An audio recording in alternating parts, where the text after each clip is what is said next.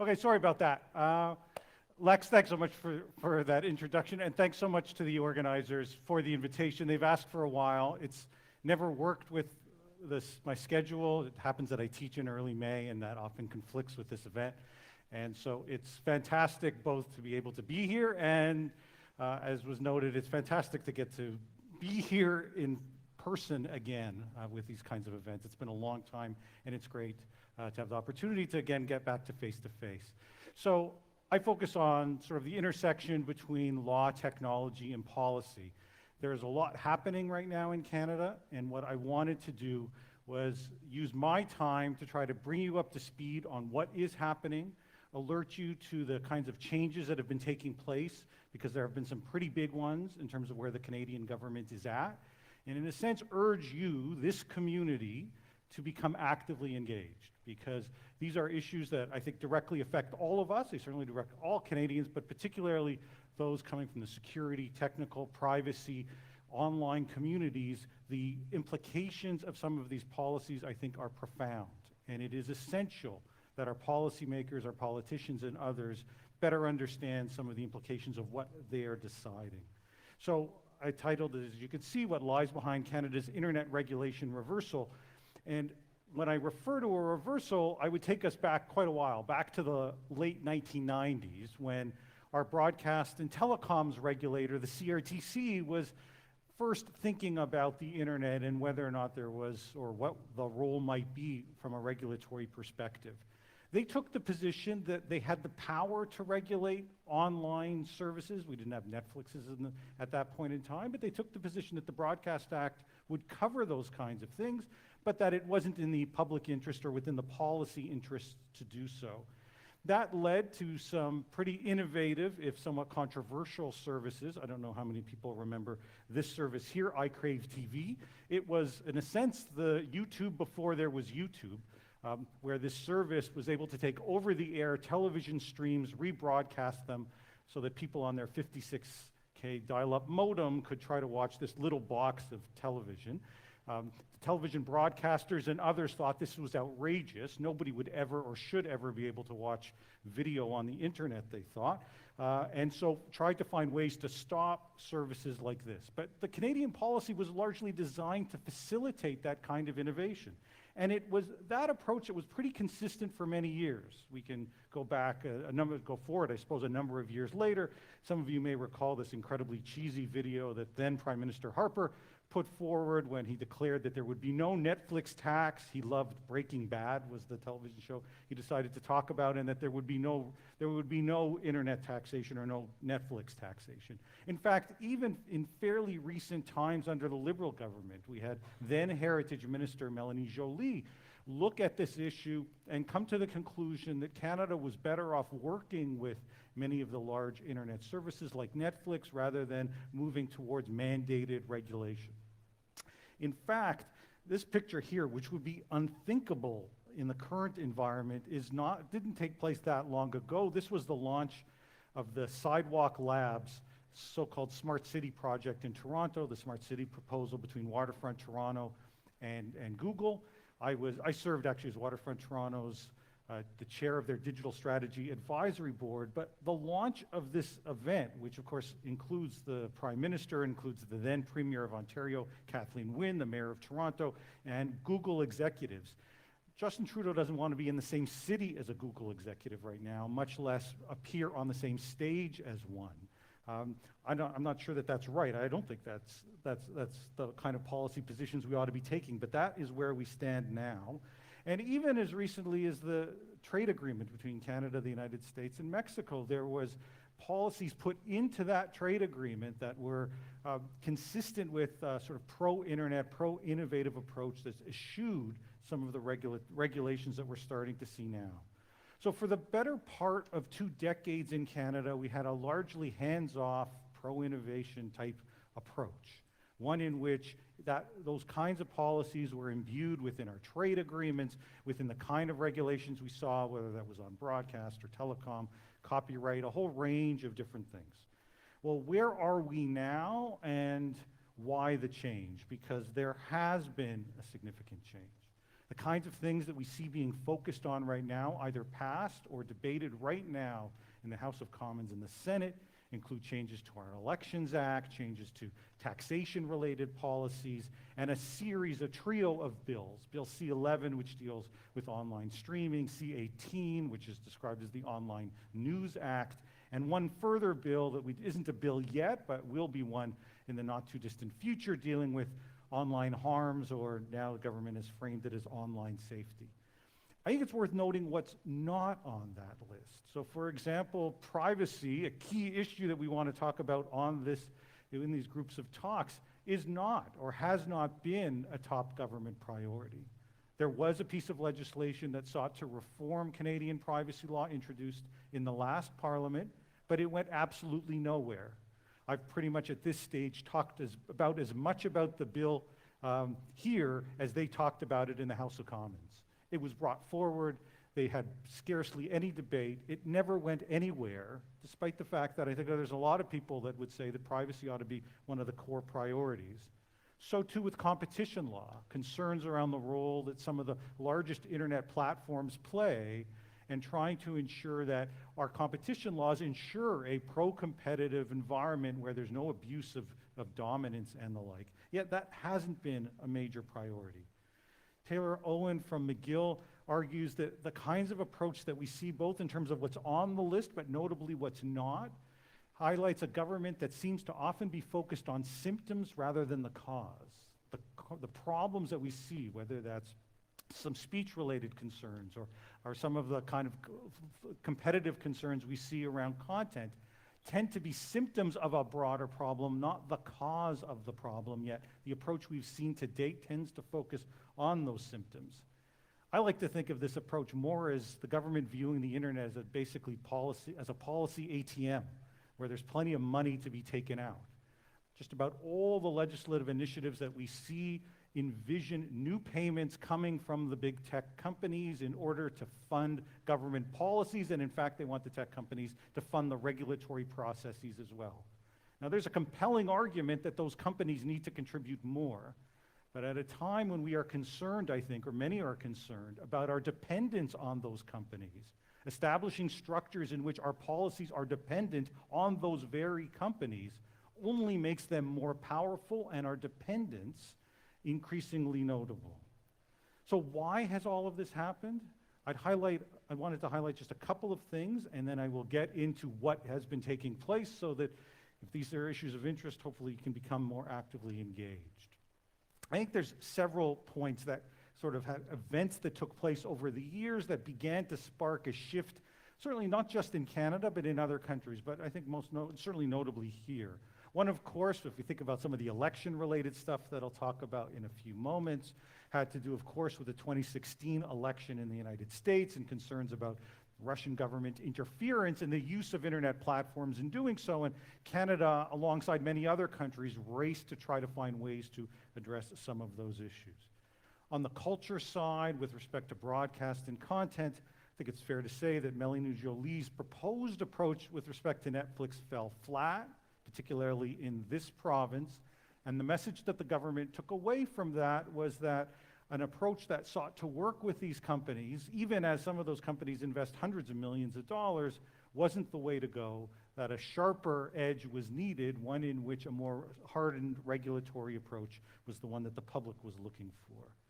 Globally, events took place, whether in Europe or in Christchurch or elsewhere, that I think sparked in many a rethinking around some of the harms that were taking place online and the view that there needed to be a more proactive regulatory approach by the government. Here's Canada joining the Christchurch call to deal with terrorist and violent extremists online. Now, those are some of the external events.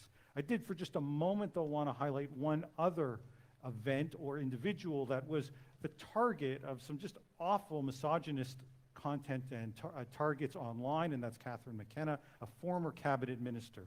And I mention this because when you talk to members of parliament from all parties, not just the current government, but opposition parties as well, when they saw what McKenna experienced, it personalized these issues in a way that I think in many ways it hadn't previously. Now, I don't think it should take attacks against one individual for politicians to begin to realize that it's important to have appropriate policies. But I don't think there's any doubt that when many politicians look at what takes place online, they look at it through that framing and have the view that they need to be doing something about it. Well, what is it that they have said needs to be done? On the election side, they've already done it, and it's actually proven to be fairly successful. The view was the best way to deal with concerns around electoral interference online was greater transparency. If we better understood who was advertising and how they were doing so on the large platforms, that kind of opening them up, providing some sunlight into those activities, that would have the effect of either doing away with some of the more problematic stuff or at least allow the public to better understand what was taking place. And so we passed legislation in Canada that required the large platforms, the Facebooks and the Googles, if they accepted electoral advertising, to create a transparency database in which anyone can go take a look to see who was engaged in that advertising. Now, the response from some was to say, well, we're going to just walk away from this altogether. So Google said, our response, if the requirement is to build this infrastructure and create all these new rules, we're just happier washing our hands of this advertising altogether, and we will simply block electoral advertising during the particular period. Facebook, on the other hand, actually did create the database, the so-called now Meta ad library. And it is a fascinating experiment in the way transparency can have a real-world impact. You can go on this and see whether or not your local member of parliament has used Facebook to advertise, how much they've spent if they have, who they've targeted and the like. It's all available there. And what we learned was that when you make this kind of information more transparent, it doesn't necessarily stop politicians from advertising on platforms. In fact, it doesn't stop them from doing it at all. This kind of advertising often works. But what it does do is often stop some of the third-party, a bit more sketchy kind of advertising that in the past might have been disguised, harder to actually identify and find. Suddenly, once it becomes outed, it becomes transparent. The impact that it had is diminished, and much of that kind of advertising largely went away. Now, it's open to debate the extent to which a foreign government was looking to interfere anyway, but regardless, the approach that we took, one that didn't come in with high-handed regulations but said transparency can be effective, actually was a fairly effective approach. But that was an early approach, and as we'll see in a moment, the approach we've seen in other areas I think is quite different. Quickly on taxation, as many of you will know, by now in Canada, digital taxation is here in a number of different ways. It's certainly here in this province, it's now nationally with respect to digital services. So there have been two core arguments around taxation.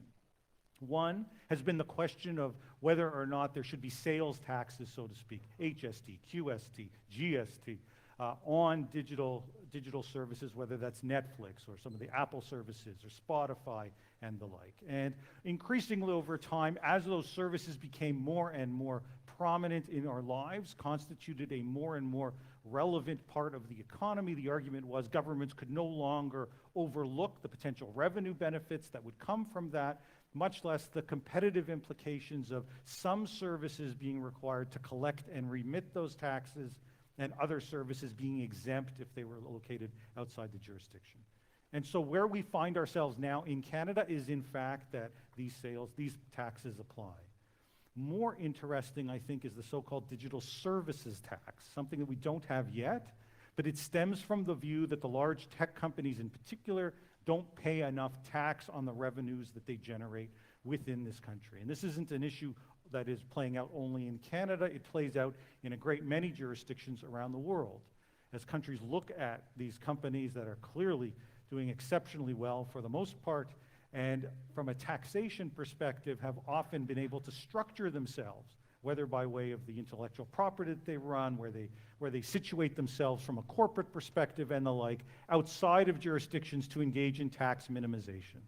Now, of course, every company, everyone seeks to engage in tax minimization, but this has become more pronounced, and so what we've seen is increasing number of countries establish policies where they want to charge a surtax on tech companies called a digital services tax, basically trying to tax some of the revenues they generate from our data and from some of the other benefits that accrue within the country.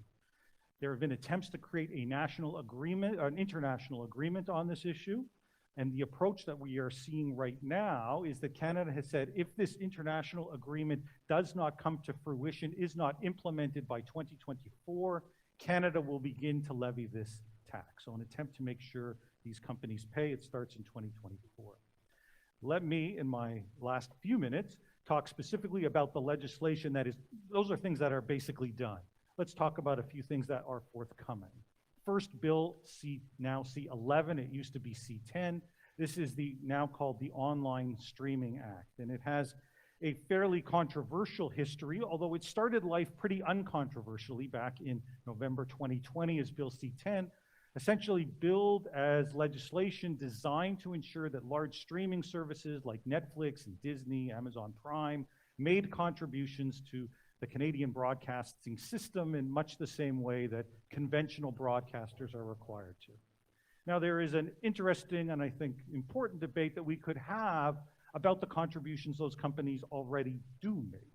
In fact, if you take a look at the funding for film and television production in Canada right now, you find the largest growing source, indeed now almost the most important source other than tax credits, is in fact foreign funding. It's the Netflixes and Amazons that are paying for much of the production that takes place right now. When there are claims that they don't fund Canadian content, that overlooks the fact that they can't. When Juste à Déclin, the film that Netflix funded to create here in Quebec, with Quebec crews, Quebec writing, it ticks every single box that you would want to have about CanCon, but for the fact that Netflix owns it. And if Netflix owns it, it can't be CanCon. So when Disney creates Turning Red, based in Toronto, or Amazon creates a miniseries on the Toronto Maple Leafs, all of these things seem pretty Canadian with Canadian crews and the like, yet they are not Canadian for these purposes, which is why you often hear these companies don't create any CanCon. It's because the system doesn't effectively allow them to, even if they are providing big funding in doing so. But nevertheless, it's not all that controversial to say, let's make sure that they provide these additional contributions. Where this became controversial was when the government said, not only are we going to apply these rules to the big streamers, we're going to apply them as well to user-generated content. To the content that you and I create or that is being created right now, let's say on the Twitch stream that this talk is going out over. The view of the government was all of that are programs that might also be or should also be subject to some form of regulation. That sparked a fair amount of controversy. The bill didn't pass. It is now back as Bill C11. And while the current Heritage Minister, Pablo Rodriguez, has said that he has fixed the issue, just last night, even the CRTC chair, Ian Scott, said, no, the reality is the bill does give us the power to regulate user content. Frankly, anyone that reads the bill can see that that's plainly the case. Well, what does that mean? If we get into the issue of regulating user content in this world, part of it means discoverability requirements, where the CRTC could go to YouTube or TikTok or Instagram and say, we want to ensure that Canadian content gets prioritized in what people see. Which sounds great unless you're a digital-first creator and it's not even clear that you can be identified as Canadian for the purposes of some of these services. This isn't something that they typically even have information on. But it gets worse for digital-first creators, especially those that generate most of their revenue outside of Canada. Because the algorithmic choices that take place, let's say, on a service like YouTube, looks not only at what people click on, but also what they choose not to click on. And if people's YouTube feeds are suddenly filled with content that is there, not because the algorithm tells them that this is something they might be interested in, but rather because a broadcast regulator says this is the kind of content that has to be included, the likelihood of clicks is far lower than the kind of content they're looking for. The problem here is that the message that sends to YouTube and its algorithmic choices that this is content people don't like. When they're presented with it, they don't click on it. And so what you end up with is more potential views in Canada, but the multi-billion person audience that is located outside the country that so many of these creators depend upon, well, those people suddenly find themselves demoted elsewhere. And so bringing in the government to say that they're going to regulate this kind of content raises enormous numbers of concerns. Now, we've also seen the government move forward with Bill C-18, online news, which also I think starts from this view that, who could oppose? We know that many of the news services right now are struggling. We should find a way to support them.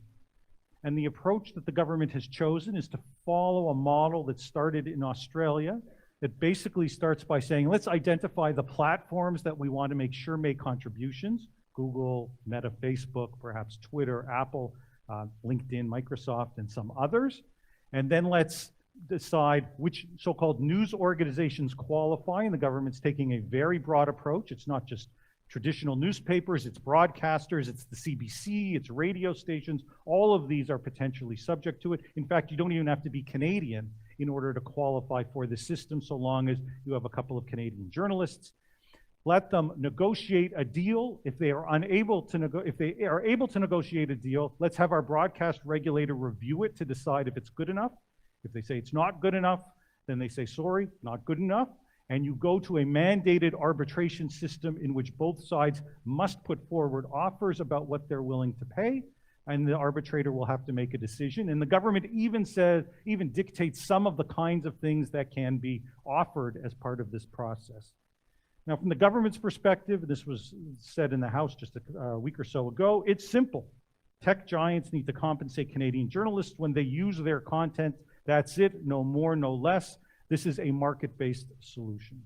But when we take a look at what the legislation says, take a look at what use, so-called, actually means. Now, I should start by noting use isn't even a term in this legislation. It doesn't talk about using news. It talks about making news content available. Well, what, according to the Canadian government, is making news content available? Well, part of it is reproducing the news. So if you took a news story and you made it available in full text, let's say in a Facebook chat or on Google, that's something that would be required to be paid for. And I think many would say, well, we can understand that. But take a look at the second part of this definition. Access to the news, including any portion of it that is facilitated by any means, including an index, aggregation, or ranking of news content. Think about what some of that stuff might mean. Even the first one, news content or any portion of it. Put forward a headline on Google, or on Facebook, that's making a portion of it available. Create an index of Montreal-based newspapers, which Google does, just to their front pages, not to actual news stories. That's facilitating access to news. This idea, the government's view, is that all of these things are somehow of value, not to the news site that's actually getting this traffic delivered to them, but instead somehow Google is benefiting from sending that traffic on to these sites, not copying the news, in some instances just sending it along. Now, at the moment, this only applies to, or would only apply to, the large internet platforms. But think about what the government is actually saying here, the idea that base search indexes might be compensable in terms of requirements to pay. Linking might be compensable in terms of a requirement to pay. And then ask yourself, what makes the news so special? If it's news requires payments for links, if it's news that gets to require payments for inclusion in a search index, what is to stop anyone else from saying, hey, Google, you put my website in your index, I'd like to get paid too. Hey, Facebook, someone created a link to my blog, shouldn't I be paid as well? And suddenly, that kind of free flow of information that we all depend upon is lost. Now, this slide you cannot make out, but this is just a slide that highlights the number of issues and policies as part of this bill that are dictated by either the government or the CRTC. I put this up to tell you this is what the government thinks is limited market interference. It's deciding everything from who participates to what these agreements can look like, ultimately to approving the agreements themselves. Now, finally, in my last 2 minutes, the last issue, so-called online harms, now often called online safety. Issues around hate and terror and the like online. Now, on that process, the government conducted a series of private consultations and had planned to introduce legislation, but held off given the controversy over C10, and I think the prevailing view that the then Heritage Minister, Stephen Guilbeault, was maybe not the best communicator when it came to that bill, much less a bill dealing even more controversially with online harms issues. So what they did instead was hold a consultation last summer and made the decision not to make the submissions available to the public. Instead, they issued a What We Heard report in which they said that they summarized what they heard. They acknowledged that there were criticisms, and they said, we'll create a new panel to take a look at some of these issues. Now, I should note that I launched an access to information request that said, hey, I think if you launch a public consultation, you ought to make the submissions that you receive publicly available. Now, I got those submissions about a month ago, and it turned out that the government's report didn't tell the whole story. You had companies like Twitter compare some of the policies to internet policies in China and North Korea. You had groups ranging from Muslims groups and Jewish groups and other vulnerable groups all saying that the kinds of risks that this put forward were significant in and of themselves. In other words, the legislative proposals that were designed to help support and protect groups actually were creating potential harms.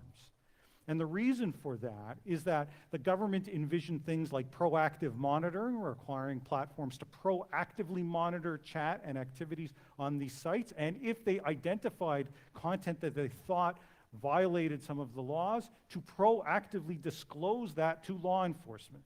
Think about the possibility that you post something without context in a chat, and an AI sees this and for whatever reason thinks this represents a threat and notifies the police as part of it. The government thought that was a good idea. The government thought that requiring platforms to remove content within 24 hours without any due process or review was a good idea. The government thought that website blocking for those platforms that wouldn't block that kind of content was a good idea. Let's conscript all the various telecom providers to build in blocking technologies and then require them to block these sites. That's why you saw so many speak out against it.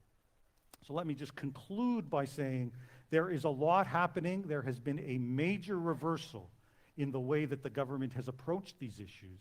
And I would say candidly and quite discouragingly that despite some of the voices that we've seen to date, they for the most part have been largely ignored. The government is marching ahead, sometimes in my view engaging in just plain gaslighting, in which they say that the legislation says one thing when anyone who takes the time to read what the legislation actually says realizes it's the opposite.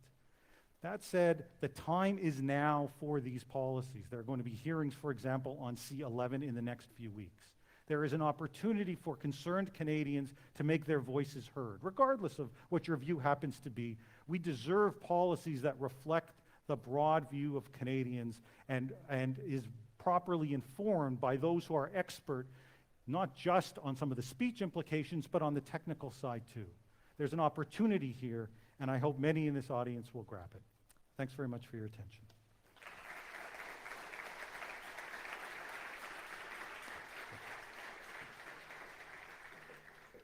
Thank you.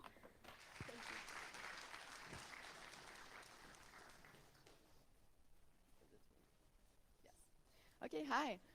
Thank you for the great introduction. I've been working on offenders' behavior and decision-making for like more than 7 years now, and I will continue in the future. But today, I wanted to talk about the protection of users. Because we will talk about passwords. So password best practices imply that that the password is impossible to remember and that it is never written down. So the idea of protection behind passwords is an excellent idea. But like every technology, this comes with consequences. And this solution seems to have been made more for computers than for humans, because it's impossible for a human to just remember a list of 100 passwords with strings of random characters. So I know that today we have solutions like password managers, but most people don't use that yet. And we still need passwords to use this. Um, Studies show that there is a difference in cybersecurity knowledge or literacy across the country. So there is a difference between the level of knowledge across the country, and this is what I wanted to explore in this research project. Each year, the company NordPass releases a list of the 200 most common passwords by countries. The list of passwords is a compilation of cybersecurity incidents that happen in a year. And it comes from, of course, data breaches, so containing users' passwords. And the list is compiled, is created from 4 terabytes of information, so a lot of data breaches. And it includes, well, this year, I don't know if it's the case for each year, but this year, 49 countries. So here is some more information about the list, the data that I use for this research. So the 200 most common passwords for each country comprises between 169,000 and 146 million users per country. This means that in some countries there is 146 million people who use the 200 same passwords. But it also means that in other countries there is a lot less people using the same 200 passwords, and that is very good for them. Here, the list contains the most common passwords, not necessarily the worst password. Okay? So to determine how good is a password, you can observe the cracking time. So when an attacker robs a list of username and passwords, the information is usually encrypted. And time to crack will be the time it takes to decrypt the information. Okay?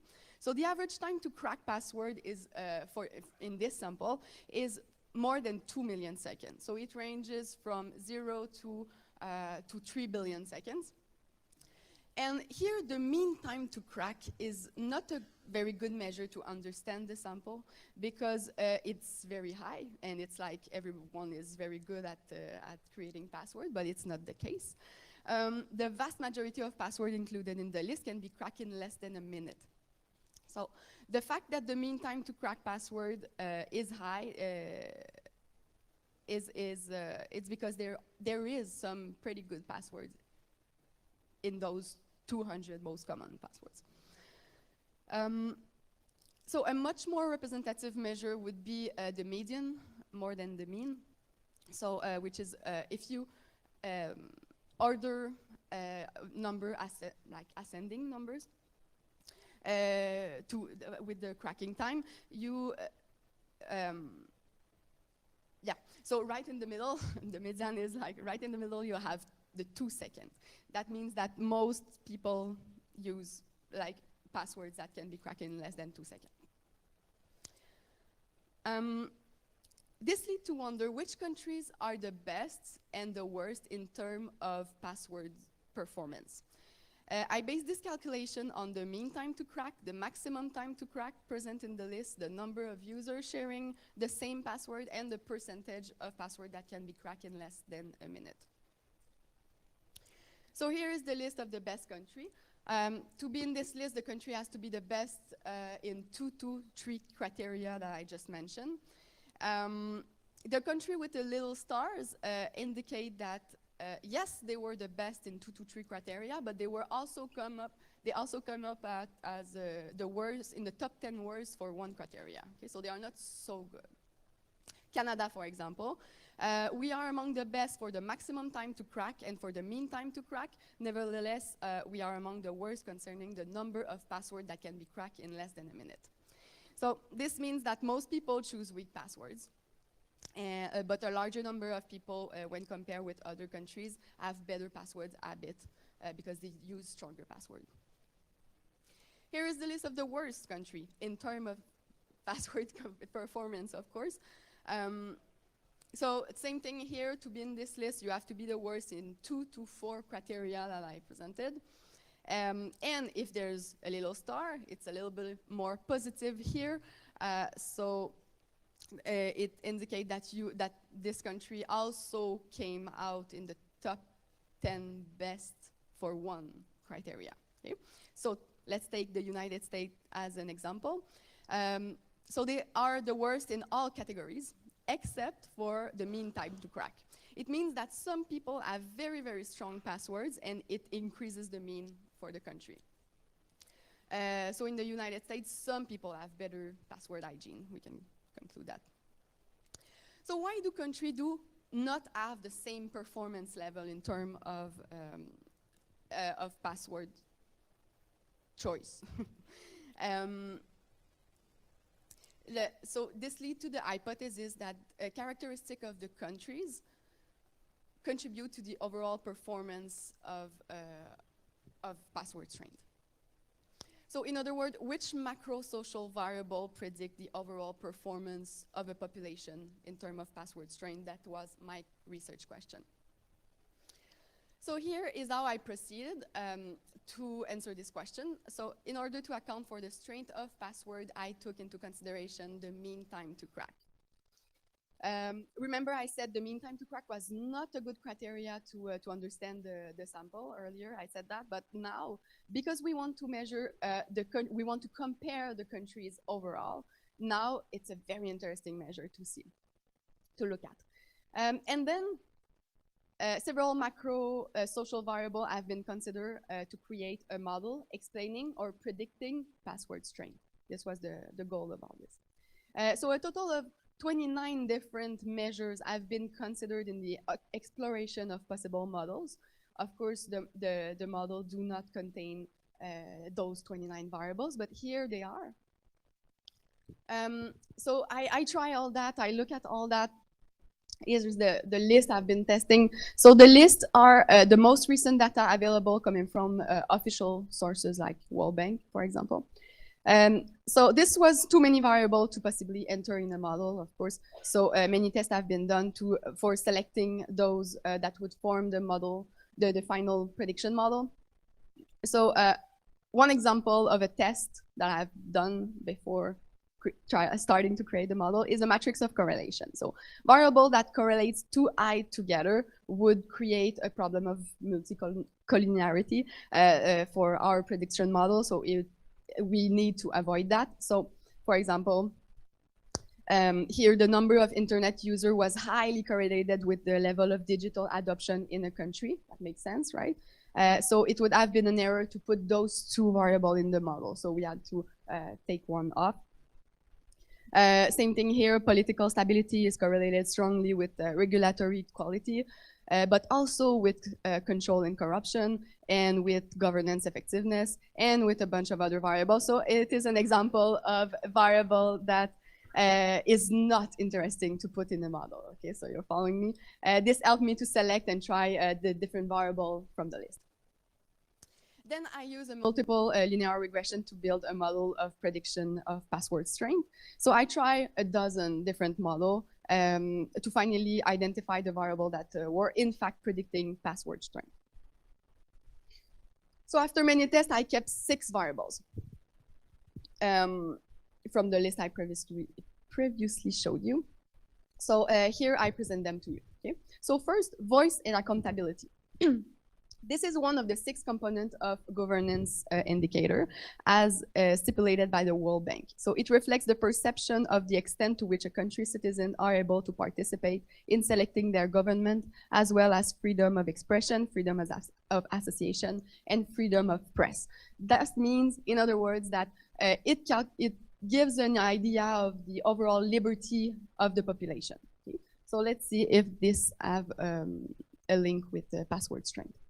Then there's the Global Security Index, which is a trusted reference that measures the commitment of countries in the investment in cybersecurity. Okay? So do countries invest in cybersecurity, and is this having an impact on password strength? And then digital skills was my third variable. It represents the extent to which the active population possess sufficient digital skills, and this includes computer skills, basic coding, digital reading, so a bunch of things. Cybersecurity Exposure Index, it's based on data collected publicly available on publicly available source, like on the dark web, on the deep web, on data breaches. So based on that, we want to calculate the exposure of a country. So how many attacks did they suffer in a year? Then the literacy. The level of literacy among a population measures the percentage of adults in the population who are able to read and write in their own language. So a higher literacy rate is an indication of higher standard of education. So this was an interesting variable to put in the model. Finally, we tested the GDP per capita, so the gross domestic product.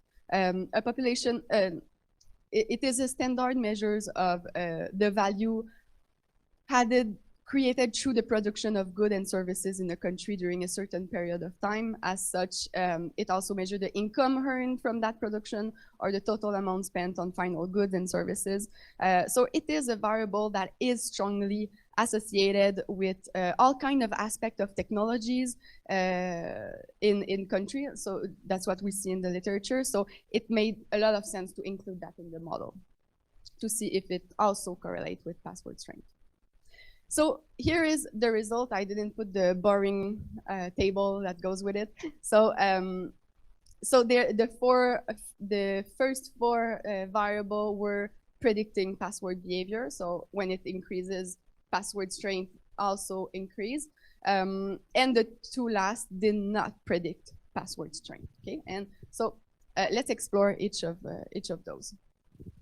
So the popularity or the spread of internet in a country have been associated by researchers with a greater level of voice and accountability, which means the liberty of a population. Okay? A strong positive association has been shown between security capacity and voice and accountability in the literature. So this goes along with the result of our study because it was correlated it was a good predictor of password strength. Researchers have shown that a higher cybersecurity is related to a lower similarity between passwords inside the population, and therefore better habits of selecting passwords. So this confirm this section of the literature, we use the Global Cybersecurity Index, which measures the commitment and the investments of the countries. And we found that countries' investment in cybersecurity predicts stronger passwords. So yes, investments in cybersecurity pays. The results show that the number of cybersecurity incidents in a country is positively associated with password strength. So the more a country is under attack, and the more people use strong password. So that's very interesting because this suggests that people are sensible to the importance of protecting data with strong password when they are exposed to more cybersecurity incidents.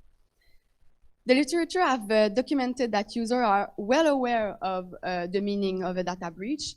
We have seen in the past that when a company will flag or indicate or notify a data breach, people like the market will go negatively for them, will go down for them.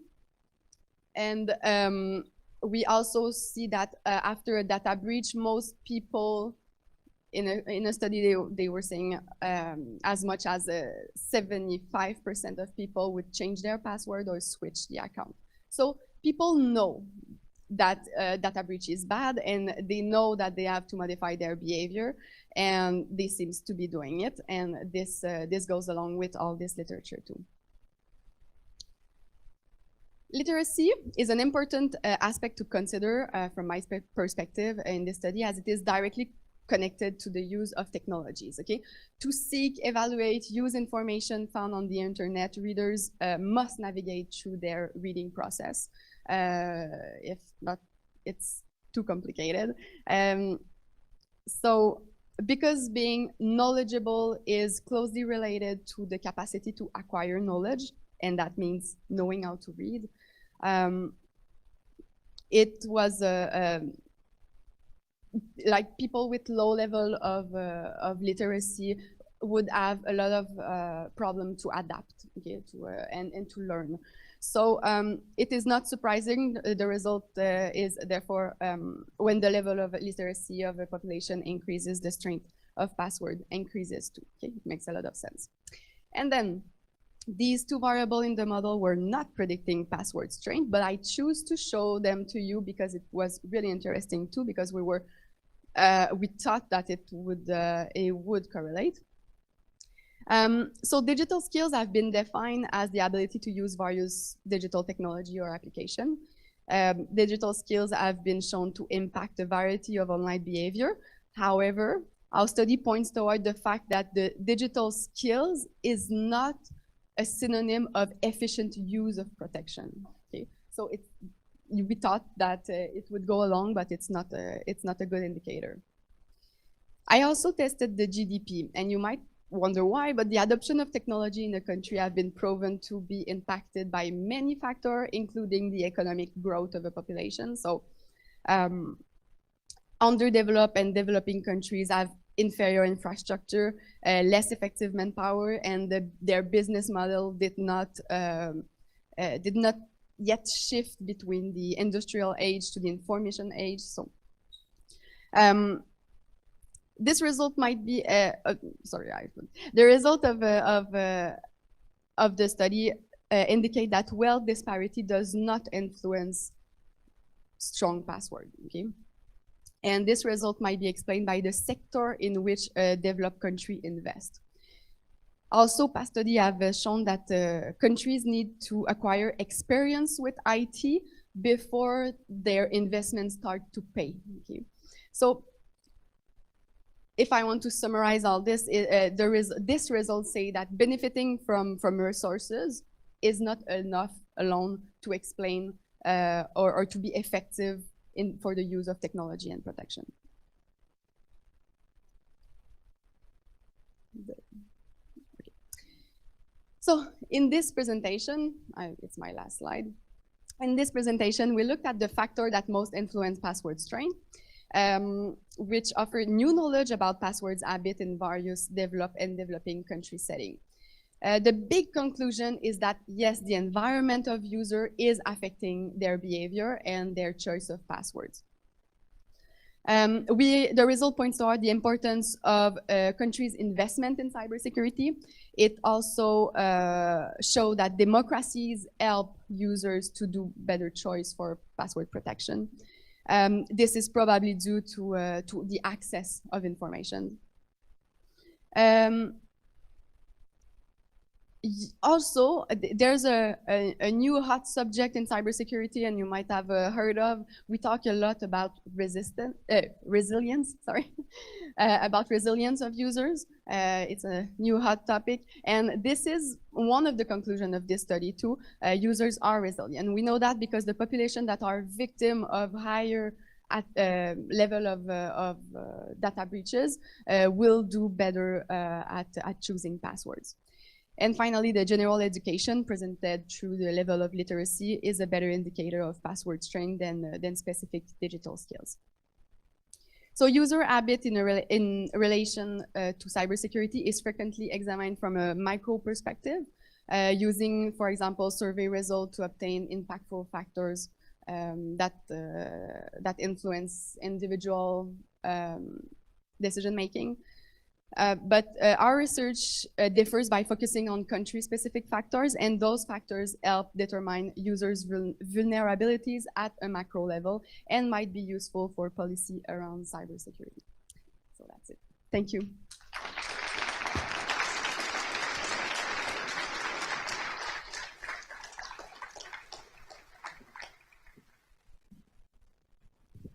Thank you so much, Andriane. We're going to come back in 5 minutes, so 10:36.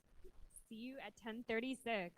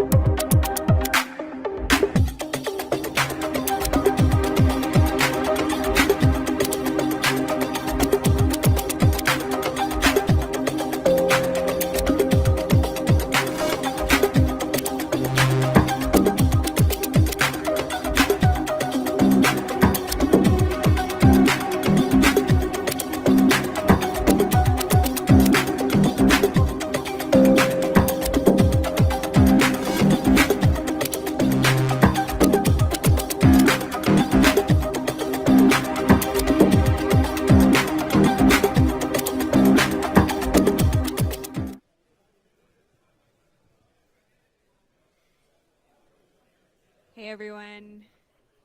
We're going to come back. This is our third talk and our final talk before the discussion. I'd like to take this opportunity again to encourage everyone to put their questions and their reflections and feelings on Slido. It really helps me as a moderator to know what people care about and want to talk about in the context of this conference. So share your questions. I am thrilled to introduce Philippe Lamontagne, who is a research officer at the National Research Council of Canada. He got his PhD from University of Montreal in 2018, so I suppose that's Dr. Lamontagne. His areas of expertise are cryptography and quantum information. This is going to be a really interesting talk. Everybody loves the blockchain around these parts, I'm sure, so we're going there. And I'm really excited to learn from this one. So big round of applause. Thank you so much, Philippe.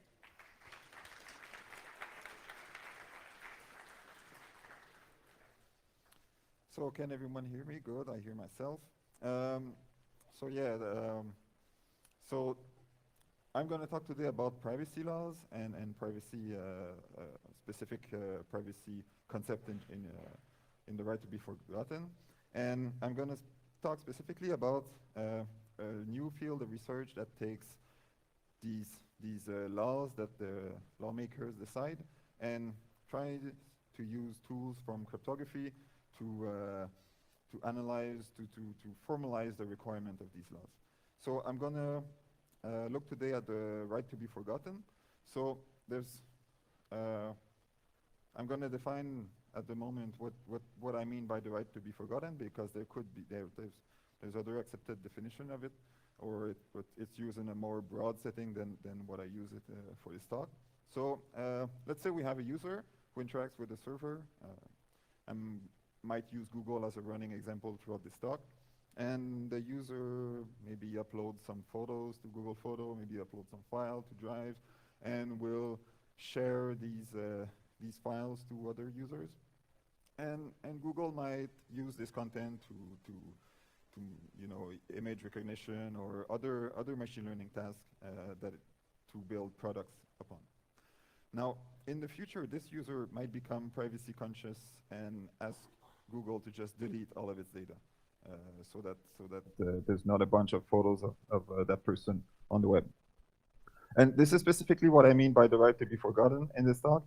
There is a broader definition where there might be some news article or some defamatory content about you online that you wish to be taken down. This is outside the scope of this talk, and I'm only interested in the setting where you can prove ownership of the data that you want to delete. So the right to be forgotten was codified in a handful of legislatures. So the most famous example is the GDPR for the European government. There is also a law in California that has been dubbed the right to be forgotten for minors. It's a privacy law protecting minors. And the other example that I can find is not really a law, it's more of a case law in Argentina, where the courts gave rulings that go along with this notion of right to be forgotten. This is an excerpt from GDPR, just to know what we're talking about. So I highlighted some passages. So the right to be erasure, as they call it, is that we should have the right to have our personal data erased and no longer processed, right? And this right is transitive in some sense. It follows the data and not just the user. So this right is extended in such a way that a controller who has made the personal data public should be obliged to inform the other controllers that the data is requested for deletion, and then these other controllers should process deletion as well.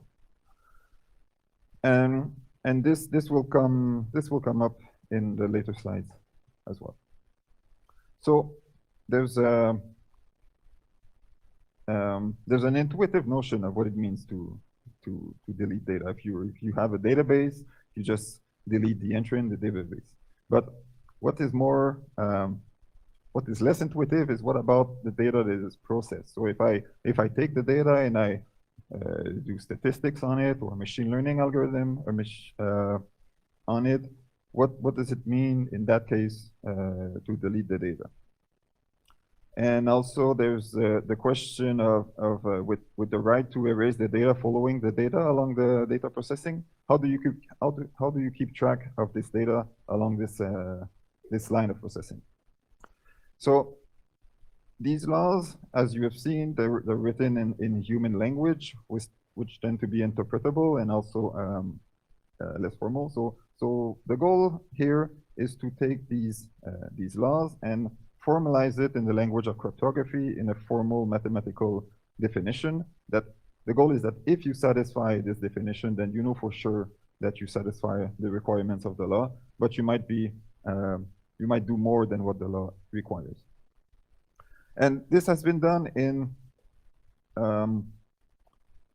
this is the first example of such multidisciplinary work, which has been pioneered by Kobi Nissim in these two papers.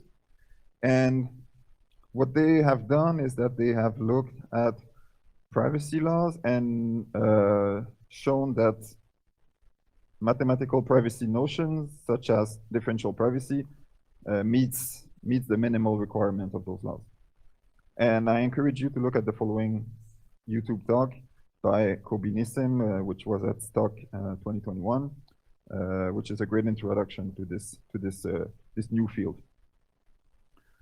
Now, let's go into the meat of the subject. So, how do we formalize the right to be forgotten? So we need to have a formal requirement that says, if I ask you to delete this data, then you will take some actions that will guarantee me that you meet the minimum requirements of GDPR, for example. And in order to formalize, we'll first have to model the interaction and define our participants. So we will define 3 special entities. We have a data collector, which I think is called the controller in GDPR, which is the server. It's a Google, which collects data, offers services, and does some processing on the data. We have the deletion requester, which is our privacy-conscious user that will ask his or her data to be deleted. And then we have a special entity called the environment.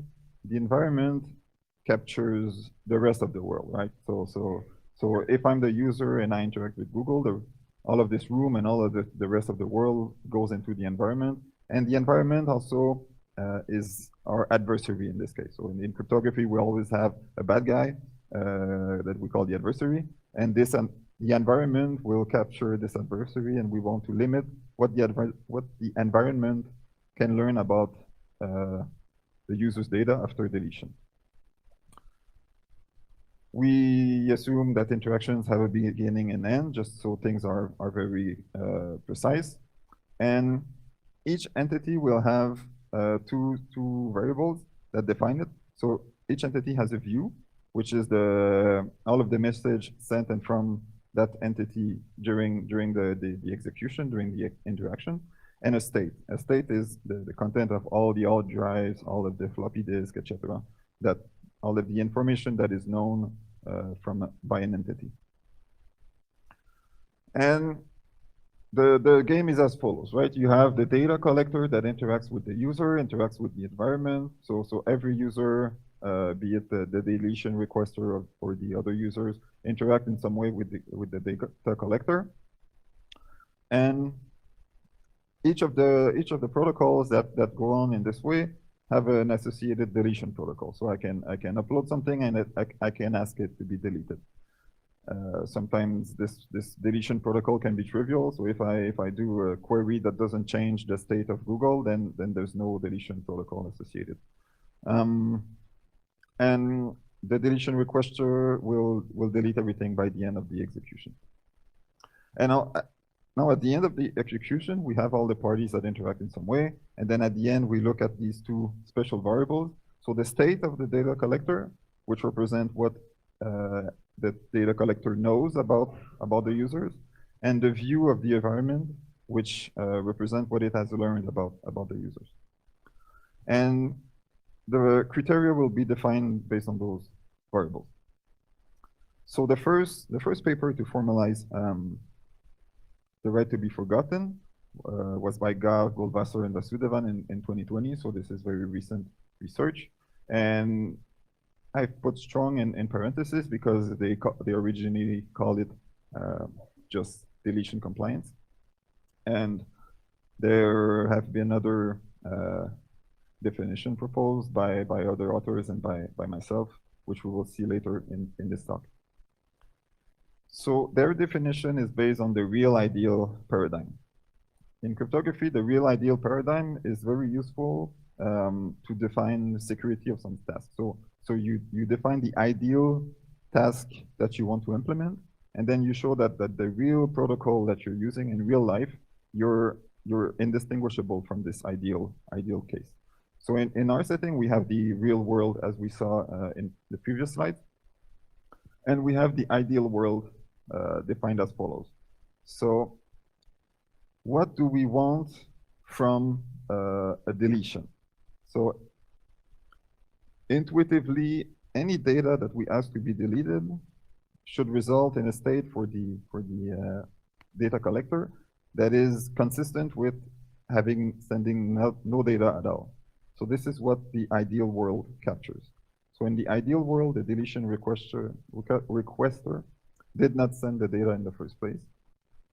And so the criteria is that if the real world is indistinguishable from the ideal world, which is captured by this small approx symbol, then anything that the adversary or anything that anyone can learn about the data that I've deleted in the real world is the same that it can learn in the ideal world, which is nothing at all because I didn't disclose my data in the first place. So this is a requirement on both the state of the data collector and the view of the environment, because the authors of that paper argue that once you disclose the data, you cannot you have lost control on this data, right? You cannot delete it anymore. If I publish something on Facebook with absolutely no privacy control, then that picture is public and anyone can copy it, and I have no further control over this data. So another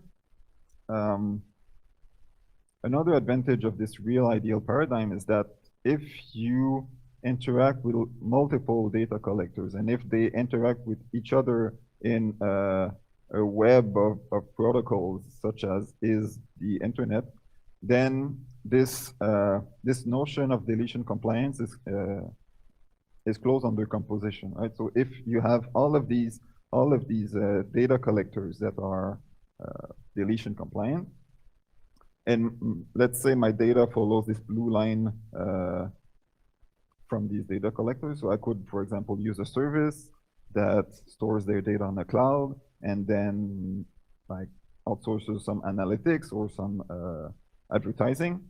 Then if my deletion request follows this blue line, and if each of those data collectors are deletion compliant, then my data should be erased. The whole system as a whole should satisfy this requirement that it is as if I didn't send data at all. But as I mentioned earlier, there is some drawbacks with this definition.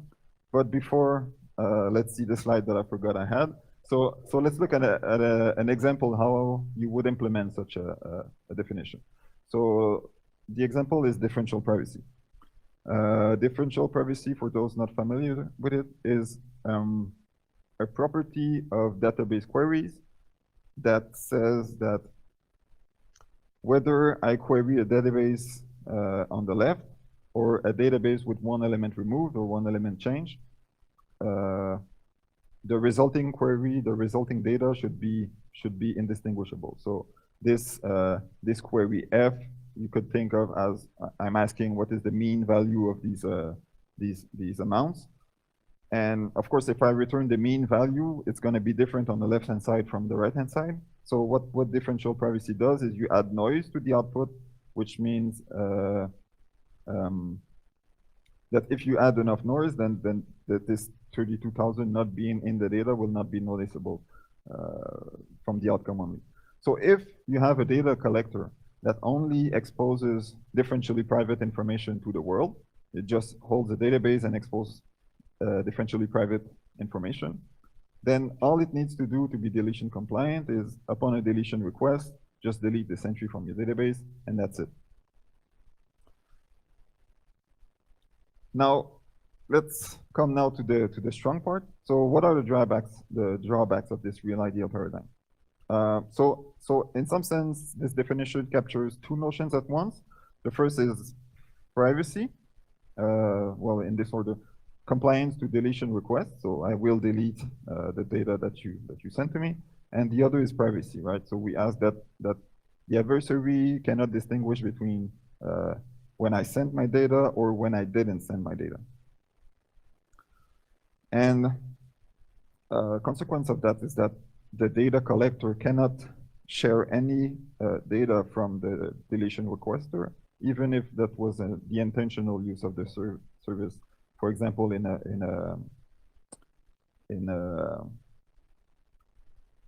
Facebook or other social network. And there's other technical hurdles to this fact as well, which I won't go into.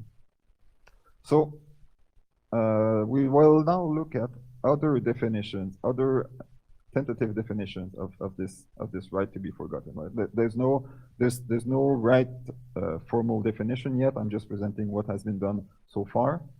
So the first we're going to see is by Gaogalk, Mahmoudi, and Vasudevan, which is to appear in 2022 at the PETS conference. And their modification is as follows. So instead of having a real world and an ideal world where the deletion requester sends no data at all, in this case, the deletion requester has a bunch of data and then deletes some of it. And the criteria is that these two worlds are indistinguishable, so the adversary cannot tell which between E0 and E1 was deleted by the deletion requester. Right, and I should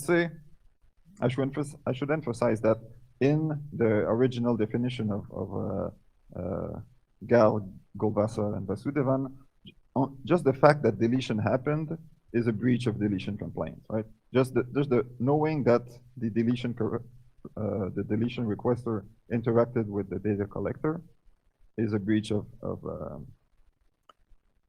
deletion compliance. So this is one attempt to weaken it, and one setting in which it can be applied is in machine learning. So machine learning is a task where you train some machine learning algorithm on a data set D, and you have an associated deletion operation for your learning algorithms, where if you take a trained model and delete some point U, it should be the same as training a fresh model on the data set minus the point U. So this is an example of how you can satisfy the right to be forgotten in the case of machine learning. And the security of this task is that no adversary should be able to tell what was deleted, right? So you define it as follows: you train a model, then you let an environment, an adversary interact with it, then you delete a point from the model and let the adversary interact with it some more, and then it should not be able to tell which point was deleted. So if you satisfy the previous definition of weak deletion compliance, then you should be secure against deletion inference in the case of machine learning. Another proposed weakening that was proposed by myself and Jonathan Godin from Université de Montréal, which was in parallel from the one that we just saw, so it's independent work, is based on the concept of simulation. So simulation in cryptography is used, for example, in zero knowledge proofs. So in zero knowledge proofs, how do you prove that you have not learned anything?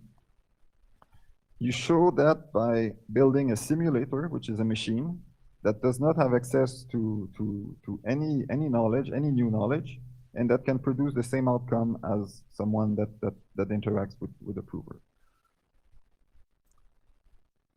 So in this setting, what simulation says essentially is that I will construct a simulator that will not interact with the deletion requester and still produce the same state as the data collector. So after the deletion, I will have produced the same state, but the trick is that I will give this simulator the view of the environment. So it will have everything except the data produced by the deletion requester. So this is just a repeat of what I was saying. So you will have this simulator that will internally simulate this execution, but without access to this arrow. It will only see the view of the environment. So this simulator S receives the view of the environment and produces some output that should be close to what the data collector produces.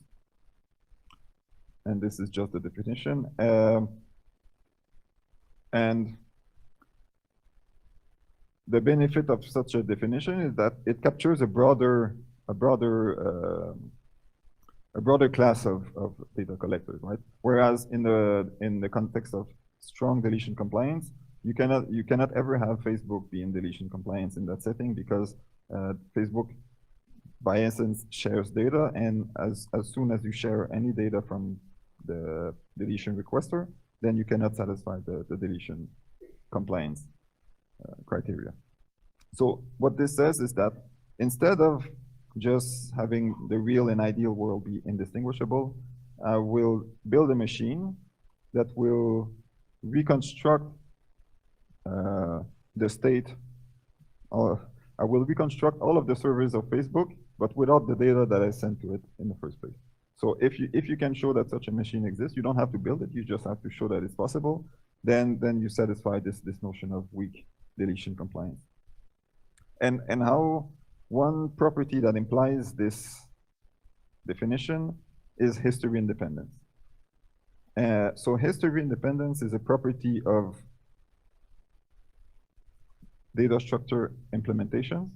So what I mean by implementation is that, for example, if you have a graph, then you can implement it at a lower level using adjacency matrix. If you have a queue, you can implement it using a linked list. If you have an associative map, you can implement it using a hash function with a list.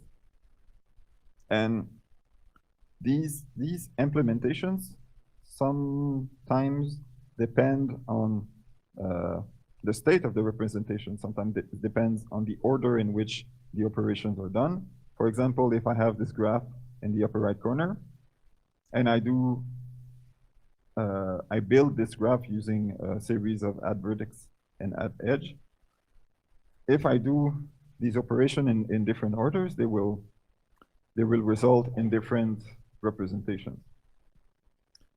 And what history independence says is that if you have an implementation that is history independent, then these representations will be the same regardless of the order of operations, right? They only depend on the content of the data structure, not on the order in which it is built. And for example, in this adjacency list, I can sort inside the parentheses, and I can sort then on the first and second node of this list. Or a sorted list is kind of the canonical example of a history-independent data structure. Right? And now to conclude, so the definitions that are built in this way are intended to be stricter than the laws they model. So if we satisfy the formal crypto definition, then you should meet the requirements of the law. So that's the intended goal. So of course, there's still no right definition of what it means to forget data. So this is very young work. And we're still missing the multidisciplinary approach that is found in the other work by Nissim, where there were legal scholars working with computer scientists to come up with these notions.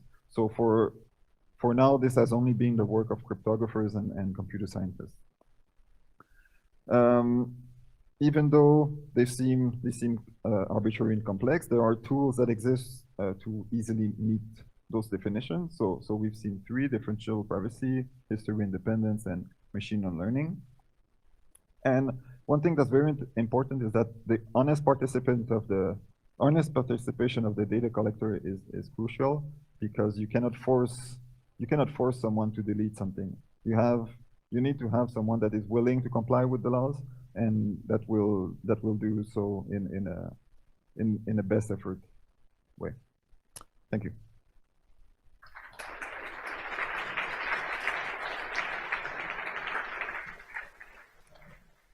Thank you so much. Thank you. Yeah, thank you so much. Okay, we're going to do a final 5-minute break, and then we're going to come back for a discussion. If you haven't gotten your questions on Slido yet, please do so. I will be looking at them as we moderate this conversation, which I think is going to be super, super interesting. Thank you. That means we're back at 11:11.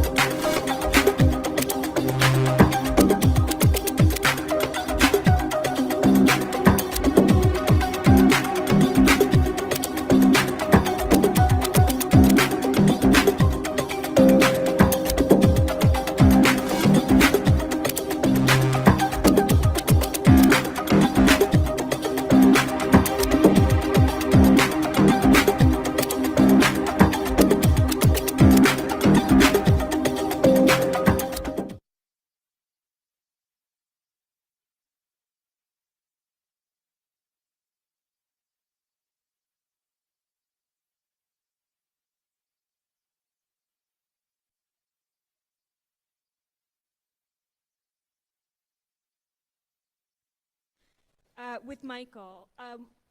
You know, one of the things that stood out to me from your talk is this idea that there's a real shift in the government's approach to technology regulation. We've moved from a really pro-innovation, hands-off, enabling approach to one that starts to try and target symptoms rather than root causes of problems. One of those questions, you know, one of the interesting observations is despite all of these areas in which the government, the Canadian government is intervening, privacy isn't one of them. And I'm wondering what the link is between this hands-off or sort of, I would say like politically negligent approach to privacy and this sort of symptoms versus root causes dynamic. I'm wondering if you could tell us a little bit your thoughts on that. Sure. So thanks for that. And you're right. It's, to me, the lack of activity on privacy is a little bit difficult to square if you are a government genuinely concerned with dealing with some of the core challenges that platforms and some of these technologies create. In fact, I was talking with somebody during the break who noted that Quebec has of course moved forward with respect to privacy, and I think we're seeing a number of provinces basically say, listen, if the federal government can't get its act together, we're going to move ahead ourselves. And so we're seeing that in a number of different places. You know, my view would be that we can chalk up both, I think, some of the problematic proposals that I highlighted in the talk, as well as the inaction on privacy, to frankly simple politics and the perception within government that these can be tough issues to explain. And so if you have a simple, what you think is a winning policy, you're going to run with it.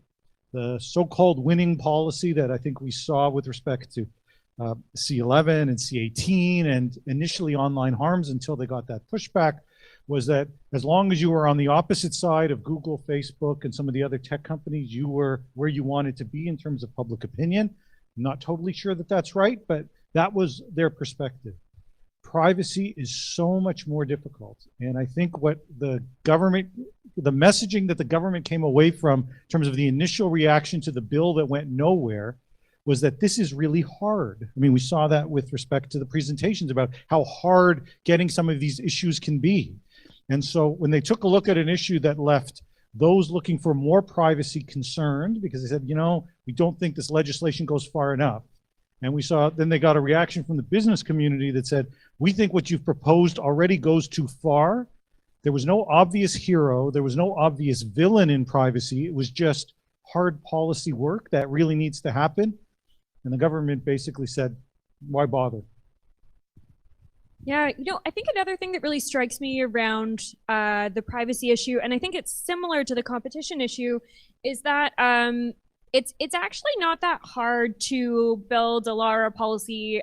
You know, we see this with the online harms proposal, which is like the government's job is to just deal with all the bad things on the internet, like internet bad guys. And it's easy to be, you know, it's us versus the child pornographers. It's a lot harder to be like, it's us making a nuanced balance that is constitutionally respectful of people's competing liberties and safety concerns. Like it's a harder sell.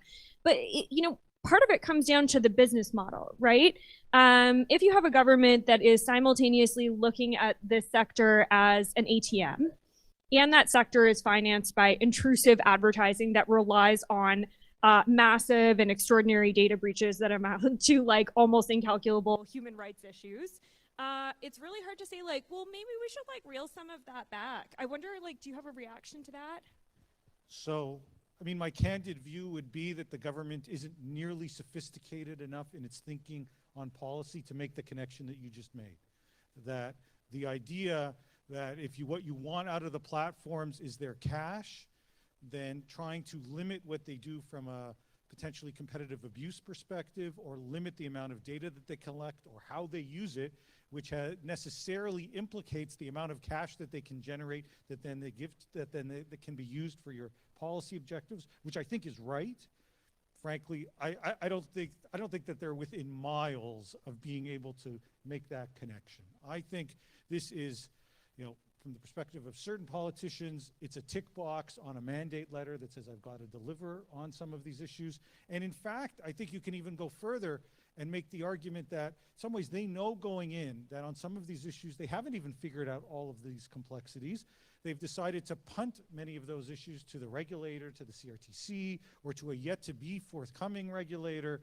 And yesterday we had the head of the CRTC saying it's going to take at least 2 years to sort out the C11 stuff. And that's before there's judicial appeals and reviews and the like. We're talking about years and years. And by that point in time, if you're Pablo Rodriguez, it's somebody else's problem.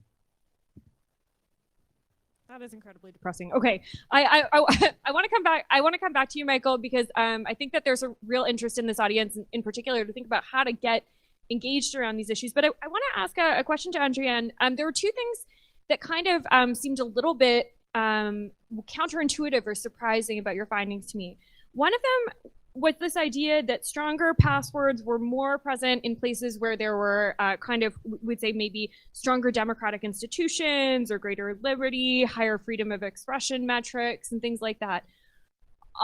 It seems counterintuitive to me, maybe because you think that people who live in places where there's weak democratic institutions would have to take more of a sort of proactive or like a self-protective approach to these kinds of issues. Or maybe it's the inverse and people are jaded and they don't have a strong desire to protect those issues because they don't feel that they're going to be respected by their government.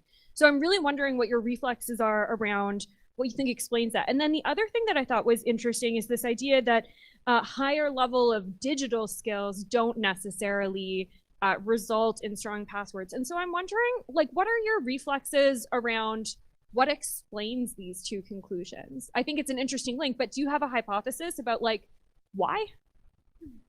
So of course, like the results that I presented today are kind of a preliminary analysis. I can go much further in those analyses, and I will in the future.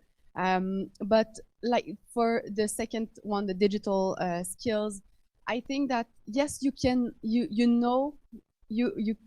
know how to use a computer, but it does not necessarily means that you use it in the right way or that you are aware of all the, not the consequences, but the bad aspects of using technologies. So it's just like the hypothesis or the conclusion that I can say for now is that they are not synonyms. So good use of computer is not synonym of knowing how to use it.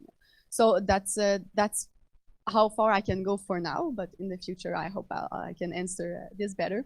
And for the other one, it was so in democracies, I mentioned it really quickly during the presentation, but for democracies there's a lot of other variables that come into play. So first, well, and most importantly, the access to the information. So when you have access to information, you can be more educated, and you can you are more you have higher probabilities of having seen how to protect yourself, and you can educate yourself and go further in those. So this is how I would explain why in the result of the study.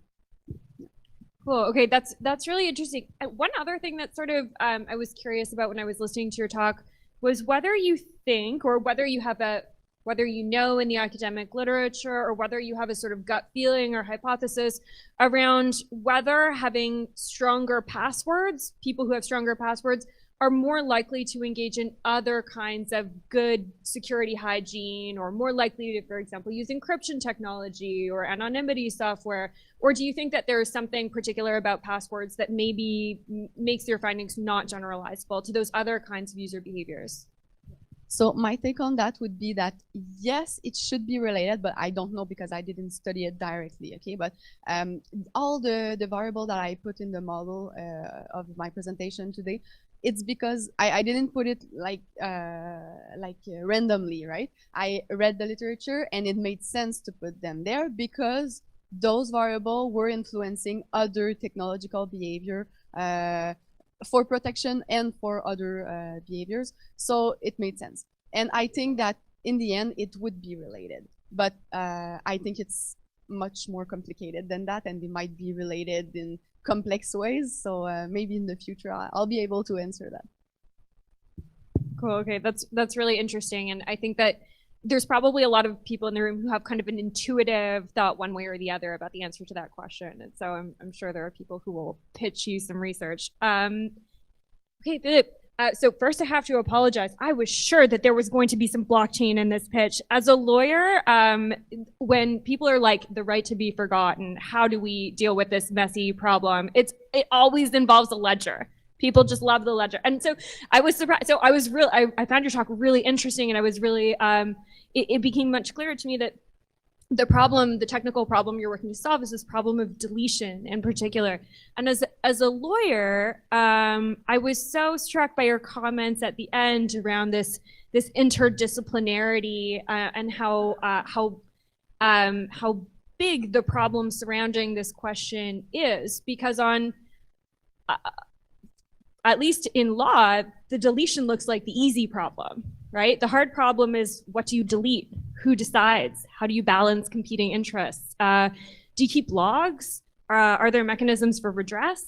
And so all of those questions sort of surround this issue for me. One of my questions for you is, what made you interested in working on this technical problem? And like, what do you see as future directions around that interdisciplinary work that needs to be done? Mm-hmm. Yeah, so unfortunately, crypto has become a synonym for cryptocurrency in the general public eye. So that's where the confusion came from, I guess. So to answer your question, yeah. So the tools are presented, the definitions, everything. It cannot tell you what to delete or what to keep, right? So this is a question for lawmakers to decide, or for system designers to see what's useful, what's not. It just tells you what does it mean in terms of technical aspects. What should you expect when you ask something to be deleted in terms of purging everything, right? So the definitions that I presented are very strong in terms of they purge everything, like from the data being stored to the data being processed in terms of machine learning. There's this machine unlearning where you delete this data from the model itself. And so what got me interested in this question is actually just stumbling upon the paper of Garg, Goldwasser, and Vasudevan, and just noticing that this definition is very strong. It's unlikely to be satisfied in practice, and if you want to have an impact using this definition, you need to have something that's applicable to everyday life, right? So when you have web servers like the Google, Facebook, Amazon of this world, they provide a service based on the data that they collect, and you should expect to have the right to erase your data. And so it makes sense to define what it means to delete the data from their servers without having to restrict the services that they offer. Okay, and one of the questions I had about your research, and I might have just missed this bit, but what are the use cases that you imagine for this kind of approach? Because there are some questions in the chat about things like people's conversations. So are you imagining the deletion rules that you set out here kind of applying to information that is public in character, or information that might have where there might be some kind of joint privacy interest? So that depends on each of the definitions that I presented. So for the strong variant of deletion compliance, like a chat, a messaging app, like cannot be deletion compliant because you're sending out your information to another person that has a local copy of it. And so unless you ask of every individual to delete the data that they hold about everyone else, you're not going to have a satisfactory notion of deletion compliance. And so for the definition, the weaker definition that we propose, you have this message that you send to someone else now is part of the view of the environment that can be used to reconstruct the content of the hard drives of the server, right? The server can know this stuff because you shared it to someone else. Now then there's also the question of whether you should be able to delete chats, messages in a private conversation, but that's not something that cryptography has an answer to.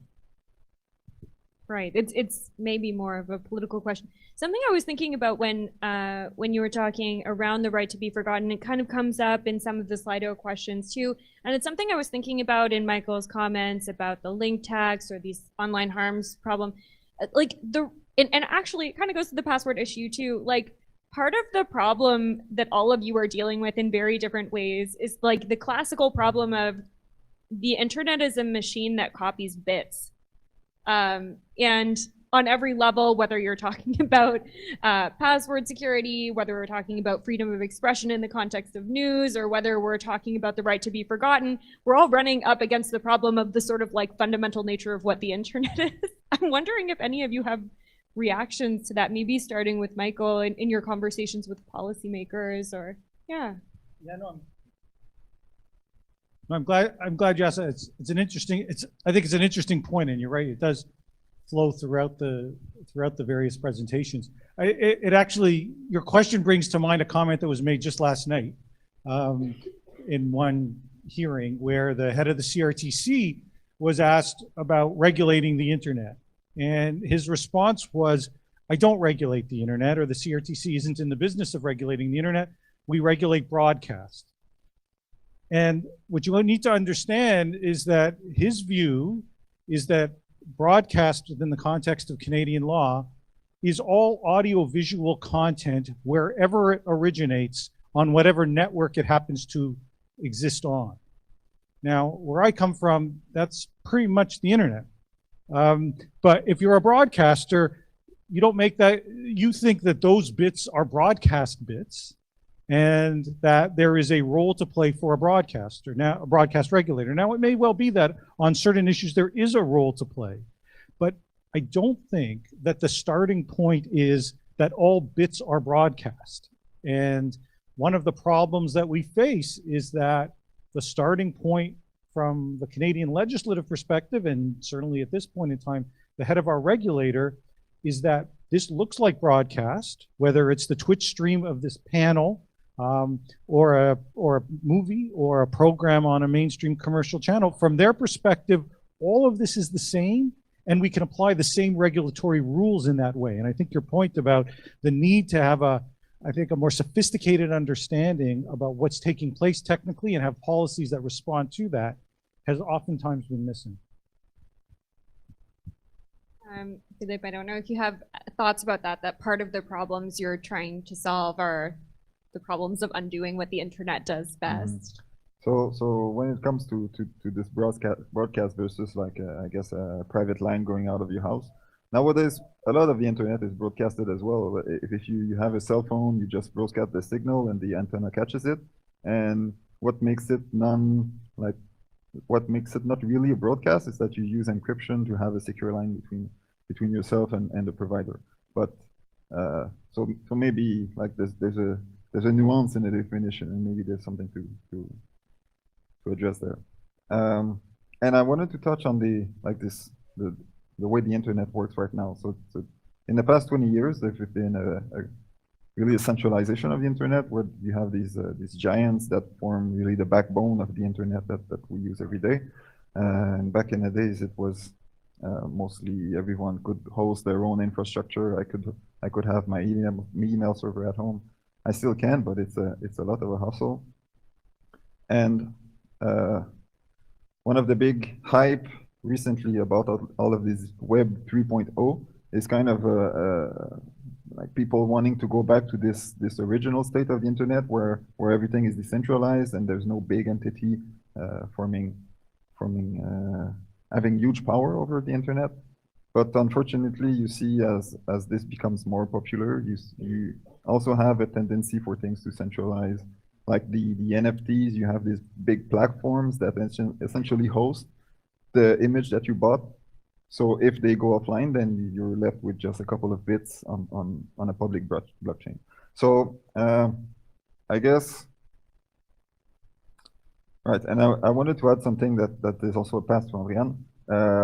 which is that cryptography has a lot of tools to protect our data online. So you have encryption, you have like all the password authentication. There's a lot of tools to have a safe life online and have privacy respected. But the downside is that you have to have strong operational security. Like you have to have strong passwords and keep and not lose them.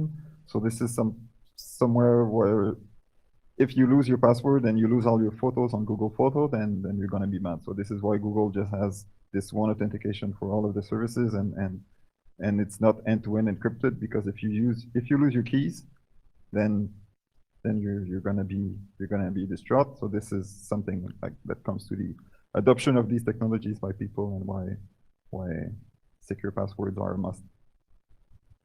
That's really interesting. Andrea, do you have thoughts on that issue, on that question of, we could have really strong passwords, but if we're sharing them, for example, or if we're engaging in other kinds of behaviors that are insecure, I mean, it doesn't really matter. Like, how do we measure, how do we think about that in a holistic way?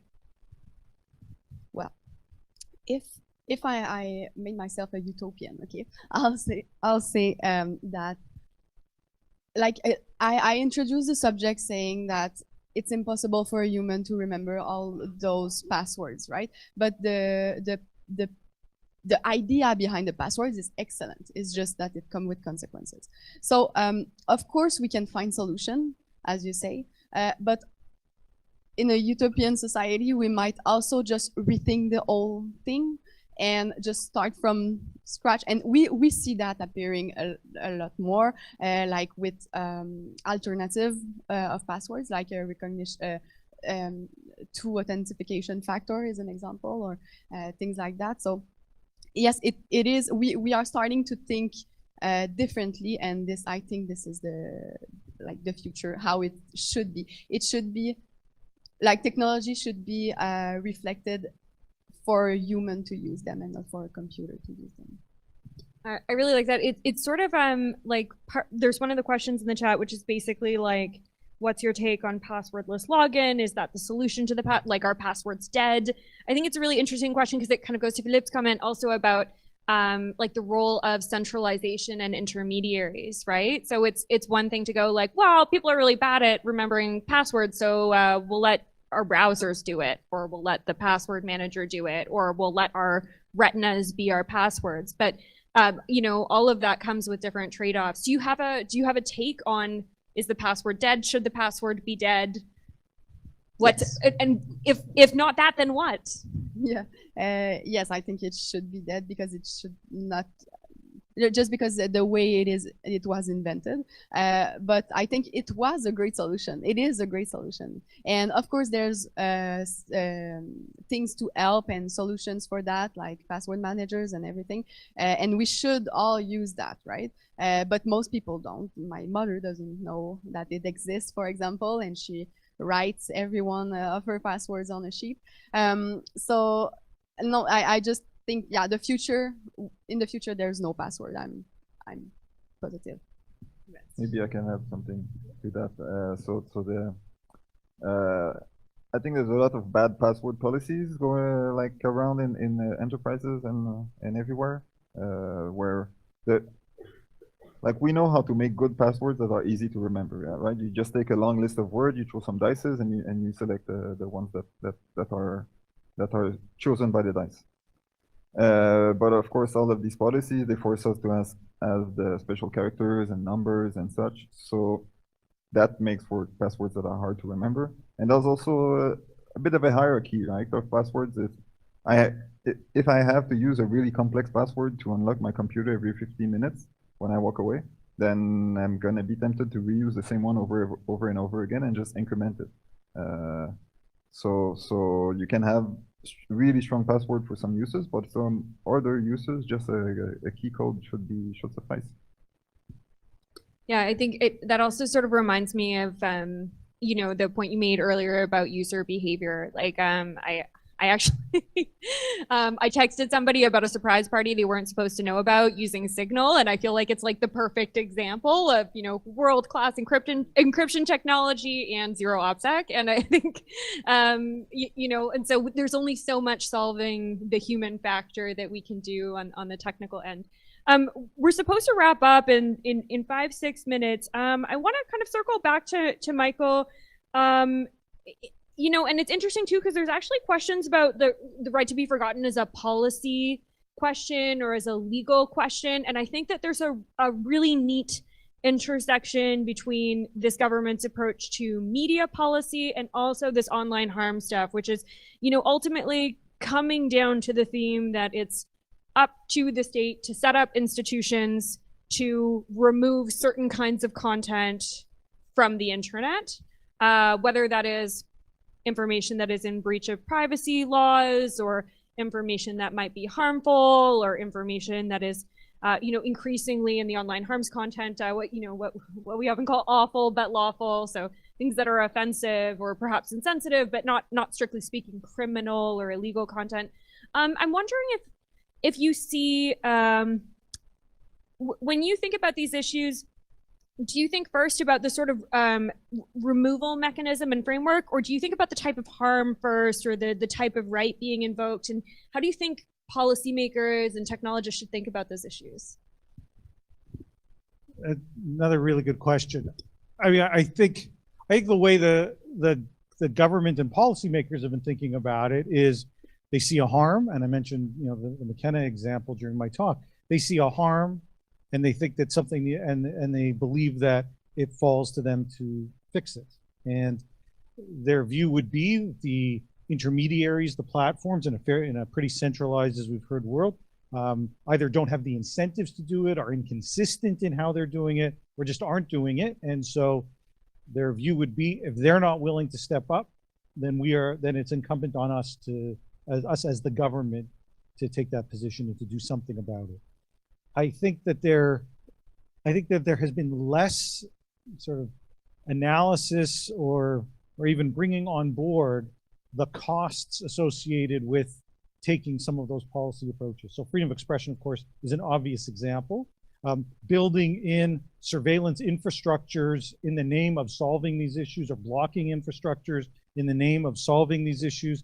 There's been little in the way of seeking to think through, well, what does that mean if, for example, you tell every major internet provider in the country, we want to ensure that you've got blocking capabilities, and we will set up a system whereby you must respond to our blocking orders immediately or in a short period of time. And they could say, hey, that's going to solve this particular harm, without, I think, enough thinking about what are the new harms that you're effectively creating in the process. Yeah, I think that's really interesting. And maybe to like wear my Citizen Lab hat for a second, I think that there's really, like, the way we talk about these issues has become so much more politically sophisticated, and it's like the government hasn't caught up. It's sort of like we need a grand unified theory of bad stuff on the internet and how to take it down.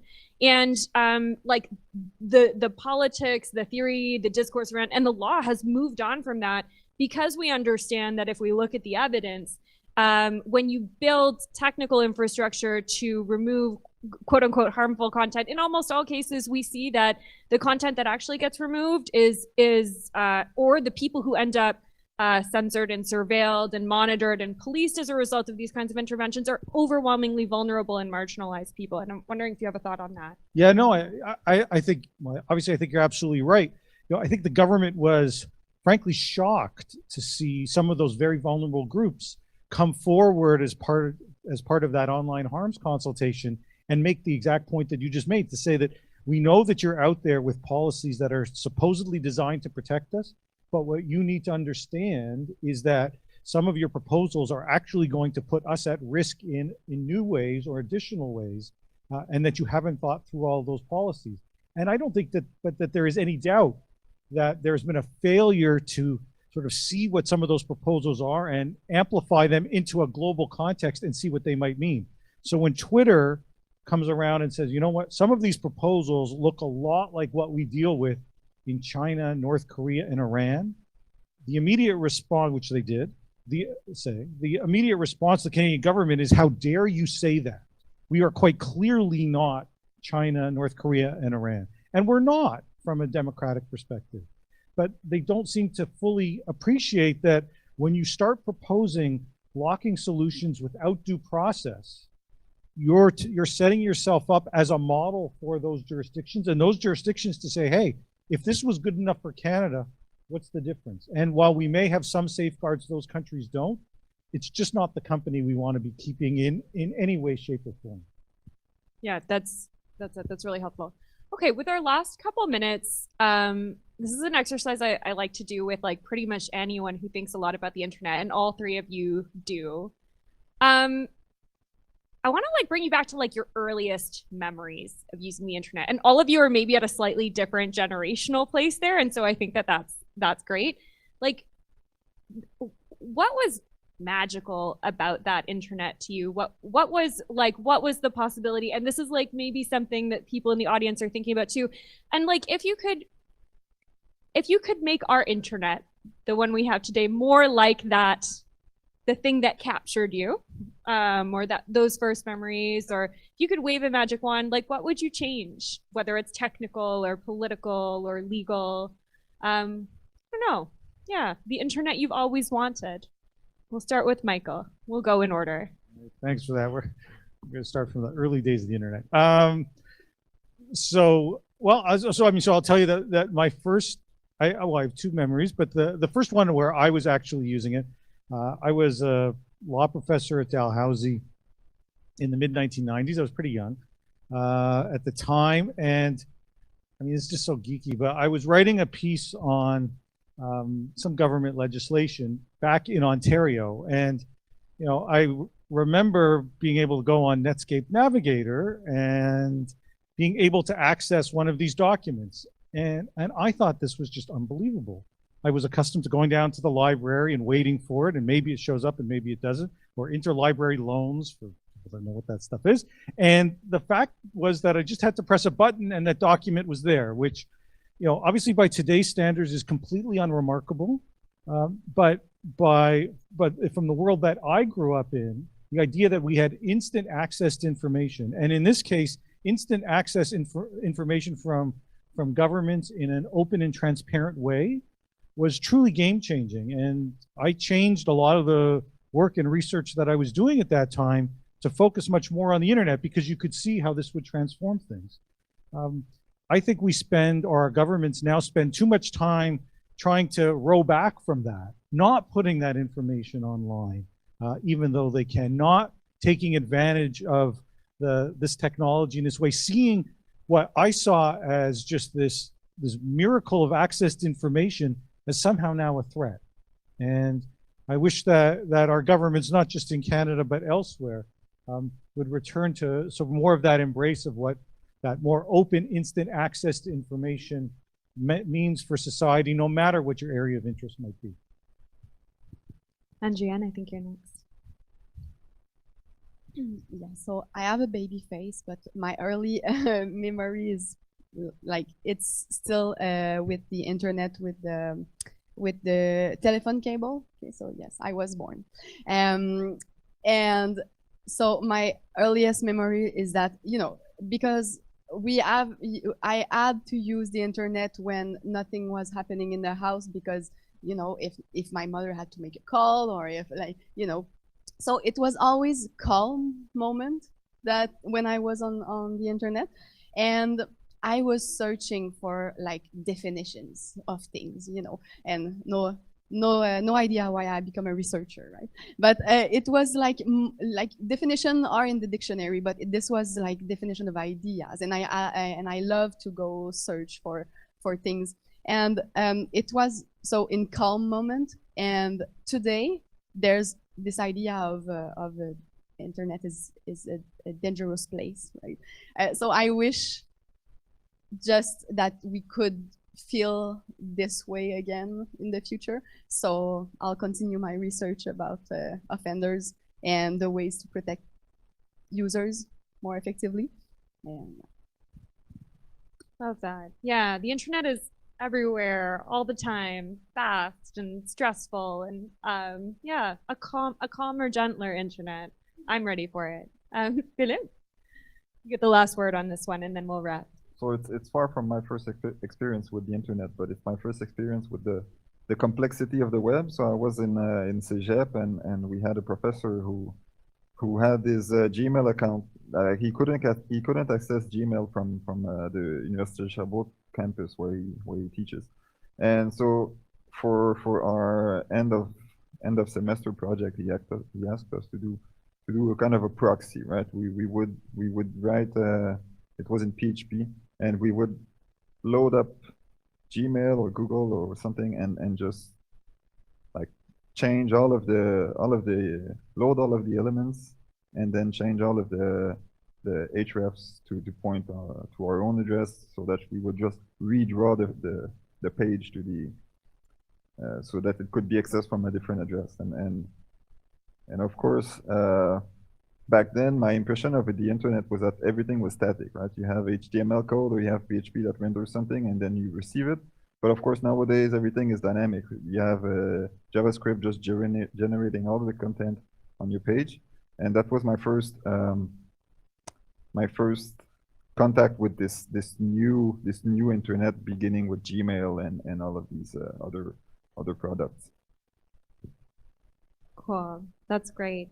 I think we're gonna wrap in the interest of time, and we're only 5 minutes behind, which is extraordinary. Good job, everyone.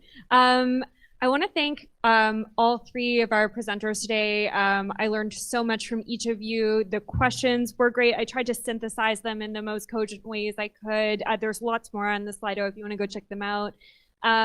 Thank you, everyone. Have a wonderful lunch. Come back for more great conference later. Yeah, big round of applause for our speakers. All right, good afternoon. Let's just wait for the slides to come up. Cool, so super happy to be here. I endorse everyone who previously were on stage saying how great it is to see people face to face. So before we start, full disclosure, I've never seen a real air-gapped network in my life, but in my mind, it looks really just like in this picture. So a small castle, isolated, cut off from the internet, and used to protect the most sensitive stuff. Top secret documents, power grids, maybe nuclear centrifuges. And whenever we analyze a malware that is designed to attack such network, I'm not gonna lie, there's a little bit of adrenaline rush, because we know we're looking at a tool that the threat actor designed to attack something of great value, and something that probably went unnoticed for too long. So yeah, so I'm Alexis with Facundo. We'll be talking about how threat actors have been attacking air-gapped networks with malware specifically built to operate in these very restricted environments. And you'd think such malware would be pretty rare, right? Which is kind of true. But in 2020 alone, 4 previously unknown frameworks were uncovered. And that's what prompted us to revisit that specific class of malware and put all the known frameworks in perspective and see how they work, and if we could come up with effective methods to detect and to prevent these frameworks from succeeding. And we actually published a very thorough white paper on our corporate blog, willivesecurity.com, just a few months ago. So all the details are there. And today we're going to present to you some of the highlights of that research. And so to do that study, we had to come up with a definition of what constitutes a malware built to target air-gapped networks, because there are no real definitions out there, at least not from the technical point of view. And so after a couple of weeks of back and forth, Facundo and I agreed on that specific definition. So we define it as a malware or a set of malware components acting together, so a framework, that implements an offline covert communication mechanism between an air-gapped system and the attacker. And we believe it all started a little over 15 years ago with the infamous group called SEDNIT, also known as APT28, who we believe developed and used USB stealer as early as in 2005.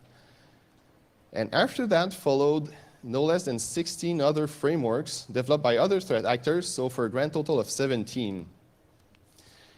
A few of those 17 have been attributed with pretty high confidence to known threat actors, such as a Dark Hotel or Mustang Panda.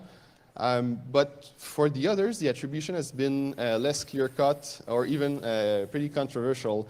But regardless, we can state that all of them are the product of nation-state actors, hence the title of our research, 15 Years of Nation-State Efforts. And in our analysis, we studied all the existing reports, the public reports, on those known frameworks and compared them on several properties with a focus on the ones that are specifically relevant for in air-gapped networks environment, such as how does the malware get executed on the air-gapped side, and how does the malware establish a communication channel between the isolated systems and the attacker, which is how does the malware jump the air-gap per se. And for this, we formalized the anatomy of air-gapped networks, but from the malware operation perspective. And we came up with two distinct categories. We've got connected and offline frameworks. So let me show you how that works. So most of the frameworks belong to that first category, connected ones. And those are built to provide fully remote end-to-end connectivity between, over the internet between the attacker and the isolated systems. And so we'll consider a target network as having two sides separated with an air gap. So at the top, you've got the connected side. So those are computer systems that have internet connectivity. And at the bottom, you've got the air gap side where all the systems cannot be reached from the internet. That's where the attacker really wants to get to. And that's a fairly typical setup, at least so I've heard, because people working in these kind of environments, they still need a connected system to get their emails, browse the net, and that kind of stuff. And that connected system will naturally be the point of entry for the attacker to get inside that network. So now techniques used to gain access on that initial connected system don't really differ from traditional attacks. It can be email-based, watering hole attacks. That's not really the interesting part. What's interesting is the type of payload that will be deployed on that system. And one thing that payload will do that is specific to air-gapped environment is it will wait for a USB drive to be plugged in the system, and it will weaponize it, just like a USB worm, actually. And that will mean two things. First, it will copy the malware meant to be executed on the air-gapped side, and there will also be some sort of execution vector that will trigger the execution of the malware. It could be an exploit, decoy documents, or something else. And Facundo will get into more details about that specific part in just a few moments. And so then when the drive, the weaponized drive, gets inserted in the air-gapped system, that's when the execution vector will be triggered and the malware will be deployed. And that malware will usually do some automated stuff, like doing some reconnaissance, collecting information about the environment, the host environment, the network environment. It will collect files that the attacker wants a copy of, and it will store all that data on the USB drive in a very covert way. And that's where the data exfiltration from the air-gapped system happens. Again, Facu will give you some pretty cool details about how that data gets copied on the drive and the various techniques so that this doesn't get detected at all. But now the data leaving the air-gapped system onto the USB drive is one part, but the data still needs to reach the attacker, right? And for that, the drive needs to reach again the first infected system, the connected system. And the malware running there, on top of weaponizing USB drives, will also have code to recognize a drive that will contain that exfiltrated data. It will parse it and exfiltrate the stolen data back to the internet. And all these steps usually happen automatically in most of the 17 frameworks we analyzed. But other frameworks will have one layer of additional functionality, and they will implement a totally independent protocol to allow the attacker to interactively exchange commands and responses with the air-gapped systems. And so in these cases, we'll see two different protocols. You'll have one protocol that goes over the internet between the attacker and the connected system, and there will be a totally different protocol that goes over the USB drive to communicate between the connected system and the air-gapped ones.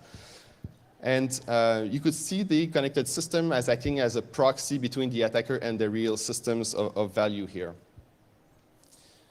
In other rarer cases, the attack scenario actually doesn't involve any connected system at all.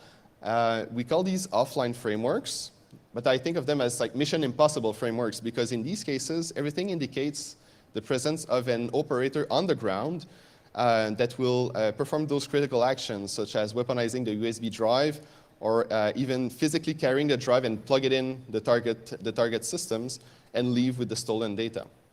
And now I'll pass the mic to Facundo, who will give you some pretty cool details on the various TTPs that we observed. Thank you.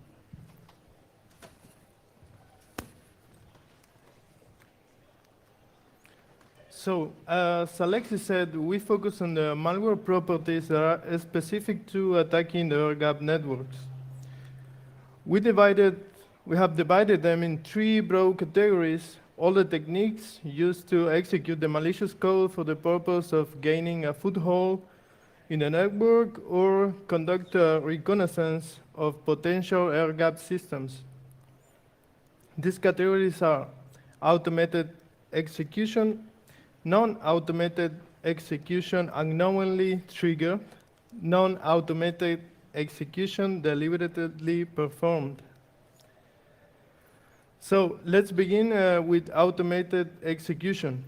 Exploiting the remote execution vulnerabilities is the most effective technique to execute the malware. 11 such vulnerabilities have been discovered and patched in the last decade, and only 2 have been confirmed to have used in the wild.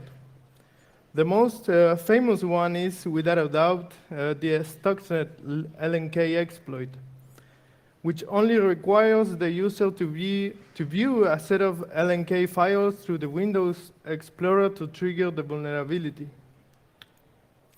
However, it was later discovered by Kaspersky researchers that Equation Group funny malware had used the exploit even before Stuxnet, since at least 2008.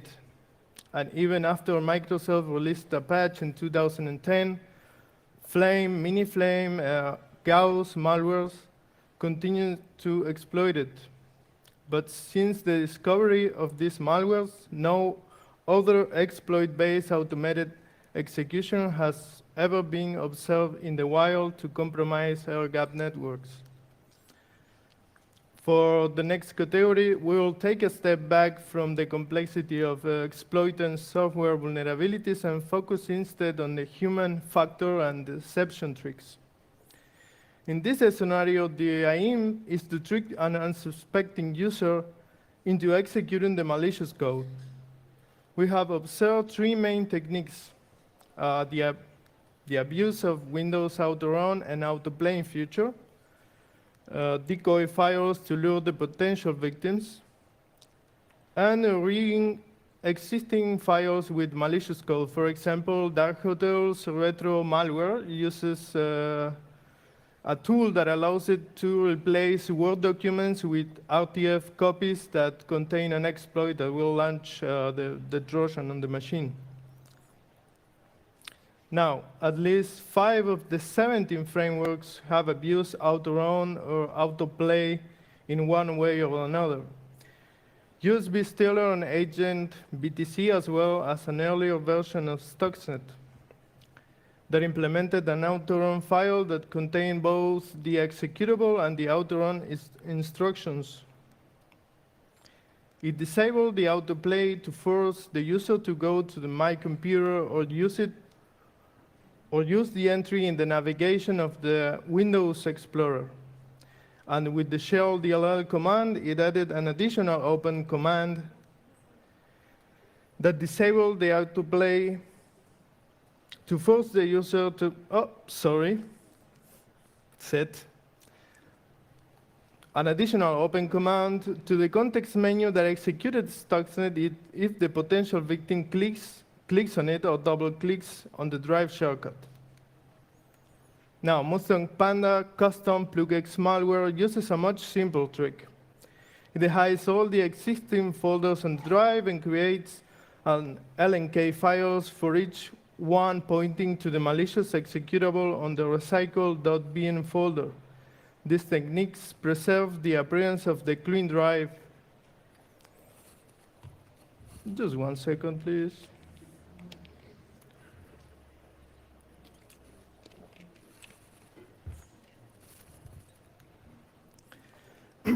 Perhaps the techniques under this last category are the most puzzling. The analysis indicates that the attackers did not intend to trick an unsuspecting user into executing the malicious code. It appears that the concept for the mission was to have a human asset covertly execute the malicious components in the target network. Now, how do you think, from a malware researcher perspective, we cannot identify such a scenario? Let's take the interesting case of USB culprit by the APT group CycleDeck, also known as Goblin Panda. In this case, the code running on the connected side responsible for weaponizing the designated USB drives copies the malware meant for the air-gapped system in a hidden folder on the drive without any execution vector. So the analysis indicated that the only possible way for the malware to execute it is if someone knows exactly where to look for the malware and launch it manually. Now, in 2015, we discovered a malware on a mission. Oh, nice. We call it USB thief. At the time, we could not attribute this sophisticated malware to any known groups. It wasn't until 2 years later, when the Vault 7 leaks occurred, that we began to think that the malware was part of the Lambert's APT. Now, new funding helped us to narrow down the candidates to an implant codenamed Margarita. The description of the system fits perfectly the scenario and the capabilities implemented by USB thief. The human asset, let's call him Tom, to continue the Mission Impossible team, will weaponize a USB drive and create the circumstance on the target machine in which he will have to see certain files on the thumb drive. He will launch Notepad++ or Firefox or the TrueCrypt, and the software will launch, in turn silently load the malware, and in the background it prepares all the collected data for exfiltration. Now, finally, on that note, getting the malware to be executed on the target is one part of the mission.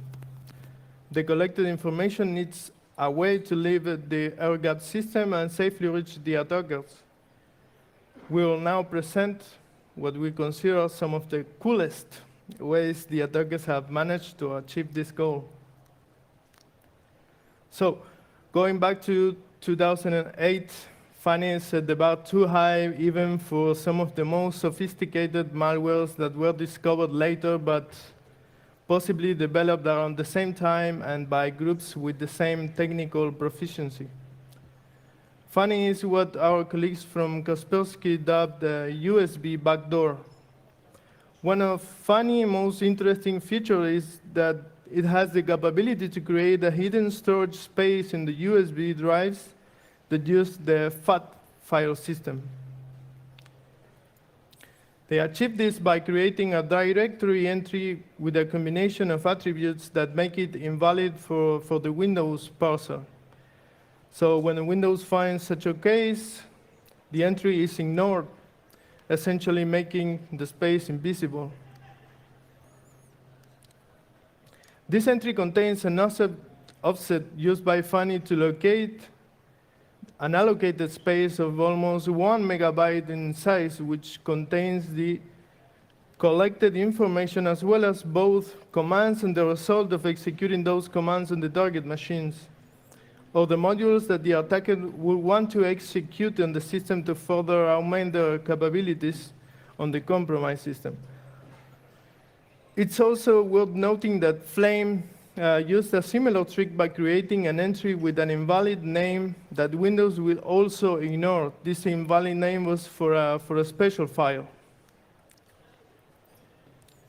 Now, Ramsey is a malware that we discovered in 2020 and attribute to Dark Hotel APT. The attackers came up with a decentralized way to spread the collected information about the system drives, as well as the network and other removable drives.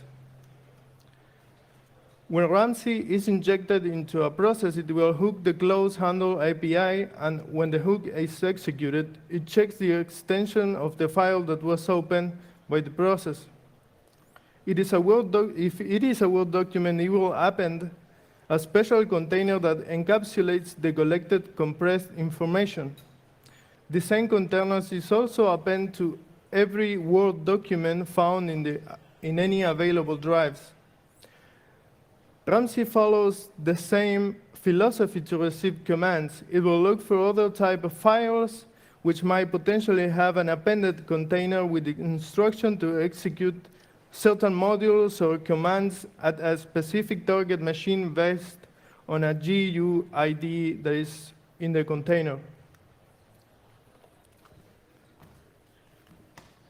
All right, now how to defend against those types of attacks? If you can remember just one thing from our talk is that it's always about USB drives. There has been no publicly reported cases of any other physical layer used to communicate across air gaps. No electromagnetic signals, no acoustic signals, nothing esoteric like that. It's always via USB drives. So how to make it harder for attackers? Well, of course, disable USB ports on any systems where it's not absolutely necessary. That's going to greatly reduce the attack surface. But for the remaining systems where USB drives have to stay enabled, there's a way to implement policies in Windows to prevent file execution when they come from removable drives. So that's one thing. And there are also more complex scenarios where you could deploy some sort of middle box where operators, legitimate users of these networks would connect USB drives back whenever they would cross the air gap in any direction. And that machine would, for example, remove unwanted file types such as LNK and autorun files. And it could perform an anti-malware scan as well. Of course, we don't really expect an attacker on the ground to follow that policy, but you can still put some controls. Someone shared with me a technique that apparently is deployed in different organizations where that middle box would also perform take a forensic image of the drive and combined with some proper logging on the other systems. It would allow a sysadmin, for example, to spot some USB drive that would have been inserted in a system without having been sanitized first, and they could investigate further. So there are ways to at least detect some anomalies. Now, keeping air-gapped systems updated is also something that could be interesting. Here we see the use of zero-day exploits against air-gapped systems. By different frameworks. So Stuxnet used an impressive 5 0 days. Fanny and Brutal Kangaroo 2 each. Easy Cheese, we're not sure if it was a 0 day. But in fact, 1 days were actually more popular. That means that air-gapped networks got breached by exploitation of vulnerabilities for which patches were available. The thing is that if apparently some sysadmins think that keeping a network air-gapped will protect against attacks, but if the systems are unpatched, you've got some sort of like egg model where you've got a very strong outer shell, which is the air gap itself. But as soon as it breaks, well, you end up with a big mess. So it's really not ideal. Challenges. So just a few words on the challenges of analyzing that type of malware specifically. Not only because the malware are usually pretty sophisticated and technically advanced, but it's also challenging because samples are hard to come by. Air-gapped systems don't always run endpoint protection, and even if they do, they probably don't have telemetry enabled, where incidents of suspicious files would be reported to the vendor, and that creates a huge blind spot for security vendors like us. And at the same time, these attacks happen kind of by definition in very sensitive networks. So victims are very, very unlikely to share samples with external researchers, and even less likely to produce a public report of the incident and describe what happened. An example of that is Ramsey, as Facundo mentioned. That's a malware we discovered in 2020. And the research started by spotting a Trojanized 7-zip installer on VirusTotal. And we analyzed the file, and we determined that it was a component meant to run on the air-gapped side of a network. And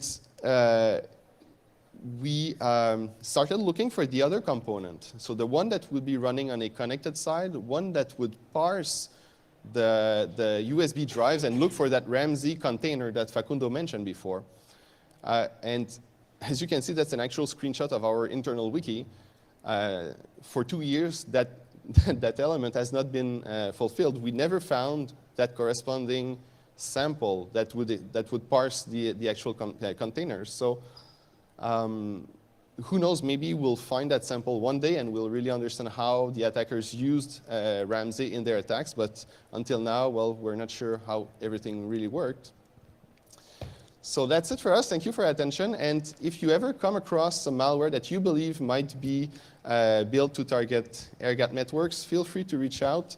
We assure you that we'll handle the samples with the utmost confidentiality. We'll honor any TLP designation you want to assign. And thank you very much.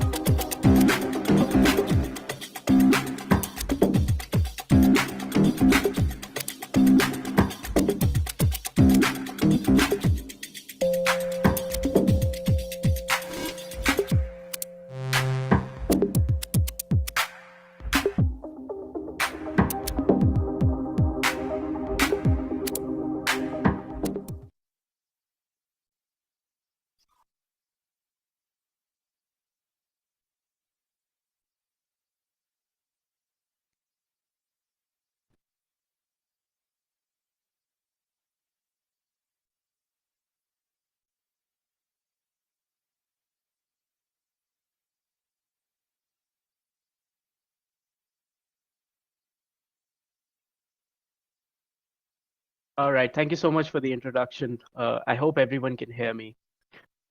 So let's talk about APTs today. We're going to specifically talk about muddy water, that is an Iranian APT.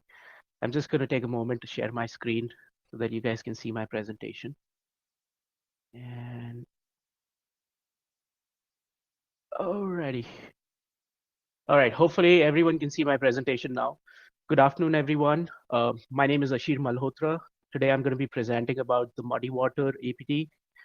My talk is titled Muddy Water from Canaries to Turkeys. Before we begin, for those of you that don't know me, I'm Ashir. I'm a threat researcher at Cisco Talos. I specialize in malware analysis, threat intelligence, and different kinds of malware detection techniques. More recently, my focus has been on disclosing APT operations, specifically in the Asian continent. Right now, I'm located out of the United States. I'm presenting to you from Washington, D.C. Now, this research was done in collaboration with Vitor. Vitor is also a cybersecurity researcher at Cisco Talos.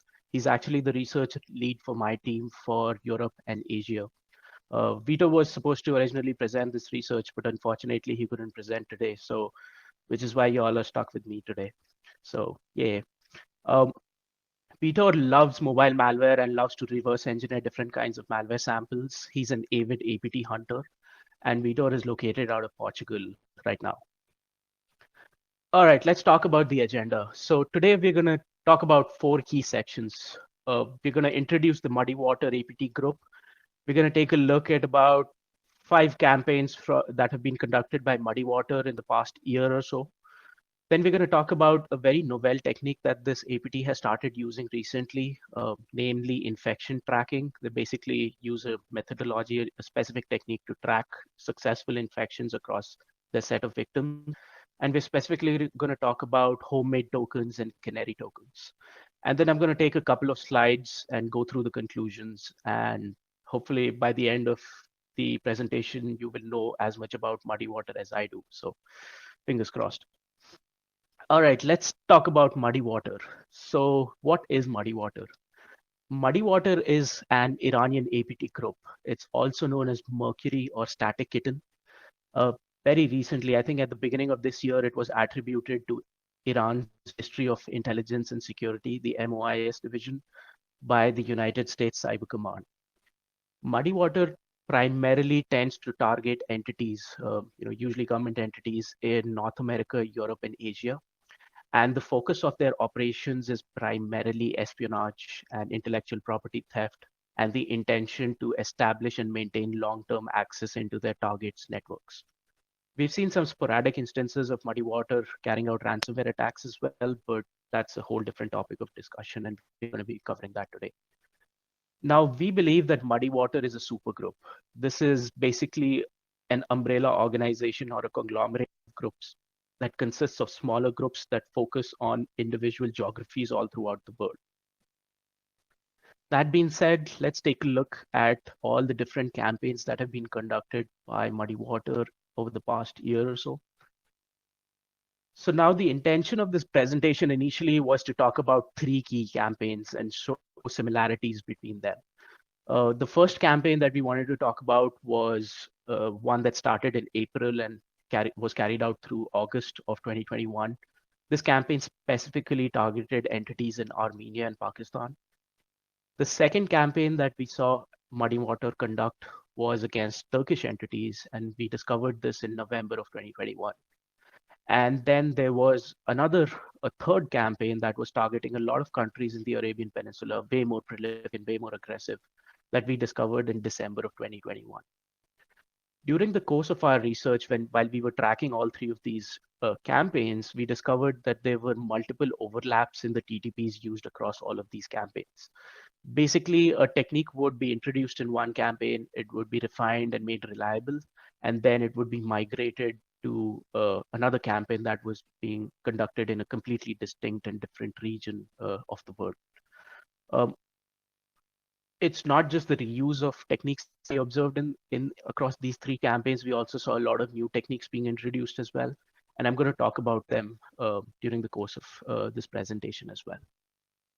Now, when we started looking at these campaigns, and the more we delved into these campaigns, and the more research we did, and the more stuff we uncovered, we realized that in order to present this at a really good conference like NorthSec, we needed to go back and take a look at some of the other campaigns that Muddy Water had conducted in the recent years as well. So I'm going to talk through a timeline of all the different campaigns and the different attack instances in this particular template. We're going to list all of them, and then we're going to list all the salient TTPs that we used in each of these campaigns. So let's start with the first one. The first campaign that I'd like to talk about was conducted by the APT group in March 2021, and this was targeting countries in the Middle East. This specific campaign consisted of phishing emails with lures that were sent to targets. Basically, a PDF would arrive in your inbox that would say, hey, open up this PDF. This is from a legitimate entity. The PDF would contain language that said, hey, you need to download this specific zip file or this archive from this remote location and execute the file inside of it. What basically happened was that the malicious archives consisted of remote controlled software utilities such as Screen Connect and remote utilities. Once the victim executed these utilities on their endpoint, the attackers were able to manually connect to the infected endpoint, and then they would start pivoting and start an entirely new infection chain from there. During the course of this campaign, we also saw the attackers use various types of commodity tools, such as Ligolo, which is a reverse tunneling software, which can be used to establish long-term communication channels between an infected endpoint and the attackers. The screenshot that I have on the screen today is a PDF that masquerades as a circular from the National Media Council of the United Arab Emirates. The content here basically states that we have a new version of the media library. It's available on this link. Please go ahead and click it. Don't ask any questions. Open up the zip archive and execute the file inside of it. And that's how the victims get infected with remote control software that the attackers can then connect to. Now, the next attack instance of an operation conducted by Muddy Water was against Pakistan in April of 2021. This attack instance consisted of maldocs being delivered to the victims, usually masquerading as a government document of some sort. The screenshot that I have on the screen is from a blurred out court case from a Pakistani court. This maldoc consisted of malicious VBA macros that would reach out to a remote URL and then download the ConnectWise remote access client that would be run on the system, and then the attackers could connect to it. What's interesting about this campaign, and the reason why we wanted to talk about this, is because this attack instance was the first instance of tracking tokens being used by the adversary. So for those of us that don't know what tracking tokens are, they're basically URLs that are embedded inside an artifact, an HTML file or an executable or a maldoc. And when that specific artifact is opened up on the endpoint, the artifact will make an HTTP call to that specific URL in order to register a successful infection for the endpoint with the attackers. The reason why we call this an instance of homemade tracking tokens is because the attackers used their own servers, assigned their own IPs, and managed and operated these servers. And which is why we're calling them homemade tokens. This is basically a homegrown implementation of tracking infection tokens. The next campaign that we observed being carried out by Muddy Water was against Armenia in June 2021. Basically, what happened was, in this case, the attackers would distribute malicious executables that were built based on a builder that they have. We believe this is a customized builder, and we've seen executables being generated by this builder and being used in other campaigns as well.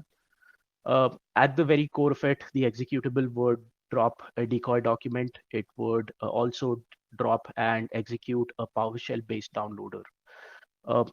We also saw the attackers use specific file extensions like .conf extensions for the PowerShell scripts that the executables would deploy on the infected endpoint. And we also saw the use of LOL bins to instrument components of the infection chain. Now, the screenshot that I have on the screen, by the way, is supposed to be a confidential document from Ericsson. It's a technical guide of some kind. and it pertains to Viva MTS, which is a telecom services provider in Armenia. So, the attackers know what they're doing. This is basically used to target telecom communication entities in Armenia. If you take a look at the PowerShell-based downloader, this was a very short and sweet and simple downloader or stager, if I may say.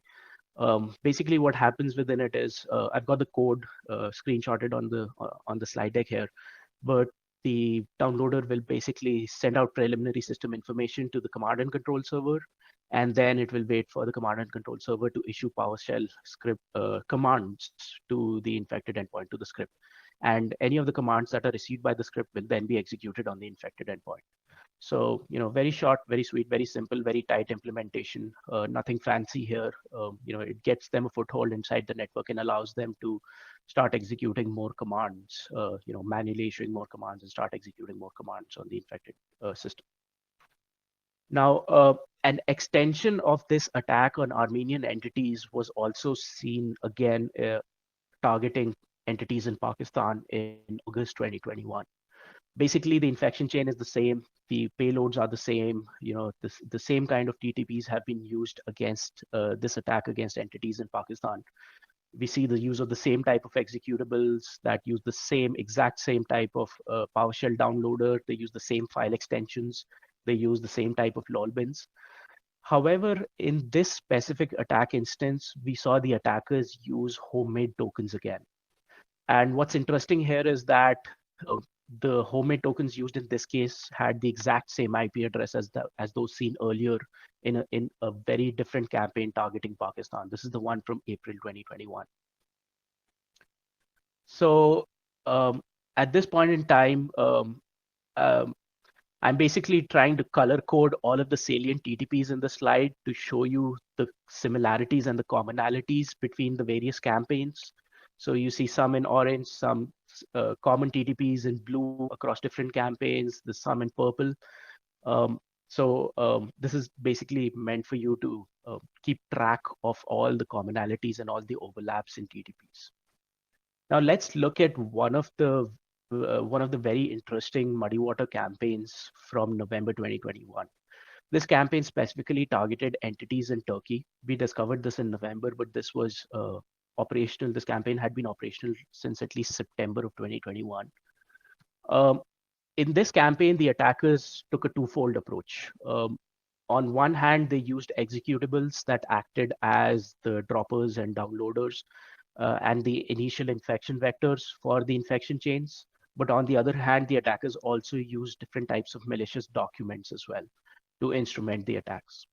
Now, in the case of the executables, we saw the executables deploy a second variant of a PowerShell-based downloader or a stager. And we also saw the use of different kinds of lol bins.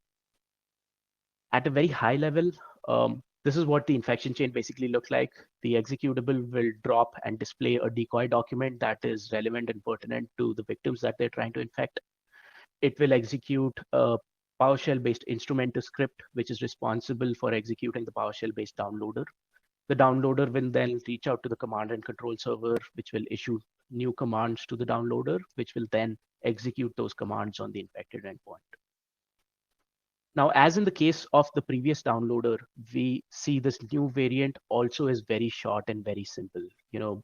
Basically all there is, the core of the functionality in this downloader is to take commands from the command and control server and just execute them nonstop on the infected endpoint. That's it. So basically they're using very small and very compact implants to establish an initial foothold into the networks.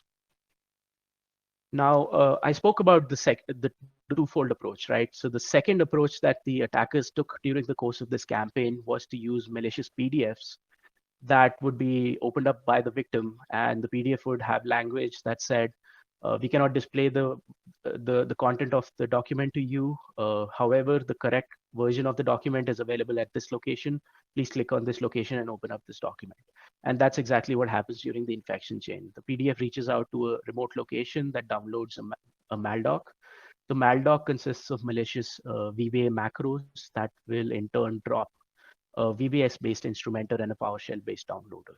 And then the infection chain is pretty much the same. The instrumenter will execute the PowerShell-based downloader, which will download commands from the remote locations and execute them on the infected endpoint. Now, what's interesting here is the maldocs disguise themselves as reports or forms belonging to different ministries in the Turkish government. And I've got a few examples here. We saw reports that, maldocs that masqueraded as reports from the health ministry, the interior ministry from Turkey. So it's kind of interesting that, they were trying to, this gives us an indication that they were actually trying to infect users who have relations with these specific ministries. Now, another interesting point to note here is that the attackers started using canary tokens instead of homegrown tokens in their maldocs. So for those of us that don't know, canary tokens, canarytokens.com is basically a free service that allows you to register a URL that you can then put in your artifacts. And when those artifacts are run, the artifact, the executable or the maldoc will reach out to that specific URL on canarytokens.com and register a successful infection. So now we have, I tried to, the attackers now switched from the use of homegrown infrastructure for tracking infection tokens. You remember I spoke about homemade tokens? They moved from homemade tokens to canary tokens. And we believe that this is an attempt at legitimizing their infection tracking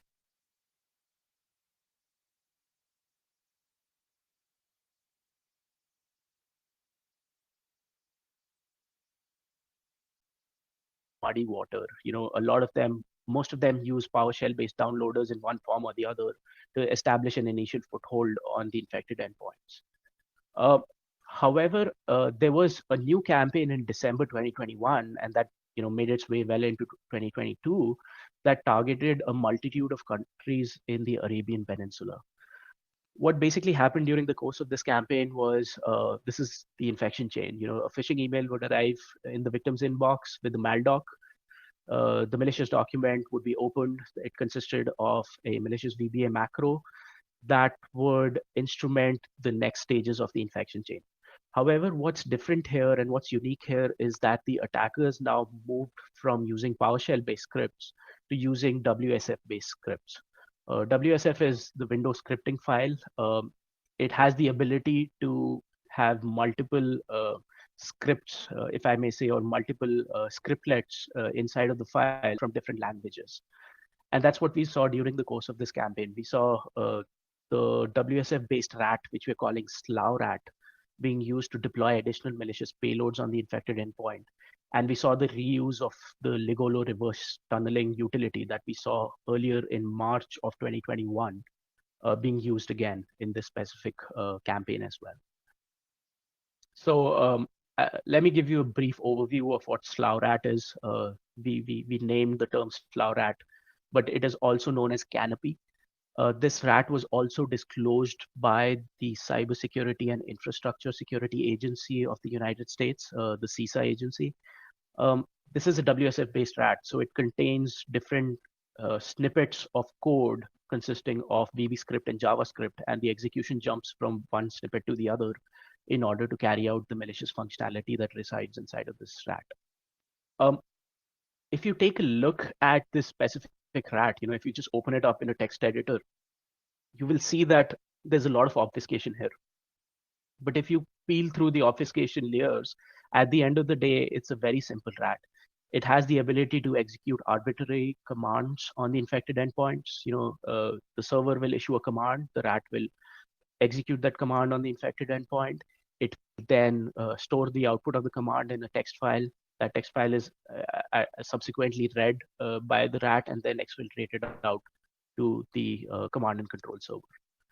The rat also had the capability to deploy additional malware payloads, and we saw the use of, as I said, the Ligolo reverse tunneling utility being used here as well by infected endpoints that were running Slough rat. Okay, so at this point in time, we've been through all the different muddy water campaigns. But what I'd like to highlight here is that if you look very closely at these slides, you will see that there are some very common TTPs. The use of executables across different campaigns. From Armenia to Pakistan to Turkey, the use of remote control utilities from March 2021 that were reused again in December 2021 and well into January at the beginning of this year. All right, so let's talk about Canary tokens. So Canary tokens, the usage of Canary tokens for tracking infection chains is very novel to this specific APT. We haven't seen this before. The first time we discovered this was when we were taking a look at the campaigns, sometime in April 2021. And the more we looked at these campaigns, the more we realized that the attackers were slowly refining this technique. So in April of last year, in the campaign targeting Pakistani entities, we saw that the attackers started using homemade infection tokens, right? This was the experimental phase for this specific technique. The attackers were testing the waters. They were trying to make sure, they were trying to understand the utility of this technique. They used this technique up until August of 2021. Perhaps around this point in time, the attackers realized that using homegrown infrastructure and homemade tokens was a little bit too noisy. A random document, a suspicious document reaching out to a random IP on your network is, bound to catch somebody's attention at some point in time. Which is why, beginning with the campaign targeting Turkey in November 2021, we saw the attackers try to legitimize their infection token tracking systems.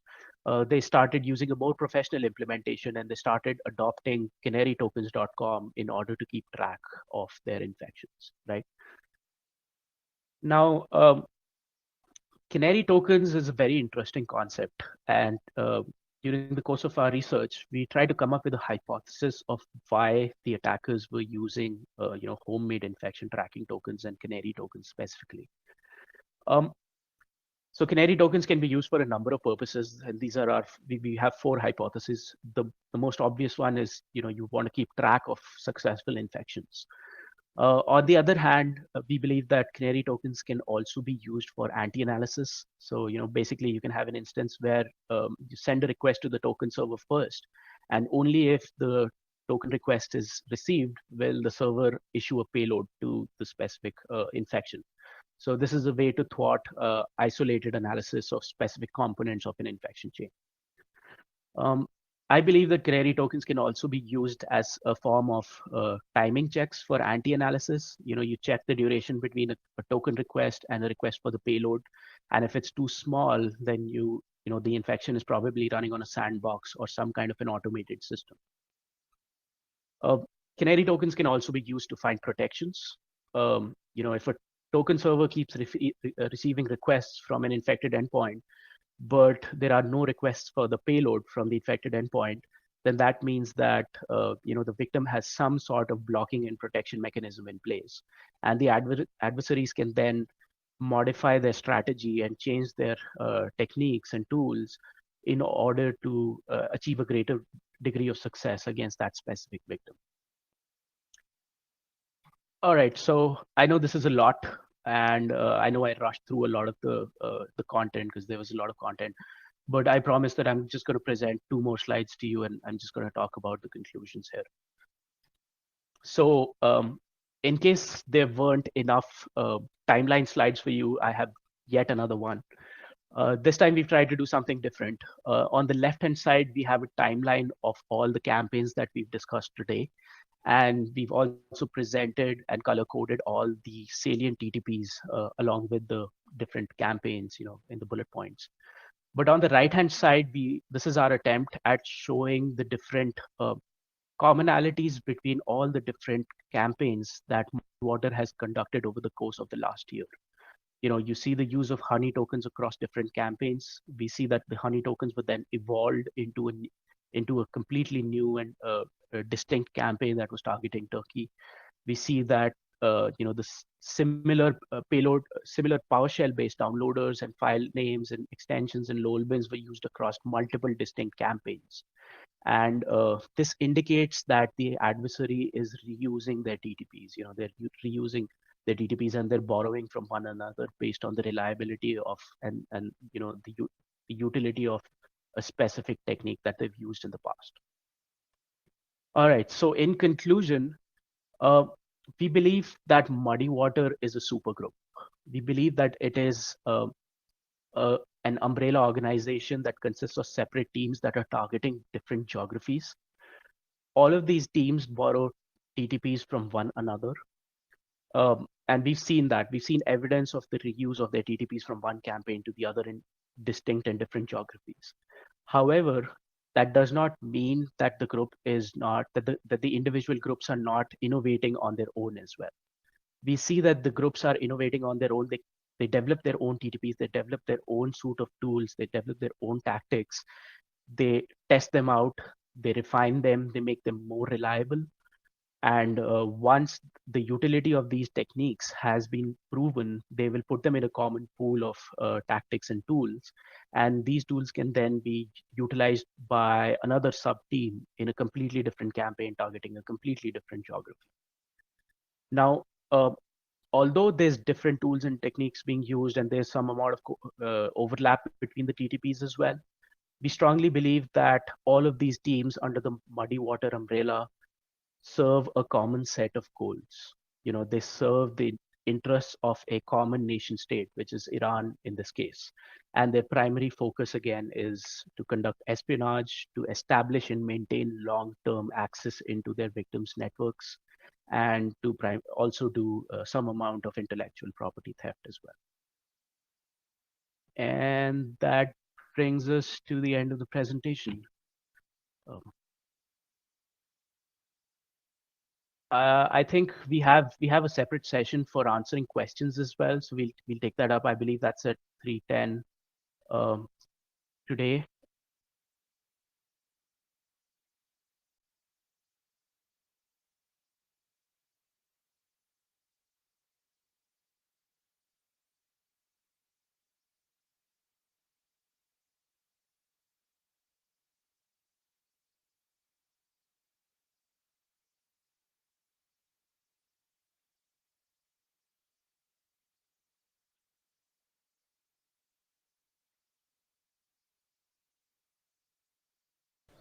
Welcome back, everyone.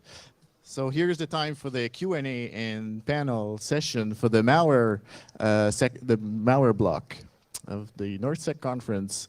First, please welcome Suhaira. She's a senior security researcher at CrowdStrike.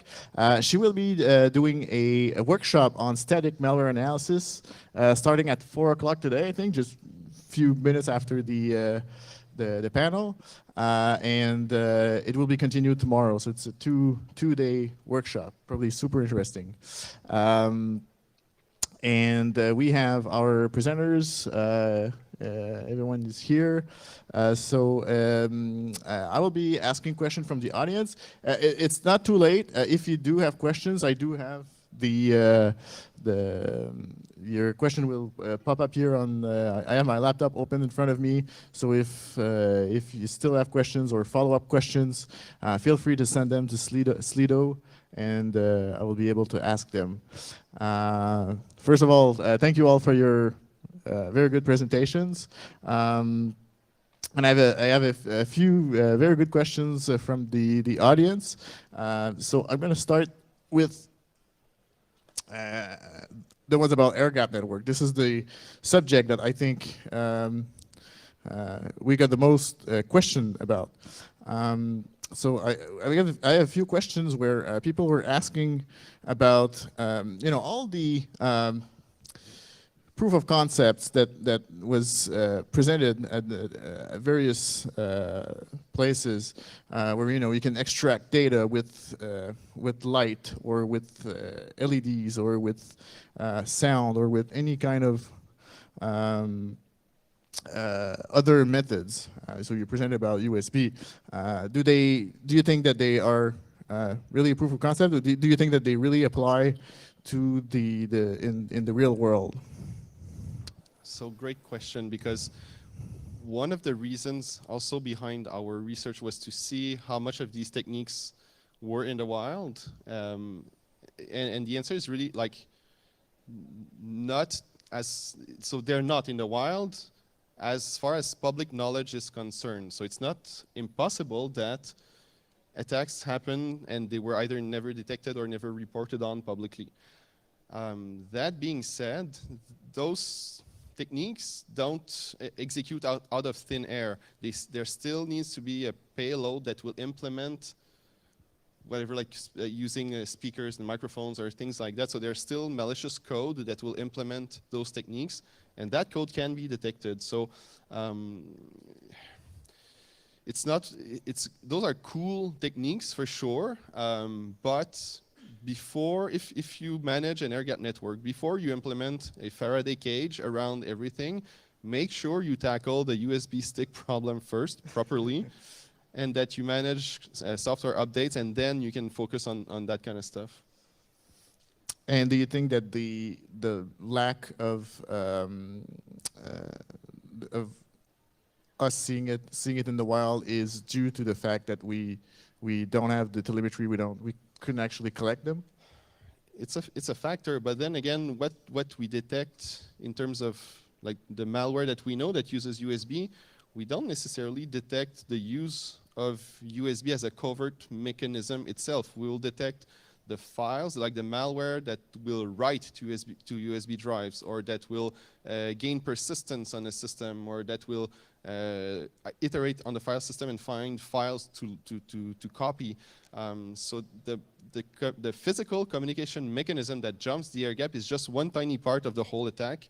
And even though it's, yeah, of course it's hard to detect, like lights flashing at a certain speed, it's hard to detect, but there's plenty of other things that can be detected. So I think that it's not necessarily because of lack of being able to detect that we don't see it in the wild. I have a follow-up question, but I think everyone can answer, well, give their opinion. Is about how, you know, it's always more sexy to talk about the how we break stuff, you know, how we were actually able to compromise something, or talk about potential attacks.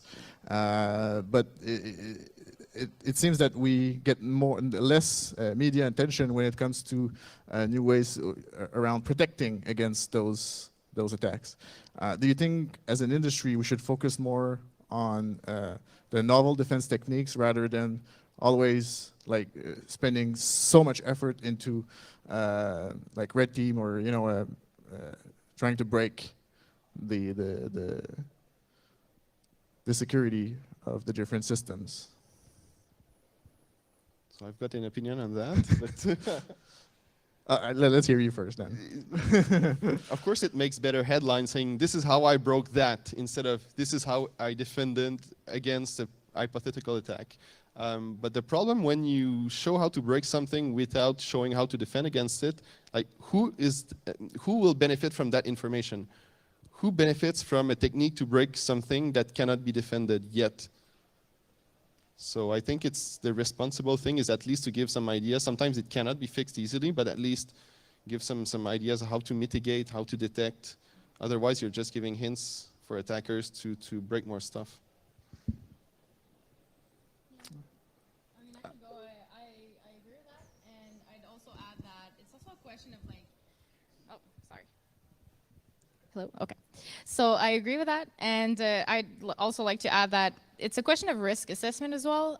So, you know, attackers, and I mean, even including ourselves that are not attackers, we're still kind of lazy, right? So you will try to find that low-hanging fruit, and that's kind of what you're going to start by going after. And so, yes, all these flashy new techniques are very great and stuff.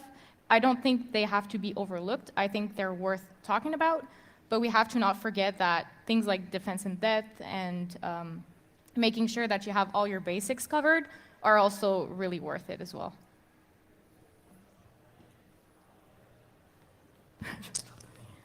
So I've had a question for you regarding your presentation, Leon.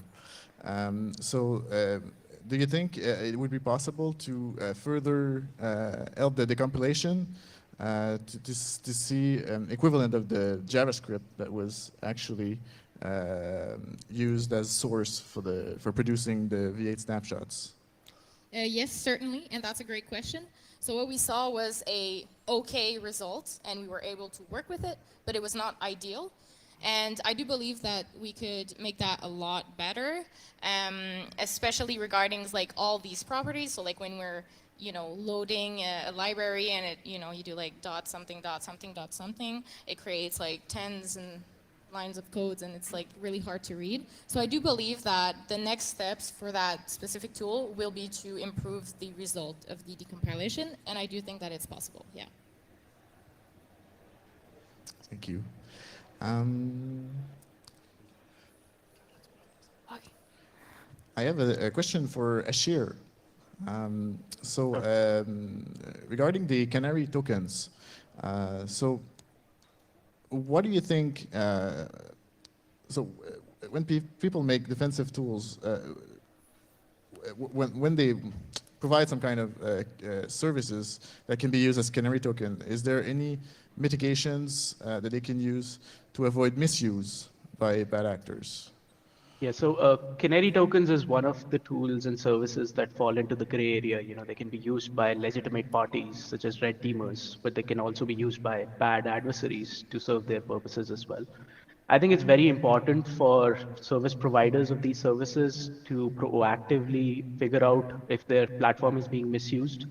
And also it is the responsibility of the community, you know, researchers like us, so that we can provide the right kind of threat intelligence that prompts people and organizations to block certain events that are being used or certain artifacts that are actually misusing them. So you have to have a proactive model where they can do takedowns and they can proactively go out and find misuse of their platforms. This is for the service providers. And then you have to couple that with the right kind of threat intelligence so that other organizations can also protect themselves, you know, until a vendor or a service provider takes action. And I have another question. Do you think it's also a problem because those canary tokens generate logs on someone's server? And do you think that can be used to further identify victims and perhaps help remediation? Correct. So using third-party services like canary tokens, you know, that would leave logs which can be recovered and tracked, sometimes even by the service providers. It's you know, they can be used in any form. The problem here is that canary tokens are not usually, you know, something like canary tokens is not usually blocked, is a part of block lists. So it becomes a problem for various remediation teams to figure out whether this is actually red team activity or this is an actual adversary in your networks that's actually doing some activity of this form. All right, so thank you. We have some more general question as well that everyone can answer. There was a question about if we are seeing if there's an increase in trends in malware trying to steal or generate cryptocurrencies on non-traditional targets. Is this something you've seen or? So I'm not the expert at ESET in that field. What's super common is IoT botnets deploying miners there for some reason, because those are not really powerful machines.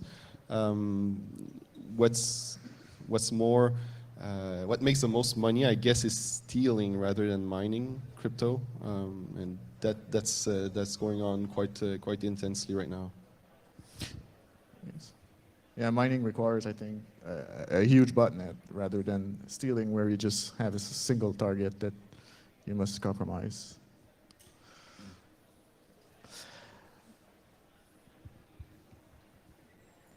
So, malware research, you know, we've been doing well. The field of malware research has been there for about 30 years now. It's quite quite long. Recently, we've seen new kind of not job title, but you know, helping in this research called threat researchers, where there's people with no or a little knowledge about reverse engineering, trying to identify malware campaigns and so on. Do you think that there's a risk that attacks get wrongly attributed, or that there's missing technical information when so that if do you think that there's a trend that we are perhaps not giving the public the factual or scientific output?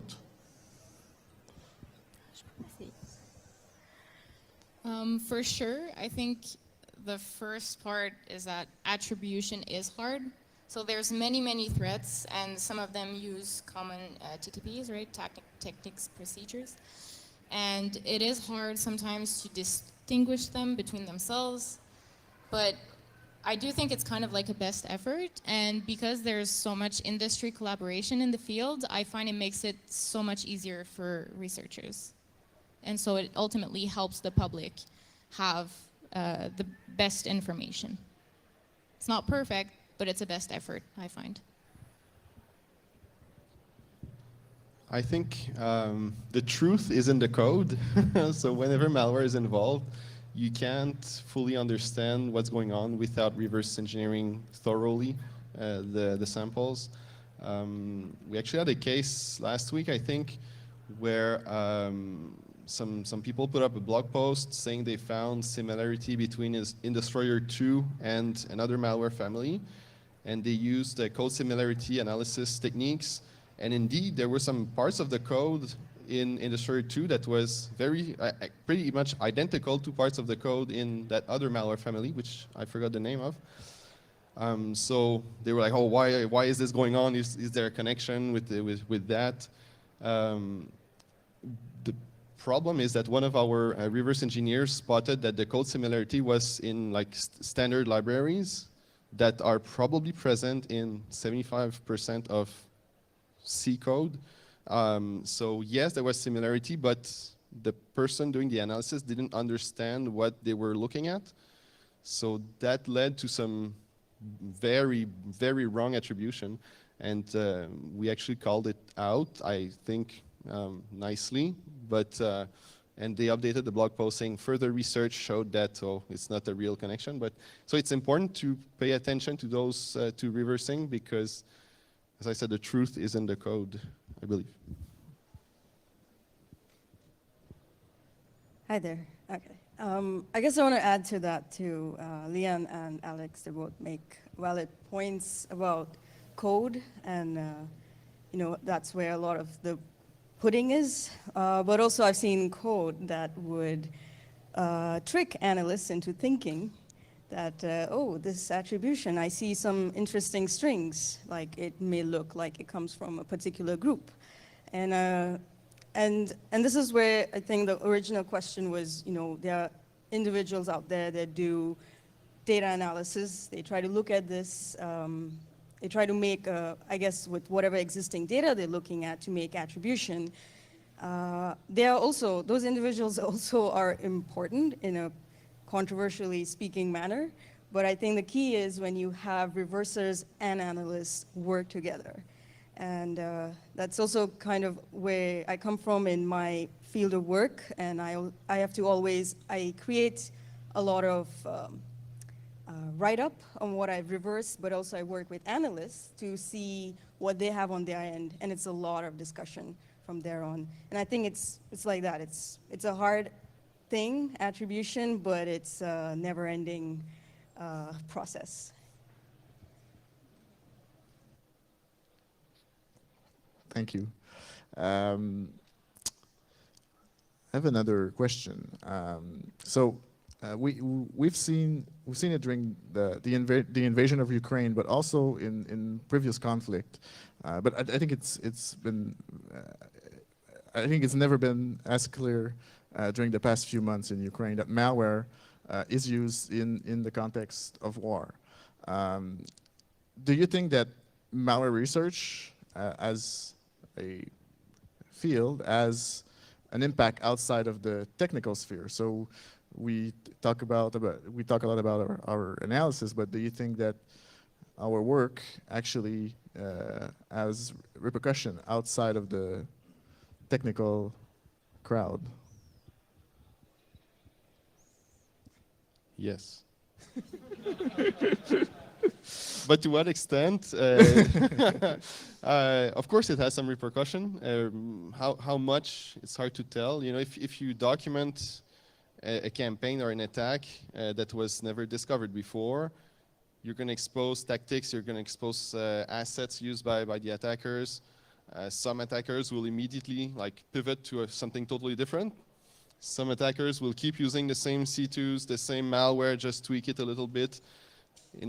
In those cases, did the publication really have an impact? Maybe not, or it helped people defend better, I guess. So it's a trick question. I think we'll never know how much impact our publications will have because those impacted are governments, and they won't call us saying, "Hey, screw you, you messed up our attack," or something like that. Anyone else? No. Okay. I'd like to hear Ashir's take on that one. Sure. So I believe that the intelligence that we generate leads to protection mechanisms, you know, enhancement of existing mechanisms as well as creating new mechanisms. And when we stop an attack at the right time, whether it's for a critical services, you know, utility or for a hospital, we don't know, we don't really, in certain instances, we don't really know how much of the attack we actually stopped and, you know, how much of the damage we actually prevented. And, you know, that's a conundrum because, you know, we want to stop an attack as soon as possible. But if we do that, you know, sometimes we don't know the scope of the entire operation. And so it's very important, the work that we do, even if we publish disclosures where the attackers are not forced to change their TTPs, I'm very sure that in one form or the other, we are protecting some of our customers or the general public as a whole. We have two interesting questions from the audience. The first one is regarding the trust of the security vendors, so the security products we install. How do you address the issue of trusting that vendor and the possibility that it may be compromised or oversight by their respective government? That's a political question, to be honest. Yes. Not really a technical question. I'll just say that honestly, this is out of my field of qualifications, and I'm not qualified for. Sorry, Captain Kangaroo. The other one was.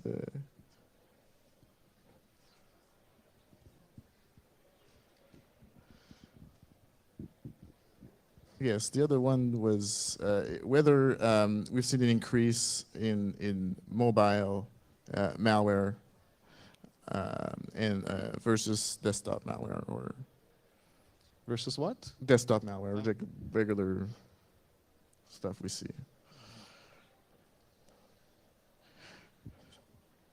I've got another one.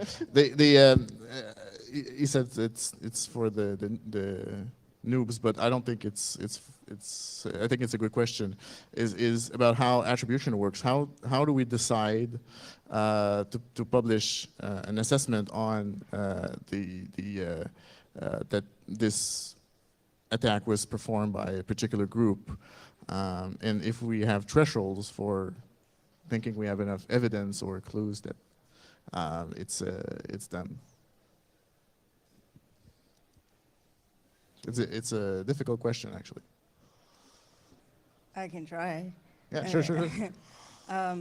So I guess it's how do you assess? How do you? Yeah. It's a hard one, and every time I have to write an Intel report on a piece of malware, I am constantly reviewed and critiqued on my assessment. But a lot of the criteria is, I guess it's easier for those as reverse engineers because you look at code and that's a bit more factual, and that can, especially if you see a particular technique doing something and then it's a high probability, a high confidence that proves that thing. But but when it comes to answering questions like, do you know or can you foresee how this piece of malware or this attacker will plan their next move, that's difficult. And that's not an assessment that I would like to write, and I try to avoid that. So it depends on the individual. So when I do an assessment, it's very technical, and that's how I like to keep it. I agree with that. And I'd also like to add that sometimes we do get lucky. So the OPSEC of the threat actors is not always on point, and it happens where we do get lucky and we kind of gain extra insights into who these people are, or how are they doing things and why. And it's purely out of luck. So this does happen. And there's no one recipe to attribute an attack to a threat actor. If there's one, well, we're not aware of it. And it's about comparing different indicators. Some are really strong or stronger. Some are weaker, but they still matter. There are technical indicators. For example, the reuse of an IP address that is not like a shared hosting provider, for example. That's a fairly good indicator. It's not foolproof, but it's a good indicator.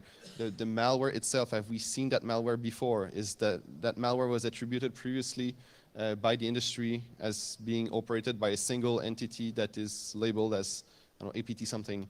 And then you've got the targeting, you've got other softer TTPs, use of like spear phishing or whatever, like that are all put together. You can make an assessment that everything points to a campaign that was launched by this known actor. But again, it's an assessment. It's not it's rarely a 100% determination.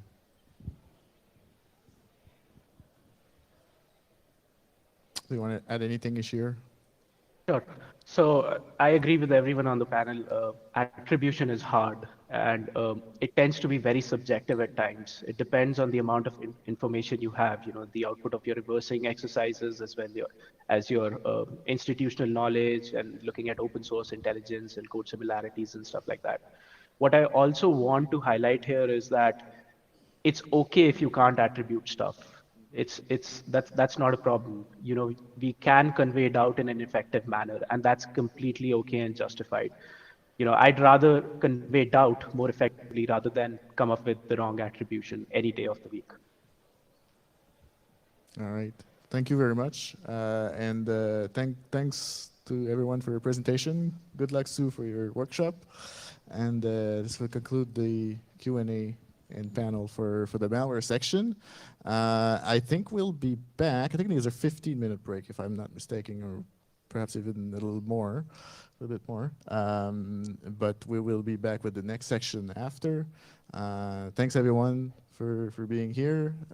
Thanks for being online for those who are listening, live streaming. And I'll wish you a good rest of NorthSec. Thank you, everyone.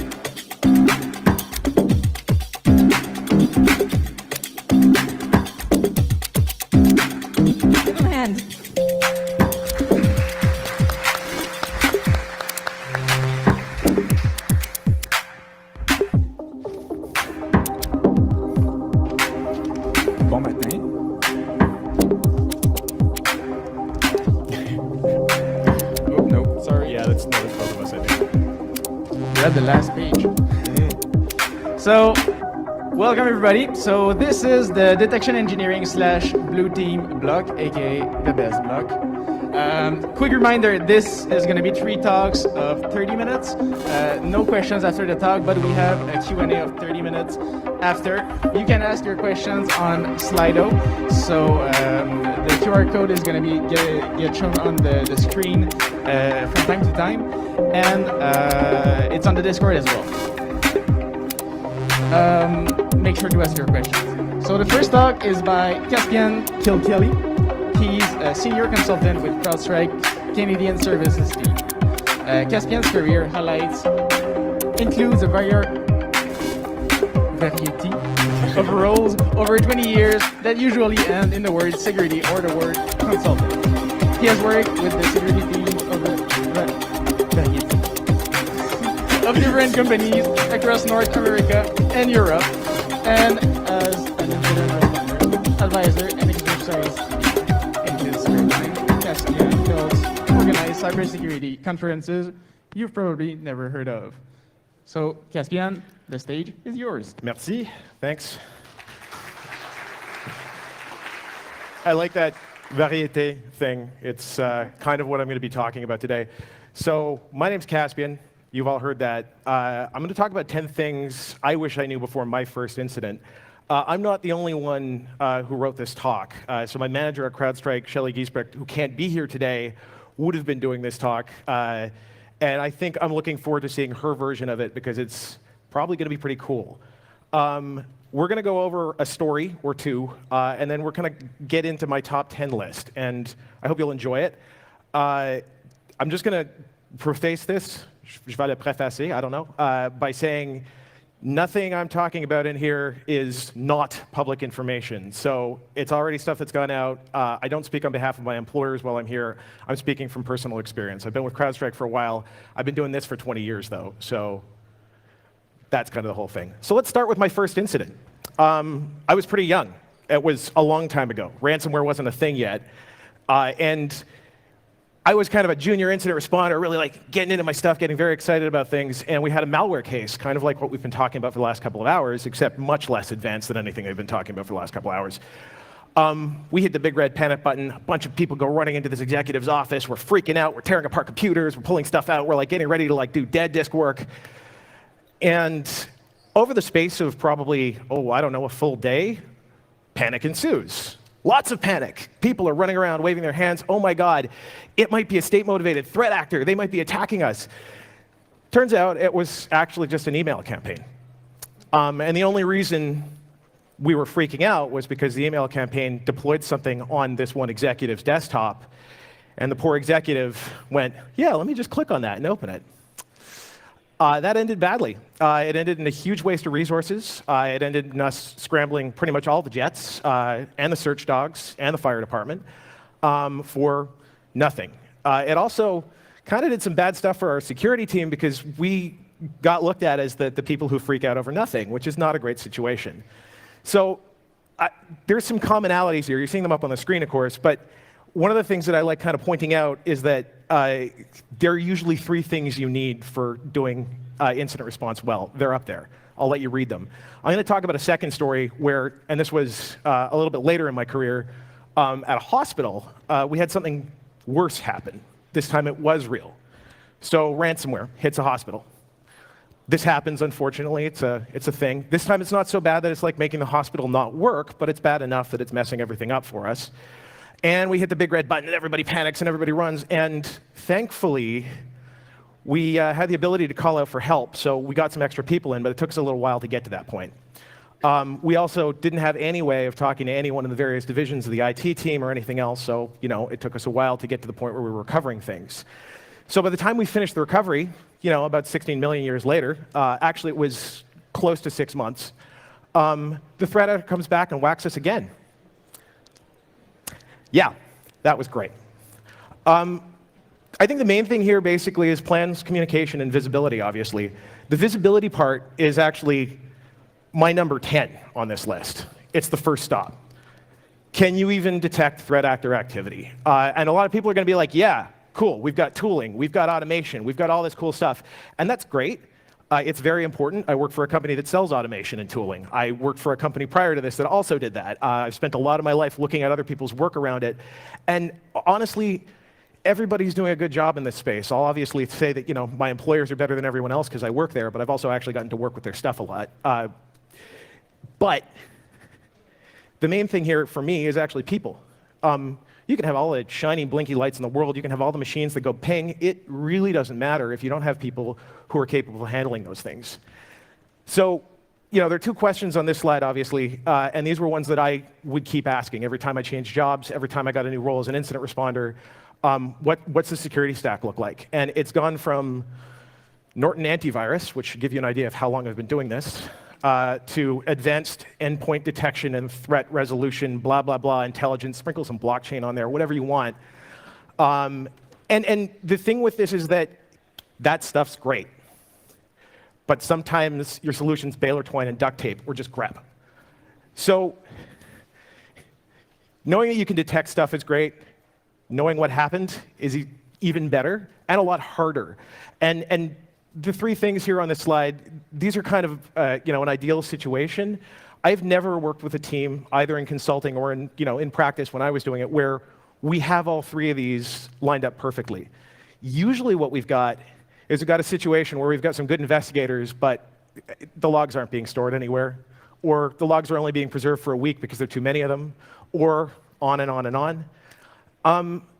In a lot of these situations, your outcome from your actual incident response is probably not going to be as good as you want it to. It's not going to be one of those things where, hey, this is great. We resolved everything. But let me talk about one where it did work for me. And this was a little while ago. It was another minor ransomware case. And this time, basically, I walked in the door. I think I was working alone at this point. And I said, where are your logs? And the IT person comes back to me and says, oh, they're right over there. All 40 gigs of them. Go nuts. So several hours later, I had started to be able to reconstruct how the threat actor got in, what they did, everything else. This is, not a lot of systems we're talking about. It's a fairly limited scope. And what was kind of nice about it was we actually had a resolution within a week. It wasn't an incident that just dragged on and on and on. We actually knew what we could do. So that's a good situation. I've been in a lot of bad situations, and usually it's because logs are missing, or they're not stored long enough, or people aren't trained on their equipment. I think I'm repeating myself, but I think you get the point. I've also worked with a lot of grep in the past. That's why this is up here. This is actually me 25 years ago when I got my start in incident response. So the next question, we've gone with, can we see the TA? Can we investigate? This is a bigger piece for me. What can I contain? I love this picture, and that's why I put it up here. But there are a couple of main things about containment. Containment should be your first move on an incident, but in a lot of cases, your first move is, once you get past this part, go to containment. Look at what you can contain, and you should know what you can contain, but a lot of people don't, because, there's more than just the incident response team working in IT. So you're going to end up in situations where your containment isn't working because you're missing pieces, there's missing communication. That kind of goes back up to my top slide, right? I've worked with teams that really know their stuff, and they've got good processes in tooling and investigation, and this is also doing the consulting side of things. But for me, the containment part is usually where people trip up. We think we've succeeded. We're not sure. Can we call you and get some more information? And I've been the person asking those questions. And for me, it's kind of perpetually a case of how sure are we? How far can we see? So let's go back 2 slides. Who's actually able to help us here, which is another piece. So I think with ransomware, it's actually really simple to talk about containment. We're basically saying, okay, stop the spread. Cool. Great, we've done that. What about the threat actor and the C2 networks and the rats and the data? Well, you can't prove the data was exfiltrated unless you can see what's going on the network. And if you can't see what's going on the network, let me back up a slide. No, I'm kidding. So the next piece after the containment side, and actually in some cases at the very beginning of the containment side, is who do I call for help? Where's your team of Avalanche search dogs coming from? Are you able to call across the room to the IT engineering department and say, okay, can you close all this stuff up? I've got a really interesting story about that one, actually. I was working at a place where we had a really, really large network. And what basically happened one Friday, of course, at around 5 o'clock, when I was on my way out to a conference, was the entire network went offline. Not just the internal one, but our connection out and literally everything else. We basically DDoSed ourselves from the inside of the network. And network engineering lead comes over to me and says, "You're never going to guess what just happened." And I'm like, "Well, I think I am, because you're going to tell me, and I'm going to bet it was a worm." Yeah, it was. So the problem with this was we had no way of reaching the side of the large campus that I was working on to talk to the people who had the worm to tell them to stop for 3 hours. So our entire network was offline for 3 hours because we didn't have a phone number. The other piece of this, and this kind of turned into something later, because the reason this DDoS happened was we had a piece of technology that had really, really, really, really poor internal security. I don't know if any of you have ever run across a username of developer and a password of, you can guess. So this is where the functions that end in R come in. In this case, HR wasn't involved. PR, thankfully, wasn't involved, but lawyer was involved. And then there was a third one that we didn't have to call up, or a fourth one, sorry, external responder. Knowing when to escalate is kind of important, because getting those people, those Rs, on board is sometimes going to require a call at 3 o'clock in the morning, and sometimes it's going to require that they actually get over there in time. When I've worked for on-site incident response teams, which I've done a little bit, we usually try and have a 24-hour readiness time. If you're in the middle of a ransomware case, that's a lot of time, you know? So be prepared to get extra help. Know who to call for extra help, and know who to escalate. And if we go back to my original sort of not exactly an incident, the escalation went to me, but I was the only incident responder there. I was the junior incident responder, and that's all I did. And it was coming from an executive who probably should have been the person who actually had the power to do that, but didn't really know how that worked. And I think this is probably one key point to take away from this is you need sponsorship from somebody further up in the organization. Even if you're at the top of the organization, you should probably have that backing. So the next piece in my top 10 list is criticality.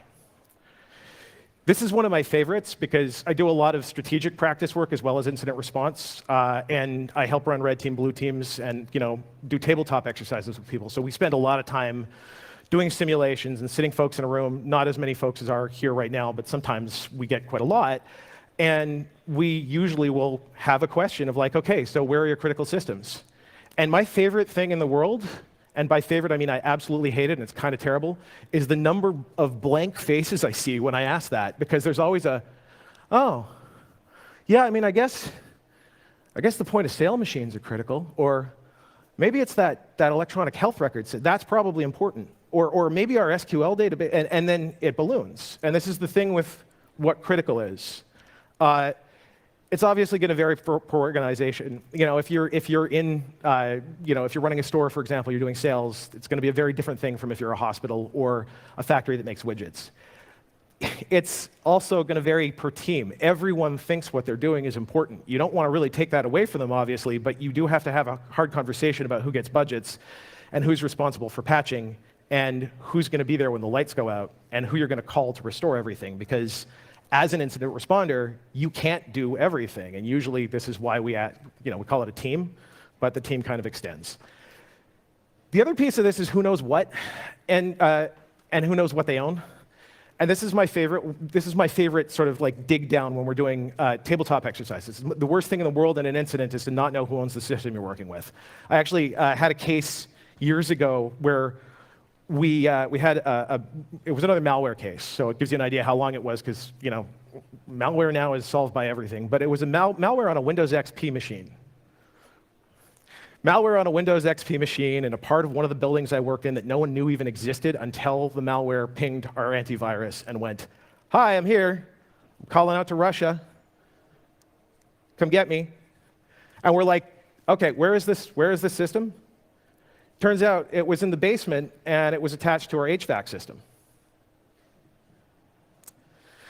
And when we got down there, we start tearing it apart. We're like, okay, first of all, no one knew this was here. Whose is it? You know, can you tell me what it does? It took us 2 days to figure out it was connected to the HVAC system. That was another one that kind of turned into an emergency for us because it was around the time of Stuxnet.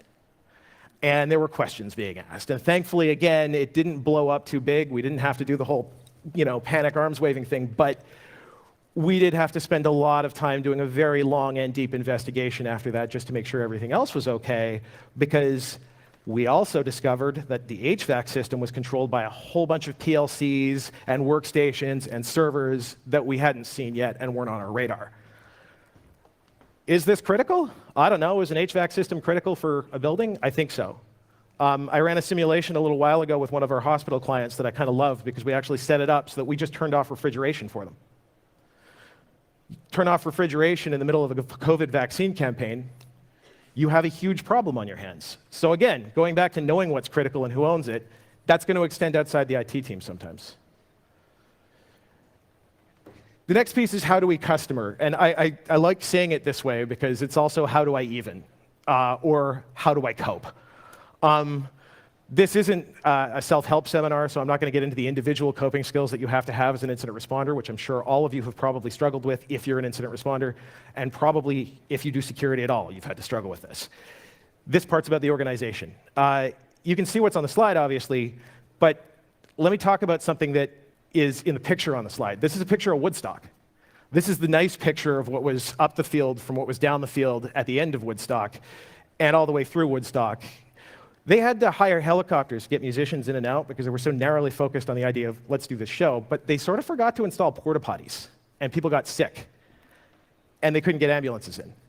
Woodstock was actually worse than the Fire Festival in some senses, just in terms of the emergency preparedness and kind of dealing with all of this stuff. So you're probably asking yourself, Caspian, what's your point? Which is a really funny thing to ask yourself, because your name's not Caspian, but my point is really simple. Be prepared for denials of service. Be prepared for things shutting down. Be prepared with out-of-band communications. Going back to, again, my first non-incident story, and actually the second one as well, that out-of-band communication piece was huge. If we had had it, it would have been very simple. If we thought all our networks were compromised, cool, let's switch to Signal and talk, or something else. Right now, though, we're kind of having a hard time here because we can't talk, we can't speak, we can't see, we don't know what's going on. So this brings me to the next piece. We also don't know who does what. I kind of talked about this in the criticality piece. Not knowing who owns what's going to slow you down. I mentioned that with the story about the Windows XP box in the basement.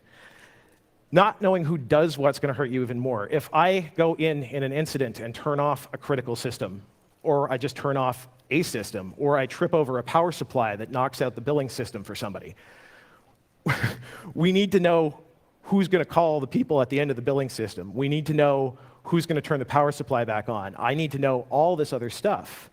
Incidents don't occur in a vacuum. So as much as an incident responder, my focus is going to be put out the fire, stop the bleeding, fix all the stuff. There's all this other stuff going on where we're going to need to actually call these people in and get them to work. So, the 4 R's I mentioned before, your lawyers, your HR, your PR, those folks, a lot of good prepared organizations I work with, and I'm saying good and prepared sort of separately because there are a lot of good organizations that are unprepared. The ones that are prepared usually actually have a sense of who does what. In this case, we do check who the pseudo reports go to. That's actually kind of important. Knowing about that, putting that down somewhere in a way that is accessible for your responders, or me, if I'm your responder, is going to make a huge difference. Because if I don't know, then who do I talk to? So the next piece, speaking of talking, if I can actually get it to advance. There we go. Next piece is connections. You'd think I would have put this at the top, but I'm kind of going in reverse order. I don't know if anyone's kind of noticed that. Connections are really important for a couple of reasons. The first piece on this slide is actually the one that you probably should be thinking of before the incident. Have you scanned externally? Do you know how everyone's getting in? Do you have a way of getting into that data center or anywhere else remotely? And if you don't, are you prepared to drive for 2 hours to Laval or Toronto? That's going to take longer than 2 hours if you're driving from here. Access is a really big deal. loss of access, especially when everything goes out. Also a really big deal. I don't have a good story about this because I can't talk about some of the stuff that I've seen, except to give a vague indication that that 2-hour drive was something that one of my clients did experience a few times, and they had to basically say, yeah, we need to figure out a way to get in.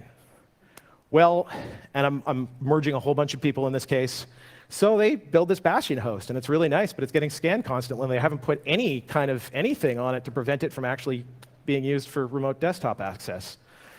One of my favorite threat actors really loves using remote desktop to just sling stuff all over the place. Guess what happened? It was a lot of fun to solve that one. We had this really cool new tool that had just come out that we could actually map the remote desktop sessions out from, so we could see exactly what they were doing. I sort of chuckled when we saw this person just basically download Metasploit from Rapid7's site and start using that. This piece, I'm sure you've all had to deal with at some point. I have extensively. This is actually where, and this is one of my favorite parts as well. This and criticality, they go hand in hand. They're like drinking too much in a hangover. You know, they're just going to be there all the time. So, first of all, please save me next time and test your backups. I've been in so many situations myself and with other people where those backups weren't properly tested or the restore process wasn't properly tested. And that's an even bigger one. I mean, if you're restoring over a T1 line and you've got terabytes of data, that's not going to work out well. If that AS400 that you don't have a backup for that drives all of your production systems goes down, you may want to have a backup system for it. Backups are a big deal. Backups are a cost center. Backups are also what allow you to get out of the ransomware incident quickly, because that's usually what's going to happen. We may find a decryptor, we may find a key. That's cool, but man, if you can restore from backup quickly enough, you're going to be fine. The rest of it's going to be an investigation. So this brings me to number 10 on my list. I've been hinting at it all day. Do you have a plan? I work with lots of people who don't. They didn't write it down. Their plan's a nice ISO document that has a phone number in it, and that's it. So there are good plans and bad plans. The plan you wrote for the auditors is a bad plan. The good plan is not the end of my slide deck. It's all these little boxes here. And let me walk you through this just in case you got tired of being rickrolled. The never gonna is your actual master incident response plan. That's the thing that has all the phone numbers that you have tearaways from. You give them to people and say, okay, you, go. IT engineering guy, help me out here. The next piece, playbooks. Playbooks are kind of useful when you're doing this all the time and you're kind of panicking your way through something because you've actually got something written down that you can go back to and say, okay, we've done this before. Let's see how it works. Or we've planned this out and tested it. Did I mention testing? Testing's really important. And then the last piece, the awesome piece, is the fact that those playbooks and the plan and everything else goes right back into a continuous improvement process that you can use to build better IT and build better incident responders. So that's it. I'm just going to do this one more time. I've never rickrolled a room full of people before. Thank you all very much. I hope you enjoyed that, and obviously questions will be later, so I'll be back for that.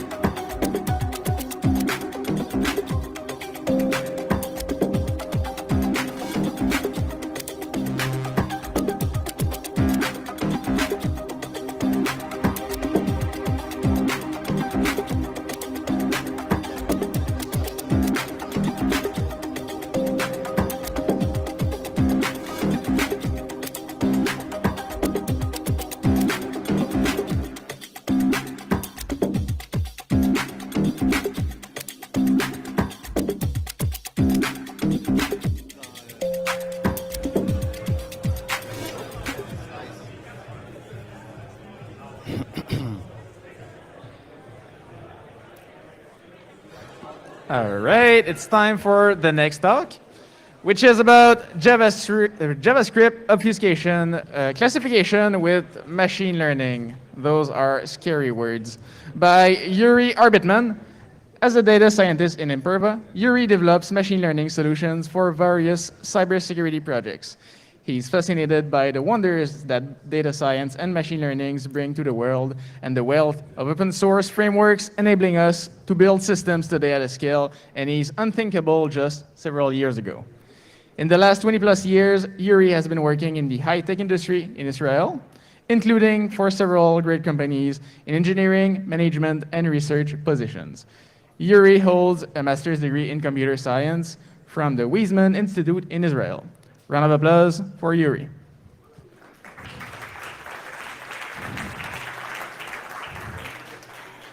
Thanks, Emilia.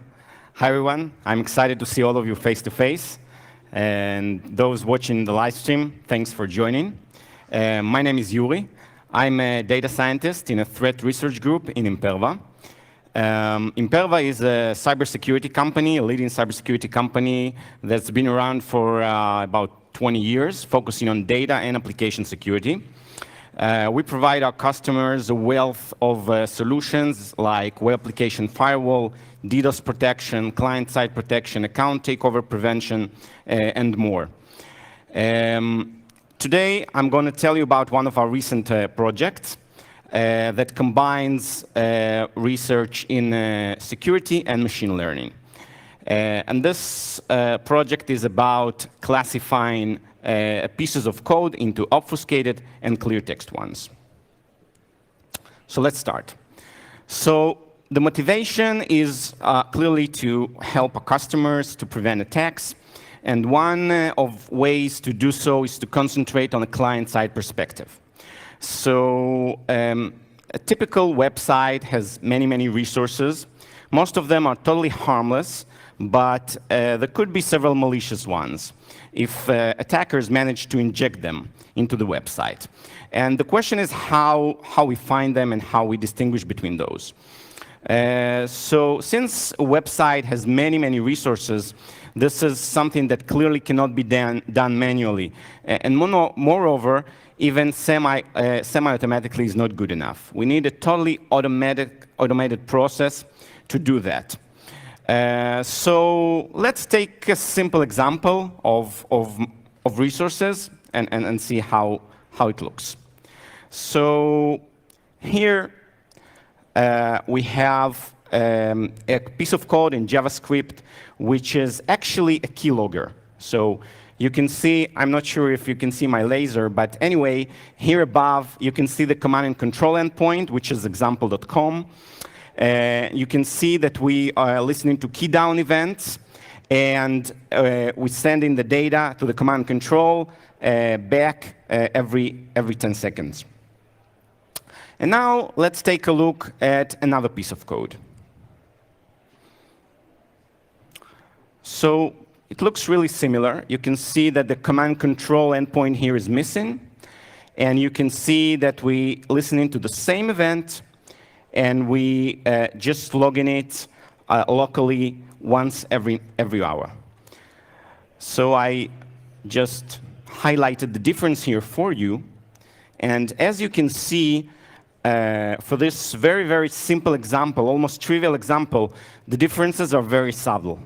So it requires really tedious work to even spot them and attention to the tiniest of details. As I said, in Imperva, we're interested in this problem. And an example is our client-side protection product, which enables our customers to look on the resources on the website and see which ones are potentially harmful. And we provide several scores and several data for those resources so the customers can really understand what's going on. And as you saw in this really trivial example, this problem is really difficult for humans. And the question is whether it is solvable at all for machines. And by machines, I mean, of course, in machine learning sense. So just one more word about this. So before this project, the way we tackled it was to use the best data we have in a company and to calculate reputation for IPs and domains and combine all this data in rule-based method, in rule-based techniques, and that's how we provided this scores. So now back to our story. When we see a difficult problem, what do? Well, we search for an easier one. And this is, of course, for dramatization purposes only for this presentation. So an easier problem, which I'll just explain in a second why it is at all related, is obfuscation. So for those of you who never heard of it before, obfuscation is an interesting thing. The theoretical foundations of it go deep in computer science and computational complexity. But if you are down to earth a bit, it's just a family of algorithms, of techniques that make transformation on your code. They take your code and then transform it so it preserves the functionality and hopefully the runtime, but it really hides the inner structure in a way that people find it very difficult to understand, and it makes it almost unintelligible to humans to really understand what's going on. So let's take an example. So this is like the most trivial piece of code in JavaScript you could think of. It's just printing hello world to the console log. And when I take this piece of code and obfuscate it using one of the readily available tools in the internet, we end up with all this, and actually even all this too. So you may say, well, this is ridiculous. This is probably some contrived example. But you are wrong. And the reason is that I just used a tool with the lowest obfuscation possible in this specific tool, which is Obfuscator.io. And if I would use this tool with the highest level of obfuscation, we would end up with many, many pages that I would have to show you here. So this is a real-world example, and this is really how obfuscation works, just for this trivial piece of code. Imagine what happens when your code really does something interesting. And of course, the question is, how is it all this is related to maliciousness? Because remember, we started with maliciousness. So the answer is that it depends on the language. The thing with obfuscation on a client side, for example, in JavaScript, is that sometimes it can be used for legitimate purposes, for example, for preserving intellectual property. If you want to hide your code because you invested a lot of time developing it and there is nothing malicious there. And there are a few additional reasons. But on the server side, these two problems are really closely related, because usually you don't have to protect your code from hackers on the server side if you don't move it anywhere and do not give it to anyone. And still, if we look on these two domains together, client side and server side, still obfuscation is a very, very interesting signal that usually helps us to determine maliciousness of this piece of code. Okay, so what we want to do from this point on is to classify every JavaScript document into clear text or obfuscated. And the question is it easy for humans? So let's look on another example. I hope you can see. I hope it's not too small. I try to make it as large as possible. Take a few moments to try to understand what it does, if you will.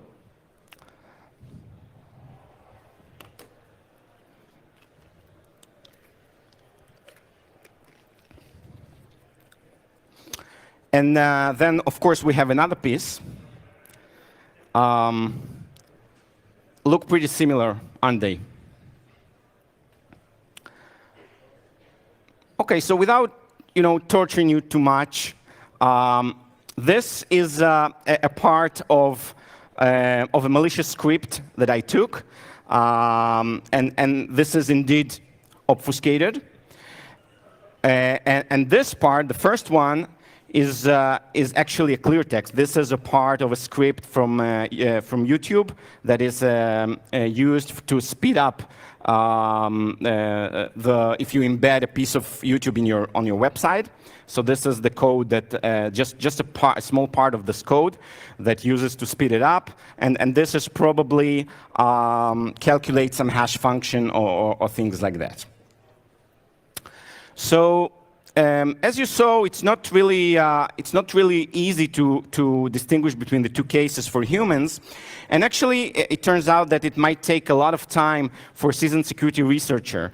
And the reason is that in order to decide if the code is obfuscated or clear text, what this researcher does usually is really trying to understand what the code does. It's not just trying to see, I mean, it's not written anywhere, you know, it's obfuscated or not. We need to understand what the code really does, and sometimes it takes time. So it's clearly something that is unscalable in any way. So the question is it easy for machines? And of course, we didn't jump into the machine learning solution right away. We tried working with heuristics. And it turns out that heuristics are not good enough simply because they are too specific. And we will talk about the various obfuscators in a few moments, and you might then understand why. So the mission from this point on is to build a machine learning classifier for this problem. So I'll tell you about several approaches from the literature we could use. So the first approach is a classical one.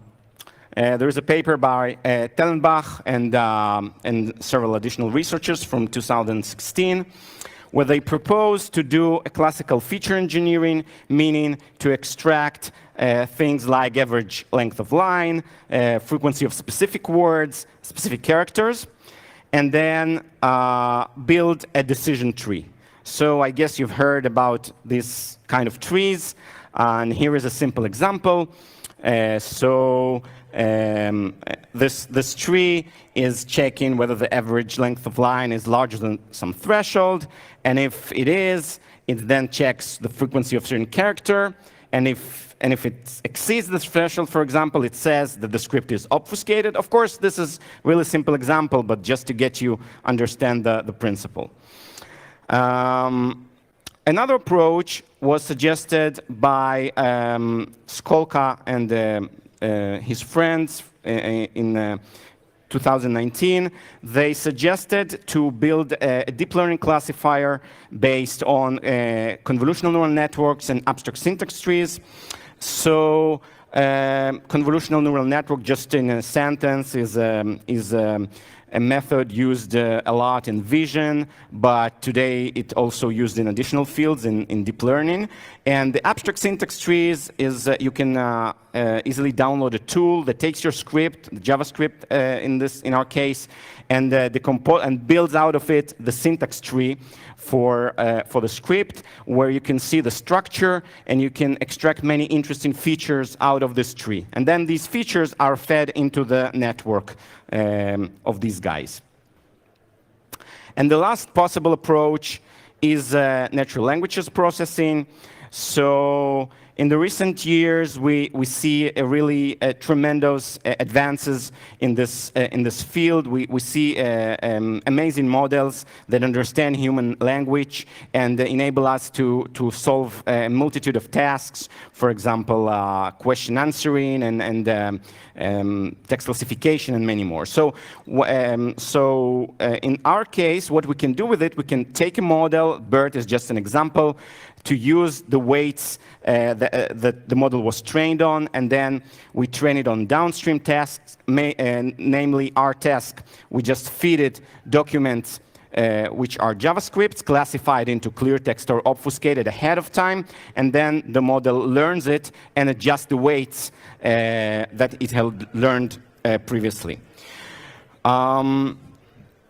So our first approach was inspired by the first work. We started simple. We wanted to make to build a simple model, and we wanted to benefit from decision trees that enable us to gain explainability. It can when we use a decision tree, it's very easy to see really which features are affecting the model and how.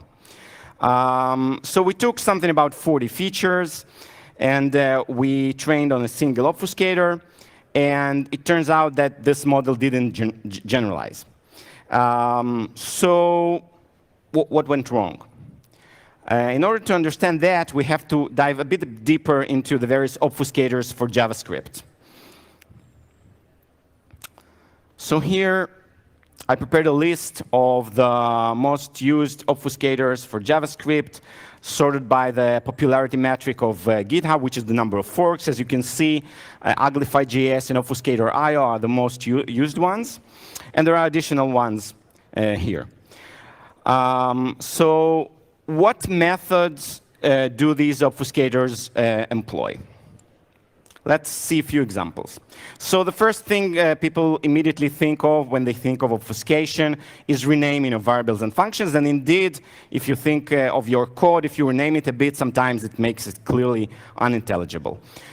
Even before, it might be not really easy to understand. So in this simple example, you can see we just rename a few things, and it already looks a bit more intimidating. Additional technique is modification of functions, function calls, the function arguments, and the return values.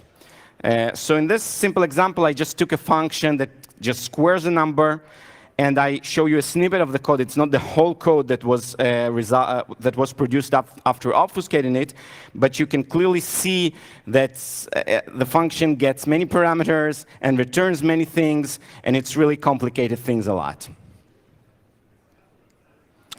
Additional key example is modification of strings by using encoding, encryption, and string generators.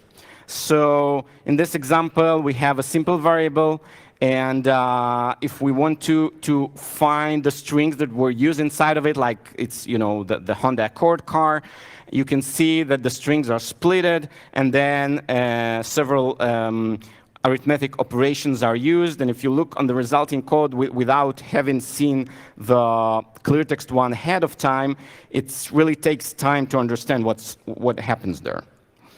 And the last example in this context is manipulation of constants. So if we have a simple constant, we might end up with some expression which we need to calculate to understand what the constant is. And there are additional methods like changing the base of integers and injecting dead or redundant code, which of course, it's clear what it does, complicates things a lot. So what are the differences between those obfuscators and in general between the obfuscators? So the differences are, as you might imagine, specific renaming methods, the encoding and encryption functions that are used, and some more. So moreover, most of these obfuscators can receive a lot of parameters to tweak them, and the resulting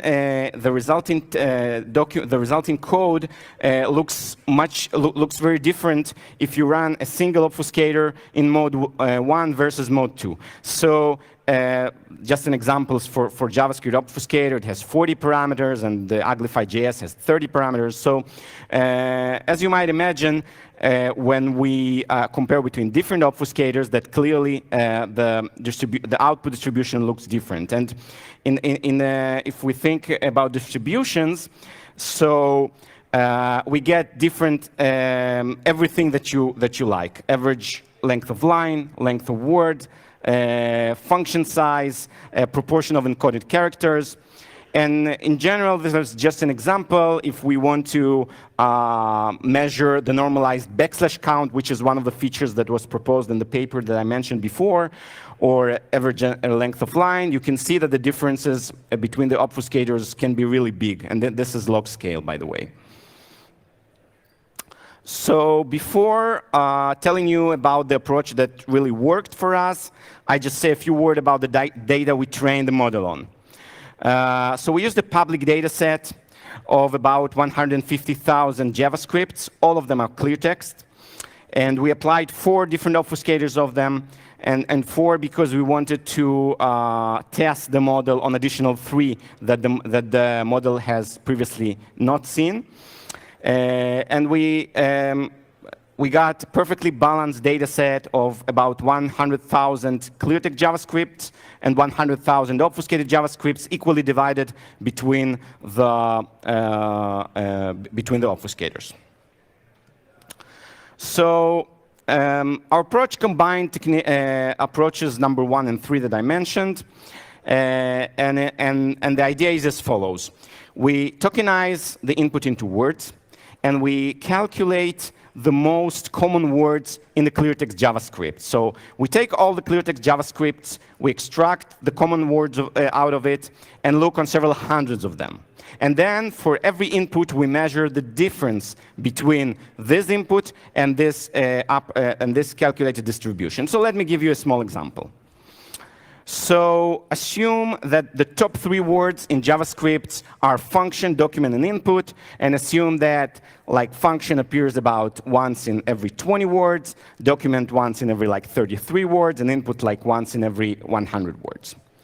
So if we have following JavaScripts, and if it's too small, I'm sorry, but you don't have to see the exact details. I will just read them out for you.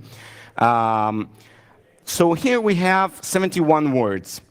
And if we look on the word function, it appears twice, meaning it appears in 3% of the cases. The word document appears once, and the word input appears never appears. So if we calculate the difference between the clear text occurrence, we calculate it as I showed you in the previous slide, and the actual occurrence, we can see the differences in red. So what do we do with these differences? So we feed them into a boosted decision tree. And this is very similar to the example that I gave you before. And then we just look on the differences between the specific word, how many times it appears, and then we can know whether the text is obfuscated or clear text. So I hope this is clear. This is just an example of decision tree with the different features. Every feature corresponds to a top word we extracted from the clear text JavaScripts. So it turned out that the performance of our model is pretty good. We were mainly interested in this case in false negatives and false positives. You can see that both of them are less than 1%. About that, this was the product requirement. And specifically, we wanted, so what's false negative in this case? False negative means that we are classifying some document as clear text, when in reality it is obfuscated, and false positive means we classify a document as obfuscated, where in reality it's clear text. So we were interested in a case where false negative rate is smaller than the false positive rate, and the meaning is, since remember, as you recall, as I said, it's related to maliciousness, so we do not want to flag cases where people would look and say, oh, in reality it's not obfuscated, so we don't want to, to increase the number of these cases. And the next question, we asked whether our approach is generalizable to additional languages. And it turns out that the answer is yes. So we looked on Python and PHP, for example. As I mentioned before, they are closer to, so the case for these languages, since they're server side, is that obfuscation and maliciousness are closely related to one another. And this is why in this cases it's even more interesting. And we got really good results. Of course, we trained these models on the specific data set that were chosen for these languages. So let me show you just a very, very short demo. This is the QR code you can scan. So we set up a website that you can use. It's publicly available with some version of our model. And you can just play with it and see what's going on. So if we take at this script as example. You can see it's non-obfuscated. Okay, so we can just take it. We can feed it into our model. This is, by the way, a live demo. So you can see that the model says that this is a clear text with probability 0.95, meaning the model is pretty certain. Here you can see sharp values. I don't have time to explain what they really are. They are just the significance of features that affected the decision. So in this case, you can see an example of 1 gram model, which is a model a bit different of what I described before. It's one of our models that we built during the development of this project. And if we take another example, just a quick one. So I took a piece of code and obfuscated it, so you can see that, I'm not sure you can see, unfortunately the window is a bit small here, but you have to trust me on that. So if we feed the code here,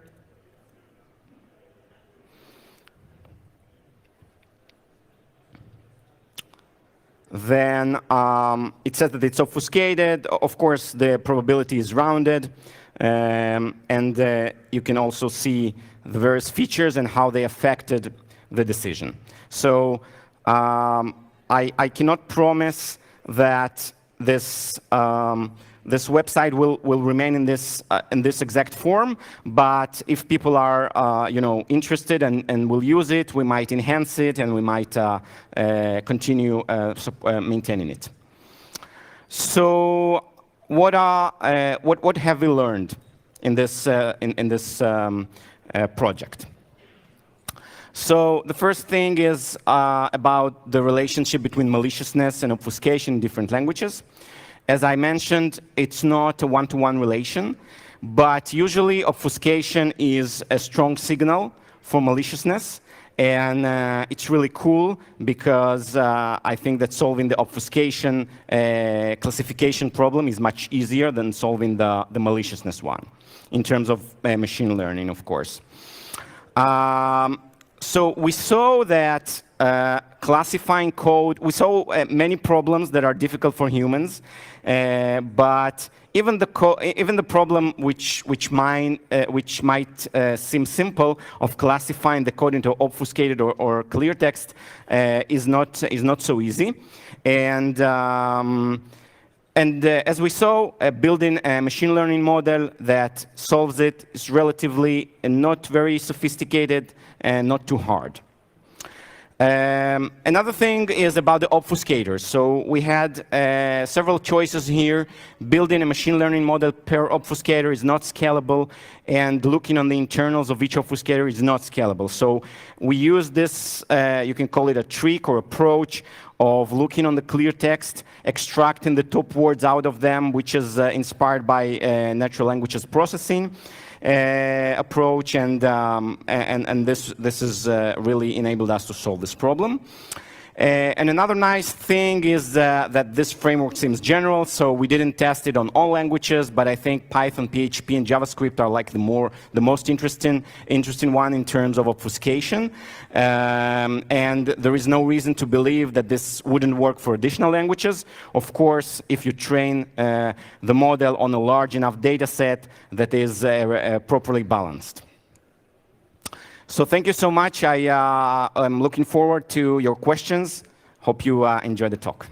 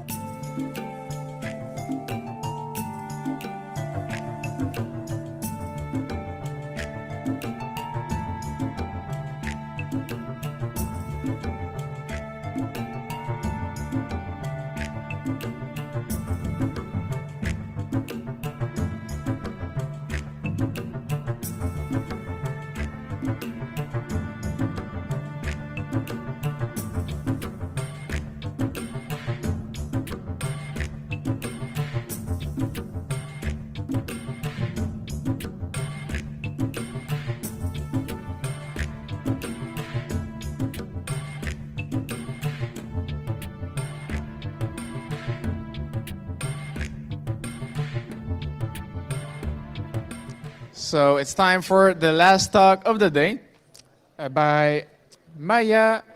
I forgot how to ask you how to pronounce your name.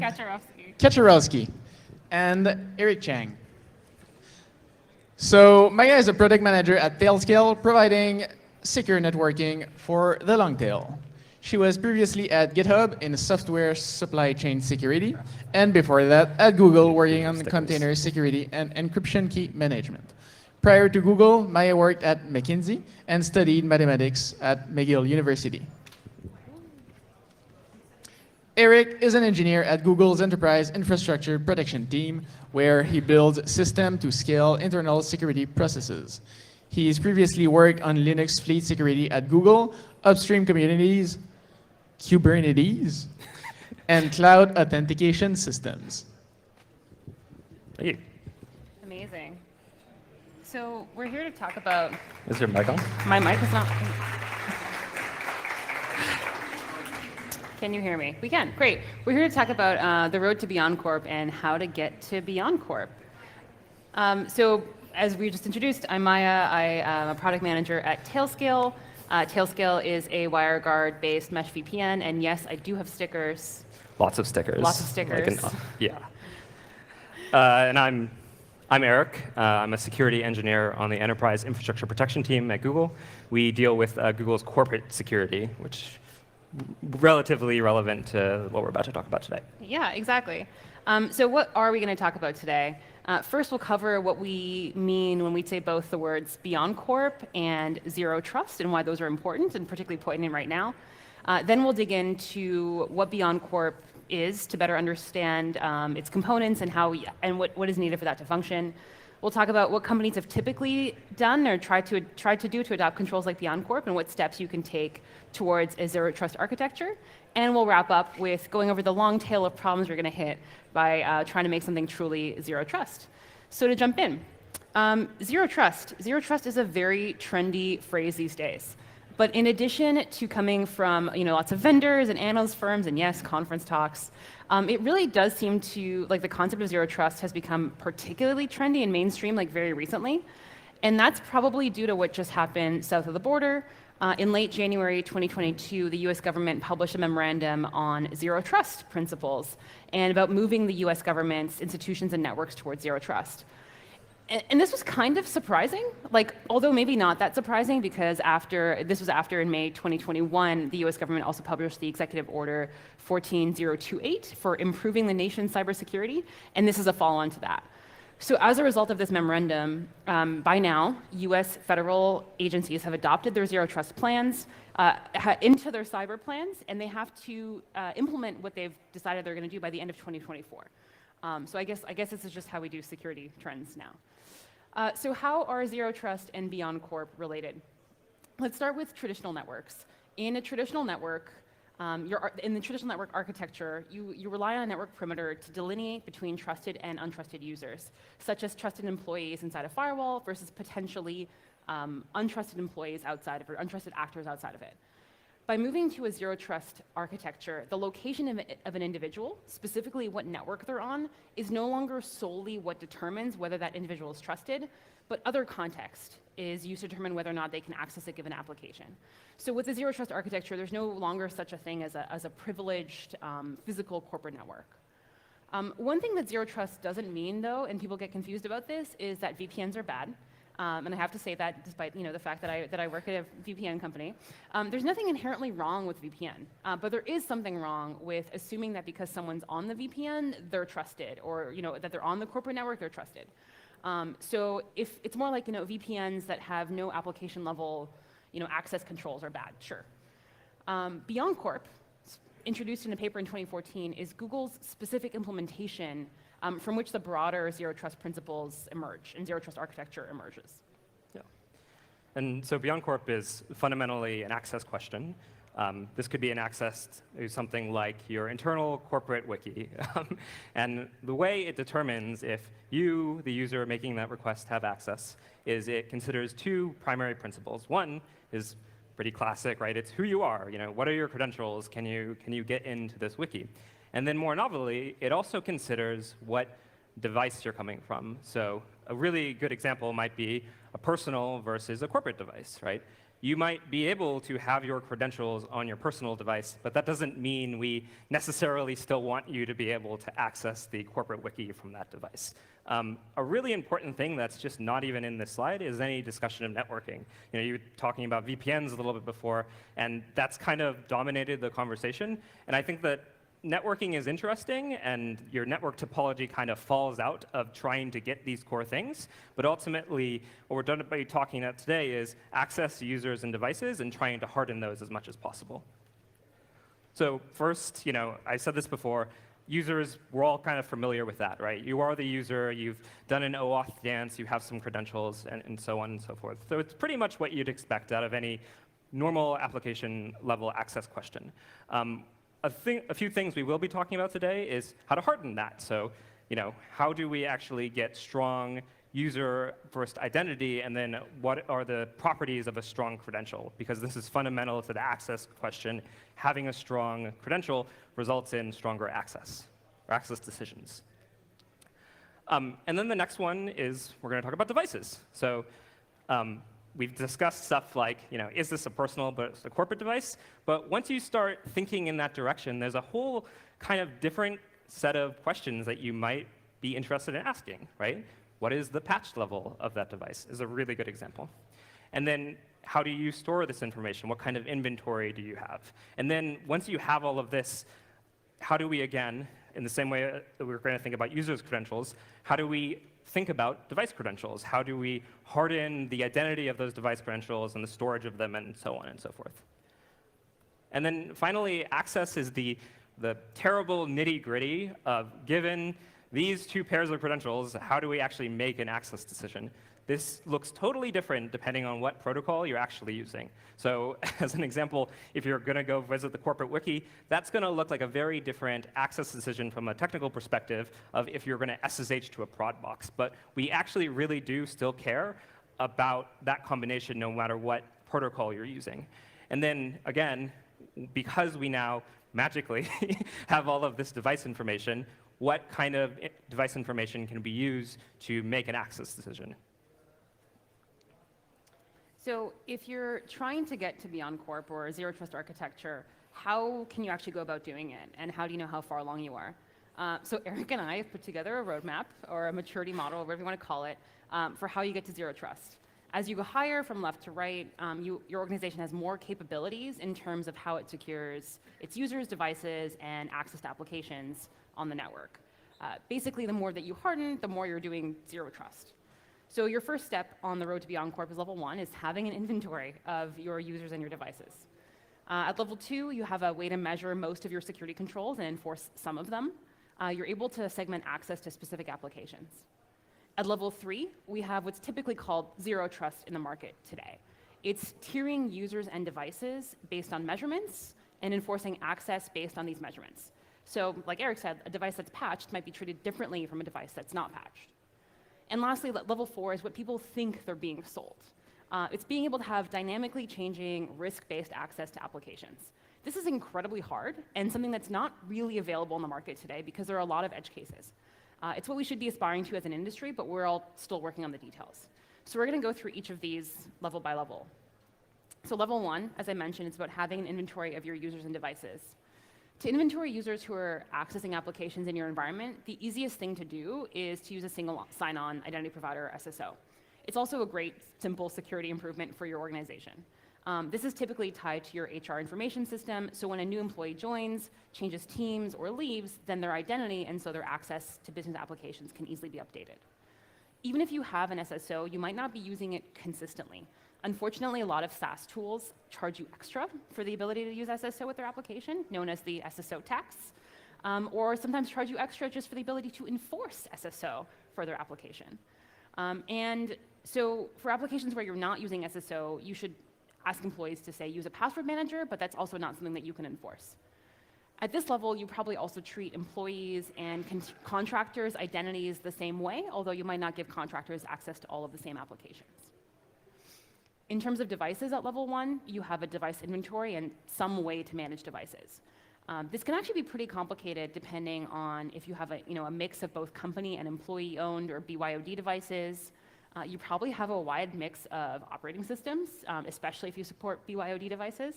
I think one of my colleagues runs his own OS. You might also support mobile devices, so that makes your life a little bit harder. So although your corporate policy might be to give employees, company-owned MacBooks, if you let them BYOD their own mobile devices, you've already added a ton of complexity to what you need to manage. In terms of keeping track of company-owned devices, you ideally have a device inventory of who you've bought what device for, though this is not necessarily more complex than a spreadsheet. And before you let a user connect to a network, then you might have some manual verification that that's actually the expected device. And then at level 1, in terms of access, it's that flat sort of traditional network, where if you're on the network, you're trusted, like a traditional VPN. You know and ideally can control what users and devices are on the network, given that you have these inventories, even if it's manual, but you're not segmenting users or devices any further. If you're only dealing with corporate devices and only self-hosted applications, then this, like having a VPN plus an SSO, is a pretty good initial set of tools to limit access to your internal applications. And now we're going to start talking about not just knowing and enumerating, but actually measuring and starting to ask questions from, I don't want to say our users, but our devices at the very least. So this is the slide where I just tell you to use security keys. There was a conversation this morning, hand wave. This is a conversation this morning about passwords and all of the terribleness, and I think the passwordless phrase got thrown out or something like that. Security keys are effectively unphishable from a browser context. You can go in the technical details of everything, but in terms of producing a good security control that ensures that the initial authentication of your users is strong, there is nothing that compares to just using WebAuthn-based solutions. So please, I think that's the whole slide, right? Just use security keys. Oh, wait. No, oh, yeah. And so then we also have things like user properties, right? So this is more classic, right? You want some sort of grouping system like Active Directory. You want a way to say the properties of a particular user. Are they an engineer? Are they an SRE? So on and so forth, because we're going to want to use that access information or for access decisions later. And then at level 2 for devices, we're going to start thinking about management of devices. Now, you can initially start talking about things like MDM solutions for mobile devices. But it doesn't actually need to be that complicated. I know plenty of people and plenty of organizations where it's like, yeah, we just have a script that we run, and it checks in occasionally. Or maybe they use something like Puppet. The ability to just say, ask your device what its patch level is, or say later on you might want to force it to update. Having those basic capabilities is fundamental, because if you don't, you just can't advance past this particular point.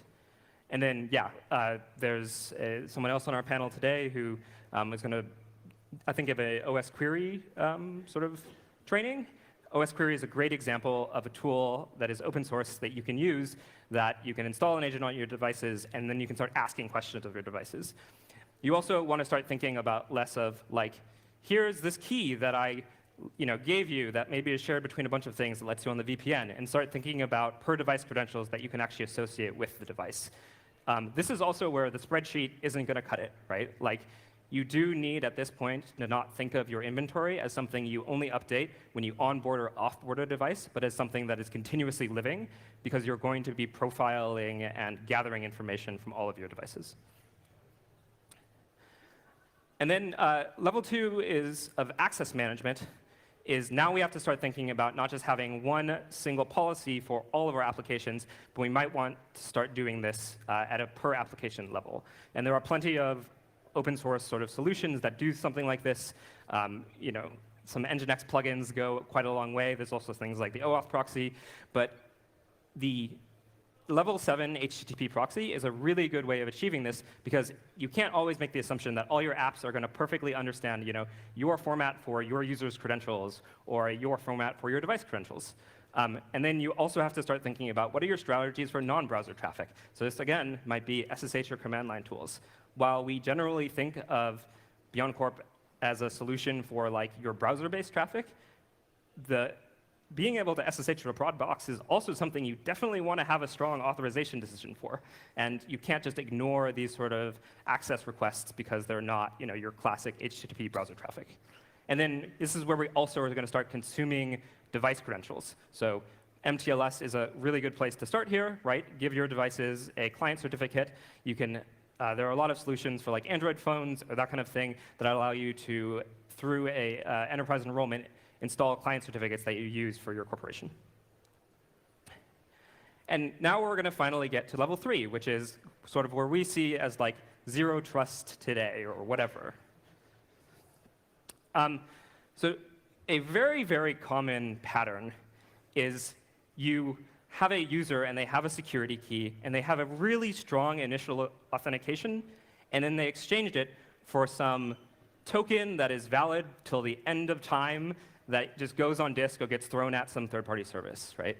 So IMAP is a great example, right? You have this strong initial authentication, and then this device just have a credential that can read the email forever. So the really important part of user authentication is not just to think about the initial authentication, but thinking about what are all of the other credentials that a user might have, right? Your SSH keys, your access tokens, so on and so forth, and thinking about time bounding those, right? If you have some initial login and you give somebody a cookie that lasts for 24 hours, that's great, but what other credentials have they also been able to grab from your institution? API access keys, another great example, where these things just live forever. What we found very useful is to take weak credentials. Maybe bearer tokens are problematic because you can't really hide the secret key, right? There's no secret key. You throw it at someone, you check it into GitHub, and it gets on the open internet.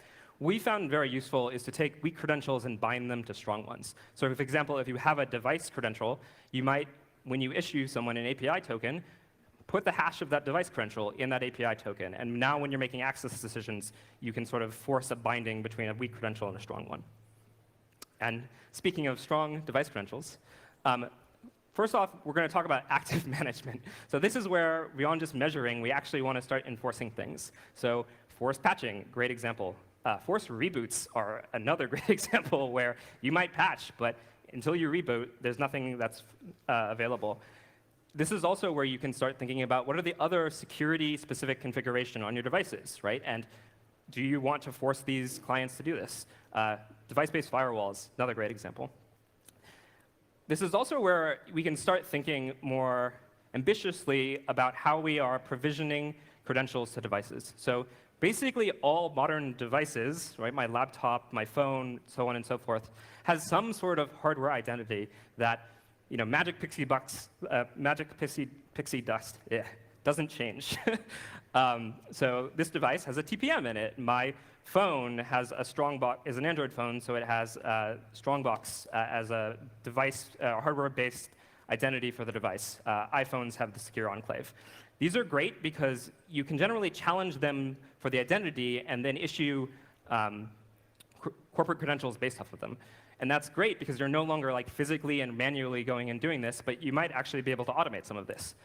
Also, all of these hardware-based identity mechanisms generally have the ability to store private keys. So now you're taking your MTLS certificate that just had a private key that was on disk, and you are able to back it by one of these hardware-based solutions, and now you have real strong confidence about when that device comes into my network that it is that device, and the request is coming from that device.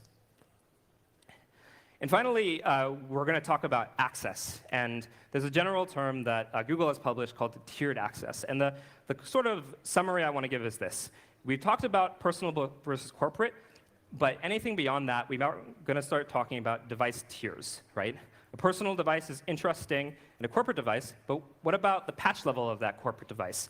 What about other security-relevant configuration? If it hasn't, taken up these particular things we've prescribed to it, do we want to continue to allow it access?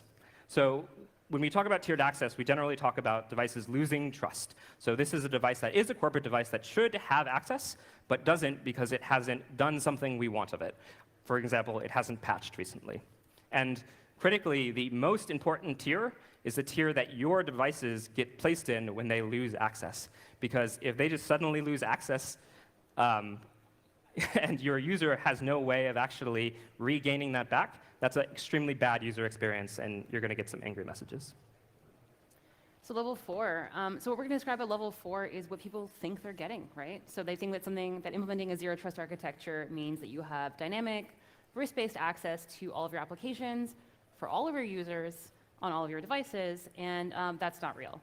That's not possible today. There's a long tail of things that are hard to get right or that are not yet solved for like a normal company to have a zero trust architecture. Specifically, there's a couple of things at the long tail that are hard. SaaS applications, truly risk-based access, device state, and just random network devices. So let's dig in. So this is a friend of ours, Matthew Garrett, who left Google to go work at a startup and realized, oh my God, all of the services my clients use are now hosted web services, and starts to think, how do I do zero trust there? And the reality is that this is really hard when you can't put a service behind a proxy. And I think based off the second tweet, Matthew's solution, which I think is a good, if unsatisfying one, is that oftentimes your SSO, that corporate SSO that you paid extra to get, now becomes the access point. So when you go and log in through this and get bounced to your SSO provider that's run by your corporation, it now needs to make intelligent decisions about when I issue you that SAML, I forget the assertion, or the OIDC token, what, does this device have a client certificate? Is it correctly patched? And do I want to now allow this to access the third-party SaaS app for some given amount of time? Yeah, and one workaround that I've heard, and I really don't like it, but it's a workaround, is to have them have the SaaS apps peer to your network, so that ingress traffic to the app is only coming from allow listed IP addresses that are presumably your corporate network. So an employee who's trying to access, Workday or Zenefits, whatever it happens to be, needs to pass their traffic through your corporate network, out the other end, to that third application. Some security teams like this because they want to inspect the traffic or enforce certain things on that traffic, but it is kind of shitty for the user, right? It's like much slower. Anyways. So in addition to being slow, there's a couple of security downsides that are not great. This is completely a step backwards in time, right? Like you're going back to having a flat network, and you're saying that anyone who's on the network can access these SaaS applications, which is not what we're trying to do. It requires a SaaS app to have this functionality. Not every SaaS application lets you have IP allow listing to a set of IPs. And you probably also want a way to correlate audit logs from the SaaS app to your audit logs to know who's actually accessing the application and what they're doing. And you also don't necessarily have fixed IPs, right? Your network changes, you migrate data centers, or more likely you're using a cloud provider, and then you're allow listing like all of Google's public IPs or all of Amazon's public IPs, and that's not really closed anymore to anything. That's like you've allow listed like a lot of the internet to talk to your internal applications. So relying on IP trust isn't the best way to deal with SaaS apps either. And I think the temptation with tiers is to have a lot of them. Yeah. People want to do this. They want to say, more than just you have, privileged access plus some middle ground plus no access. And this slide is sort of one of my friends who used to work in Mozilla was working on some of the ways in which they were going to allow individual applications to prescribe what the requirements are for their own service. So there's two main things that you hit. One is that every service now has to be aware of what tier level it accepts. This gets really messy when you think about things that also might have different levels of tier. A bug system is a great example where some of these might be extra restricted. Additionally, the more you measure, particularly from operating systems, the more you realize that everything is broken and filled with, held together with duct tape. The version number changed, and suddenly all these people lost their access. These type of things happen regularly because ultimately, OSPury is cool, but the operating system vendors should be providing us that information in a way that isn't going to break because somebody tweaked, a string. And then I put this in basically all of my slides as well. This is the NSA taking over a Cisco router and doing God knows what to it. State is great until your device starts lying to you, right? Hey, I'm patched and I'm cool and you can let me in. The reality is that there are device state attestation mechanisms. We talked about stuff like TPMs. They work really well for closed ecosystems, right? iPhones are pretty good at detecting if they're jailbroken or not. For when you get into more open ecosystems like Microsoft, where they have to support all of these random devices, I've looked at TPM event logs, and I have no idea, like, is this thing hacked or is it not? Because to know that information, you'd have to work with 1 or 2 or 3 vendors just to get the right hashes, as an example. And the last challenge we're going to talk about is random network devices. Some devices, like thinking of you printers, are just a pain to deal with and manage on your network the same way. I'm still not talking about the production network, still talking about the corporate network. It has a lot of devices. Printers don't have secure boot. Printers, can't be managed by MDMs. The easiest way for you to set up your printer is with a fixed IP address, and then scan your LAN to find your printer, and then use it. But I can't. It's still a device on the network, and I still want to be able to verify and manage access to it in the same way, but I can't. This comes up more in brownfield than in greenfield deployments, because maybe if you're at a startup, you can just, if you're trying to adopt a zero trust model, you can just not have printers. But existing legacy networks will have a harder time with dealing with these random other devices. So then, kind of waving a magic wand and looking at, ignoring those challenges we just talked about, if you could have level 4, what would that be? There would be a decent way to manage users and user access to SaaS applications and correlate logs for when users access those applications. Probably there's only 2 okay partial solutions today. One is to host everything yourself, which is not super realistic, but you do see becoming more and more common with like larger infrastructure tools that offer on-prem solutions.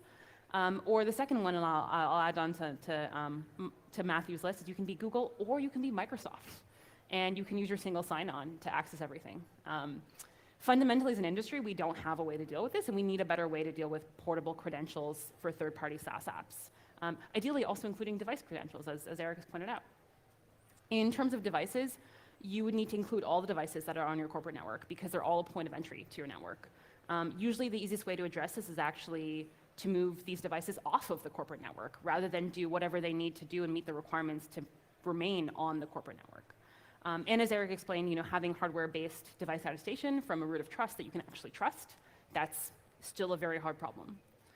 And lastly, with all that info, making real-time decisions that aren't just rule-based, but that change based on what you know about the user device quickly enough that the user doesn't notice or get frustrated. And so that's it, right? But as you've learned, that's not exactly easy. So to recap what we talked about today, we proposed different capabilities on your roadmap to adopting a zero trust architecture that looks a little bit like Google's BeyondCorp. At level 1, you are treating the VPN as an access control point for the applications on your network. You can enumerate users and devices. You're using an SSO to inventory users, and you have a manual way to list devices. And these are table stakes IT and security capabilities. At level 2, you have per service authorization. For example, by using a proxy. You can measure most and enforce some security controls. You have a VPN for your network, an MDM to track and manage your devices, and your users use SSO and MFA, ideally security keys. This is where most security-focused enterprises are today. At level 3, you're all in on what the market calls zero trust architecture, and you've maybe even bought a solution that builds itself that way. What you can do is enforce tiered access to applications based on device characteristics. And level 4 is what many people aspire to, but no one has yet to fully achieve. You want to be able to dynamically enforce risk-based access to applications. And there's a long list of user, device, and access issues, such as SaaS apps, that are very hard to get right today. I think the wrong takeaway from this talk is to look at this list and say, I'm going to do a check mark and get to level X, right? BeyondCorp is never really done. It's more the friends you make along the way, right? Like, we're friends. You want to be focusing on these core pillars. And that's not a VPN. It's users, devices, and the way you combine those 2 pieces of information to determine their access. And that, in and of itself, brings a huge wealth of security benefits, regardless of what level you're at or if you ever claim that you've accomplished BeyondCorp. And that's it. Thanks so much for joining us, and drop questions in the Slido.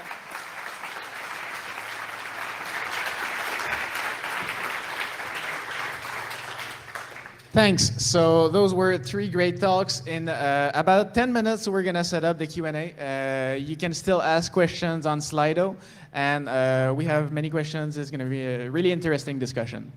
Stay tuned.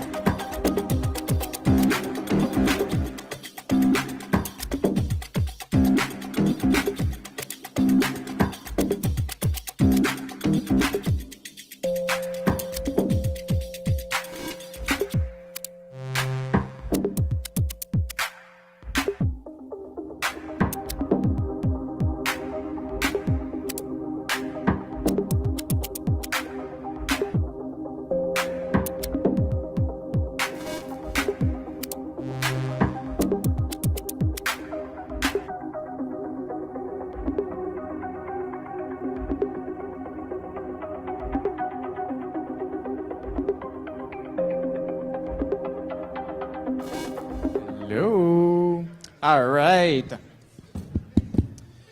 So, welcome to the Q&A. We have 30 minutes of questions, and we have a lot of them. So, I won't go into too much of an introduction, but I'll still introduce Guillaume, who was doing the workshop on the Fleet and OS Query. So, Guillaume is the head of security at Fleet Device Management, the company behind the open source fleet management platform for managing and using OS Query. While he prefers working in startups, he's been working in security forever in organizations of all types, and prefers working at the bright side of things and things that work instead of repeating 30-year-old best practices that never have. All right, so the first question, the most upvoted, is, I think, mostly for Caspian. What is the impact on mental health of accumulating incident response, and what can be done to better handle it? That's a great question. So it kind of depends on what the level of incident response people are working at and how often they're dealing with it. But in a lot of cases, your first incident's going to be stressful. If you're dealing with a lot of incidents, it's going to be stressful. And sometimes you're going to see things that you absolutely do not want to see, hear things you don't want to hear, and experiencing things that you won't want to be there for. So I think the mental health impacts can be kind of high, and it's important both for employers and people running security teams and managers to understand that the folks that they're putting on the line to do this actually do, experience that, and to have that awareness and have that support in place when it's possible. All right, thanks. Any tips for capturing momentum after an incident to get better practices in place? So like post-incident. Oh my God, are these all for me? I feel really special right now. Yeah, a couple. One, post-incident, basically take what you've learned from the incident. It's going to make a huge difference if you can say, okay, let's not waste this incident. Let's learn something, and let's build from there. And in terms of capturing momentum from the teams, it also kind of goes back to a mental health thing, right? You've basically got knocked down. You have to get up again. Oh wait, that wasn't. Yeah, I was going to go on with the song, but it's not a great situation, and a lot of times, you can use the incident as a rallying point for people. But I think the most important point is to not point fingers. To not turn this into a situation where, yeah, so and so is responsible for this, so they should, they should get fired or demoted or whatever. That's not something you should ever do in these situations. Yeah, and I think the blue teams in general, we have a reputation of pointing fingers that maybe we shouldn't be doing, or maybe we don't do it, but I think people external to the security people, they see security as pointing fingers, and it's bad for the business or the industry as a whole. Yeah, and I think, so I've worked with Guillaume in the past in a really fun role at a former employer, and I've heard a lot of his stories of kind of losing it and getting angry, but being positive. And I think that's actually kind of important in these situations. Be angry at the incident, not at the individual. I think to add on to some of what you were saying about, not blaming a particular person or et cetera, Google has a culture on SREs of blameless postmortems after an incident happens. Yeah. And I think as much as possible that also applies to security. Something bad happens, document what you should have done instead. There's something that's critical that you absolutely have to go fix. Yeah. And it's not someone's fault that, I don't know, the alert system failed or whatever, right? There's nothing that'll get a proof of concept built faster than some terrible all hands on deck security something happening, right? I wouldn't point to specific things, but over the past few years, you could imagine those moments where it's everybody stop what you're doing, we're working on this one thing. Those are often times where you end up getting to proof of concept the things that you wanted to all along, and suddenly it's running on every machine, and you're like, okay, maybe we could do more of that. And that's a much easier place when you've kind of proven that out of panic more than anything. And then going from the proof of concept to actually implementing correctly is another topic, but it's really complicated as well.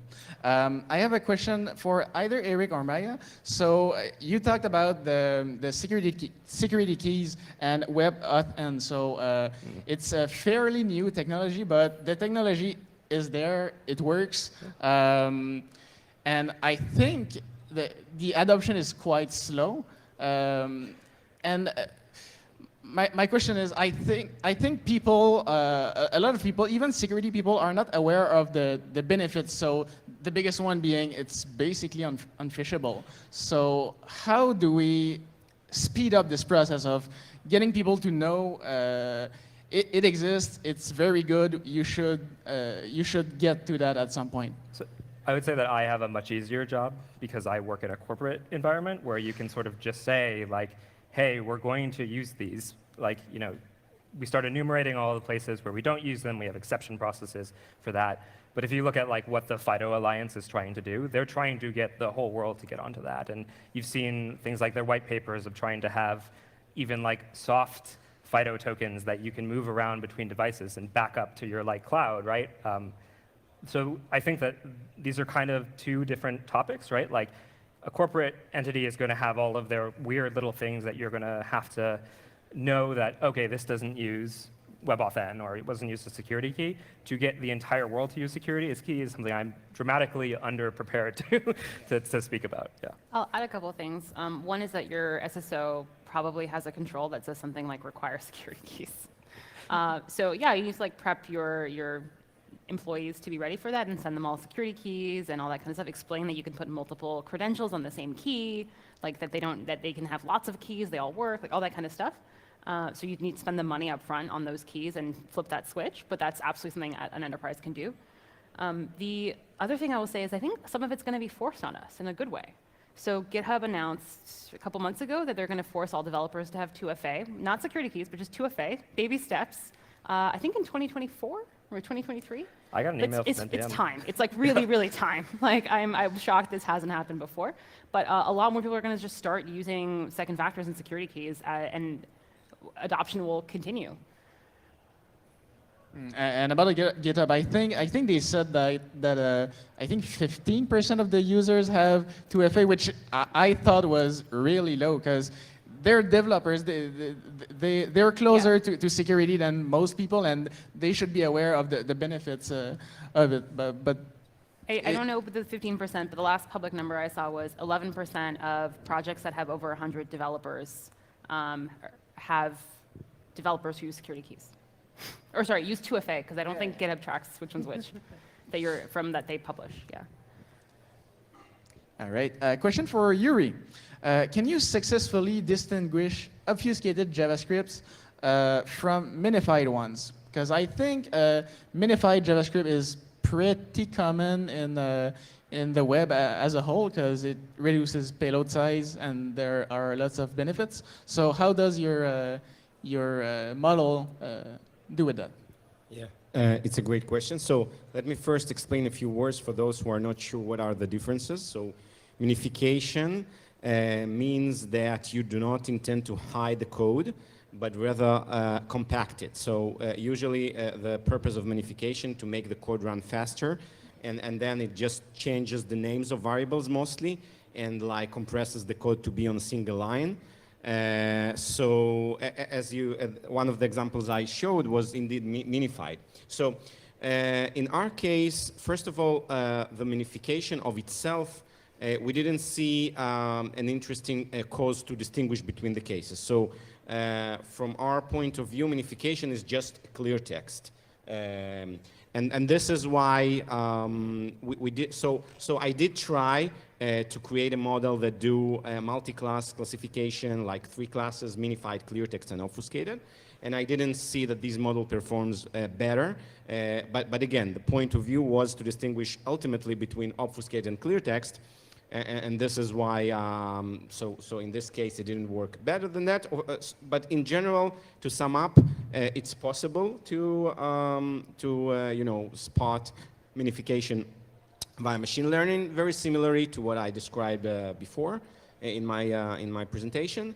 And if you really want to, then just use a minifier, create the data set as you like, and just run a similar model, and I guess it will work.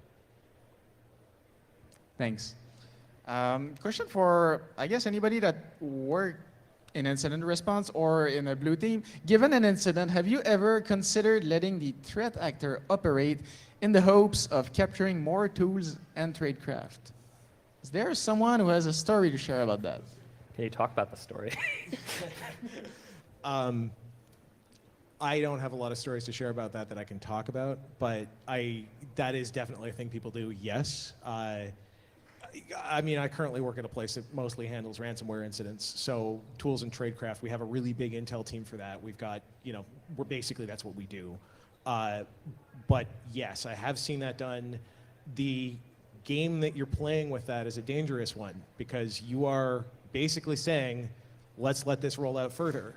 And you're doing that hopefully with legal oversight because there are a lot of questions that are going to be asked after the fact if you basically let any threat actor wander around in your network and start messing with things.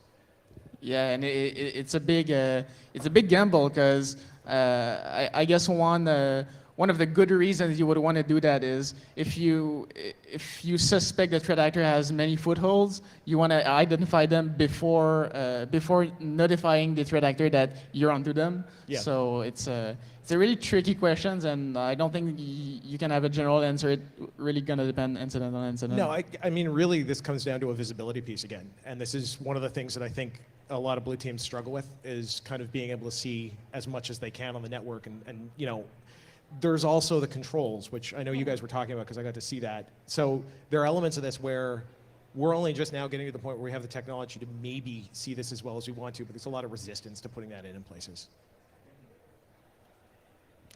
All right. Question for Guillaume. At what size of company does something like OS Query and Fleet, I guess, start to make sense?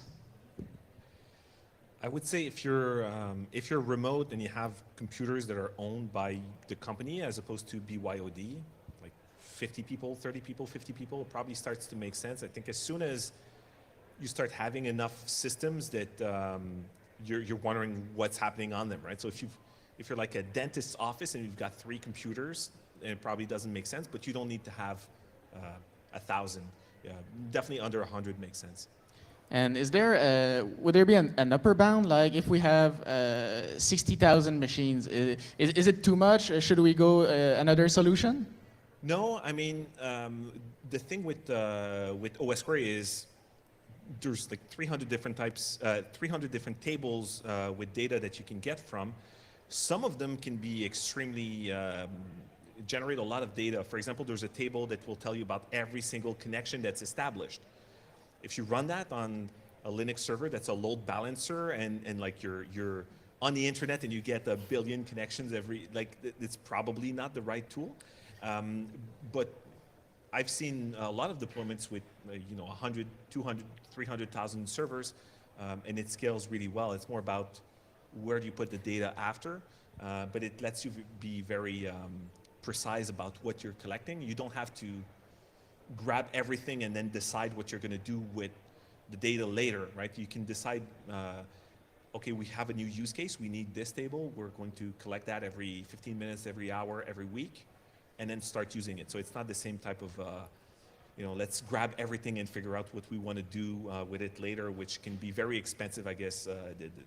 Whoever sells a license based on how much you can index or sells hard drives loves that model, but we don't think that's the right model in most cases, especially if it's a big environment. All right, thanks. Maya or Eric, I guess, what level of logging do you think should be in place for each level of zero trust? So I guess this references risk-based access. I mean, I don't know exactly where, but like I think a lot of what we were trying to explain in the talk is that this is so complicated, and like logging, when you talk about logging, is not one thing, right? Like device logging, endpoint, with like stuff like, and you have stuff like OS Query, which is kind of logging, but kind of not.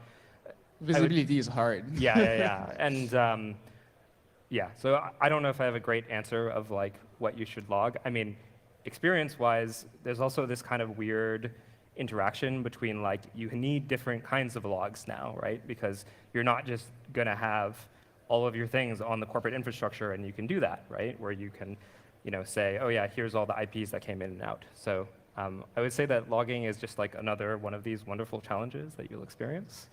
And is not really a good answer. I mean, log everything, I think is the answer. I mean, is it Caspian, is there an incident response where you had too many logs? Like, Yes, yeah, absolutely. And the thing is, like, I will always say log everything. Like, it is, we have too many logs sometimes. That takes us a little bit of time. There are really good data engineering tools. There are really good databases for this stuff. So if you've got the right tooling in place, it's not a problem. I have been in places where, you know, I keep making this joke about grep. Like, I've done it. It sucks, and it takes a long time. But too many logs operationally is a problem. Too many logs in terms of an investigation never is. There's no such thing as too much evidence. grep is the best tool ever. I also say too, like, logging on traffic on the network is maybe a little less interesting than, like, I have an application proxy and it knows exactly who is connecting and what device they're coming from. And so, you know, I don't think it's a matter of like more logging or less logging. It's like sometimes you just get better quality logs out of these kind of solutions too. I will add on to that. I feel like a lot of people have built these like proxies or load balancer proxies, whatever they happen to be. And they're like, wow, now that all my traffic goes through here, I'm gonna do all kinds of other stuff to it too. And you're like, that wasn't the point. Like, you can solve that problem in other ways. It's harder, but that's not, you solved the problem in the same way because you already had somewhere to put the logging. I mean, if what you really need at the end of the day is going to be some sort of audit log of like, this user accessed this application at this time and did these things. And there's lots of ways to do that. It happens to be easy with a proxy, but there's lots of ways to do that. For Yuri, have you found that a lot of non-malicious JavaScript is obfuscated for intellectual property reasons? So do you have like numbers or something?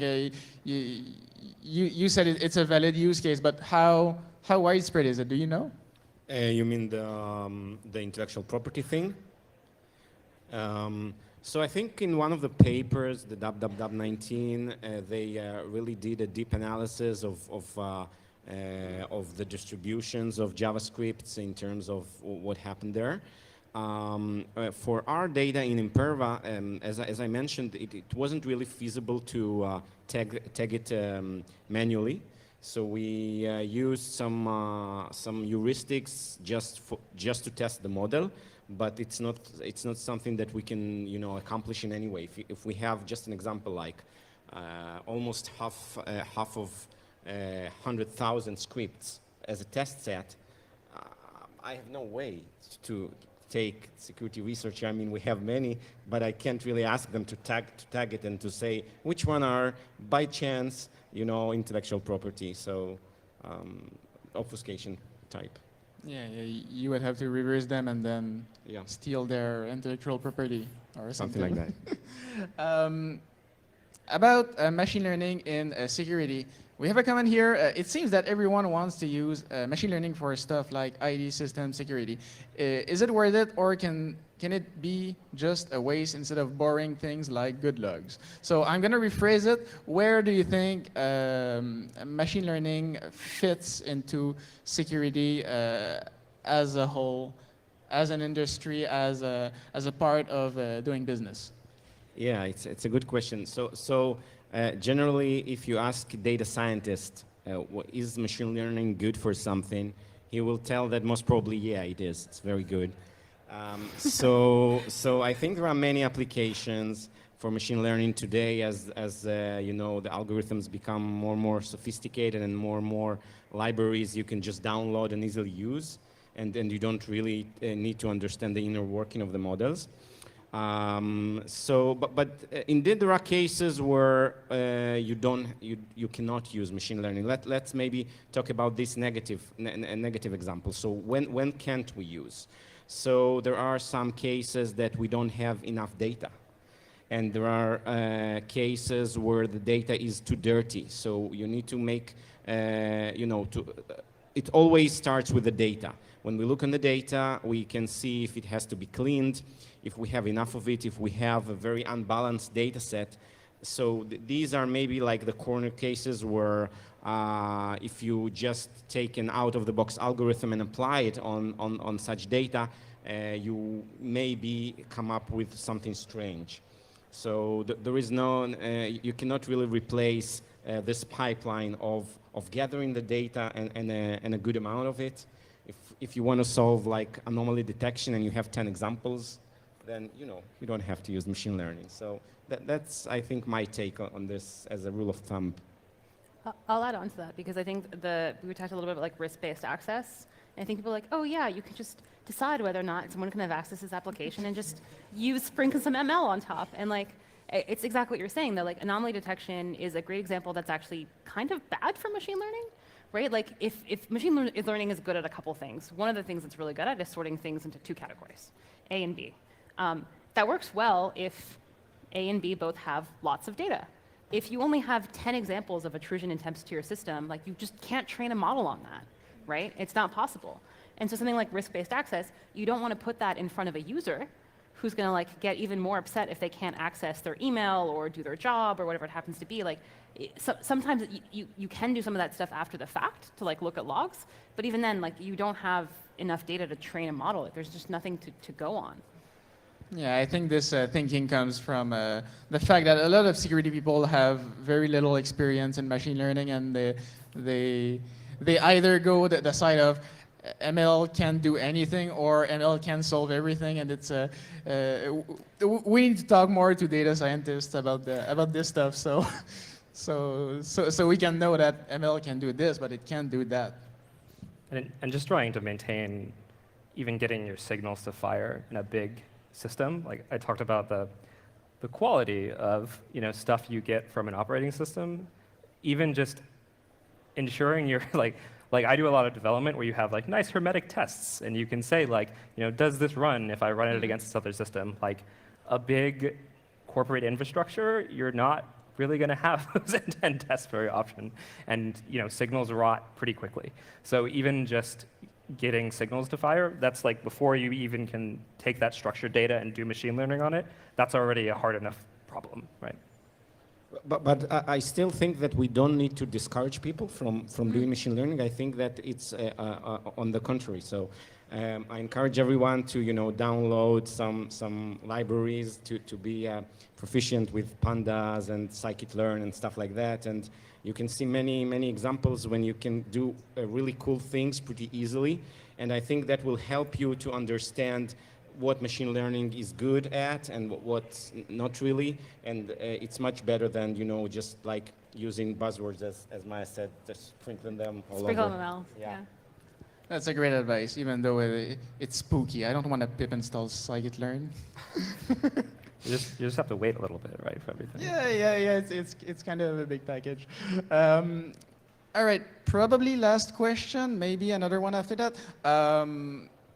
I need to ask, because I saw on Twitter 2 weeks ago interview questions for a SOC analyst role, and the interview questions were like, you see on the Windows event log, event ID 48624, what do you do? What does this indicate? Or you see error code Windows 11701, what is it? And I thought this was really and bad. you didn't know what these things mean? Oh, come on. Yeah. I've been working 2 years in a SOC, and I would Google these questions. Actually, if someone asked me this in an interview for this role, I would probably walk away from the interview. So I have actually asked that in interviews, but it's usually what's your favorite event code? Not, you see this and then what do you do? Because it's not fun to put people on the spot. And I think I didn't mention it was for a junior analyst role. So, yeah. So my question would be, for blue team roles, what would be or analysis role or IR roles, stuff that requires analysis and deep technical knowledge sometimes? What would be your good interview questions? I love that you're all looking at me now. What's your favorite event code? 4624, really, honestly, it's, yeah. I'm going to stall and give you all some time. So a couple things that are bad with that interview question is it tests specific knowledge that someone has to already know, which is bullshit. It doesn't show that the employer is like willing to train you on the job or like help you learn anything, again, which is bullshit. And like the only, like we literally went to trivia, I don't know, 2 weeks ago, and one of the trivia categories, this is EFF trivia, so like take that with a grain of salt. One of the categories was like CLI commands for deprecated systems. And like I think our team got every question, but that was embarrassing. And I contributed nothing to that, absolutely nothing to that. Anyways, so I've stalled. Now you have some interview questions. Well, to me, it's more about the process that someone's going to follow to get more information, right? So, okay, so what would you do if you saw that? Like, even if you told me, well, I'm going to Google the event codes, because Right. obviously that's what someone's going to do. That's a good answer, but then maybe I'll tell you what the event code means. Where are you going to find more information about that? And then I feel like even questions around networking sometimes can be useful, just to know if someone has like a decent understanding of how networks work. It doesn't have to be like, oh, calculate the subnet of whatever, you've got 3 seconds. That doesn't really matter. Here's an IP packet. What's the checksum? Yeah, exactly. But it's more about just like the basics, and then you're curious, and your process for getting down to finding it is good. Like troubleshooting is the same thing, right? Like if you just want to troubleshoot something, you need to eliminate theories until you get to what's the thing that's broken. And when you're investigating, it's pretty similar. So to me, I'd rather hire someone with less experience that seems to know how to look for things and come up with theories and look at that, than someone who can recite Windows event IDs by heart. I also say that. Oh, sorry. You know what? I actually.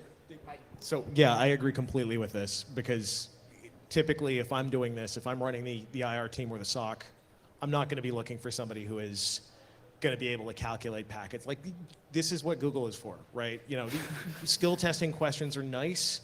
Process is more interesting. So don't be able to answer things by heart, but understand how you're working. I would also say, as someone who does a lot of interviews for my employer, like this sounds like advice that you'd be giving to like somebody who's newer, but like we've read your resume, like we know about what level you're supposed to be. We've assigned someone to you who like knows a little bit about that domain, so they're like there to have a conversation with you. So I think the biggest advice for that is just like, if you put something on your resume, please be ready to talk about it, because weirdly that's like how we determine how we're going to have a conversation with you, to figure out all these things of like, okay, here's what you know, but like, are you interested in this, or are you clever if like we give you these 2 pieces of information and you know something about this domain, like, can you put that together? And yeah, in one of my first interview for an internship when I was in university, someone asked me about a personal project I put on my resume, and I was like, Pikachu face surprised. And I was glad I was ready to talk about it, but I didn't expect someone to ask questions about all the aspects of my resume. But it makes sense once you're used to interviews. So this is all the time that we have. So thanks everyone for the great Q&A session, and we'll see you tomorrow.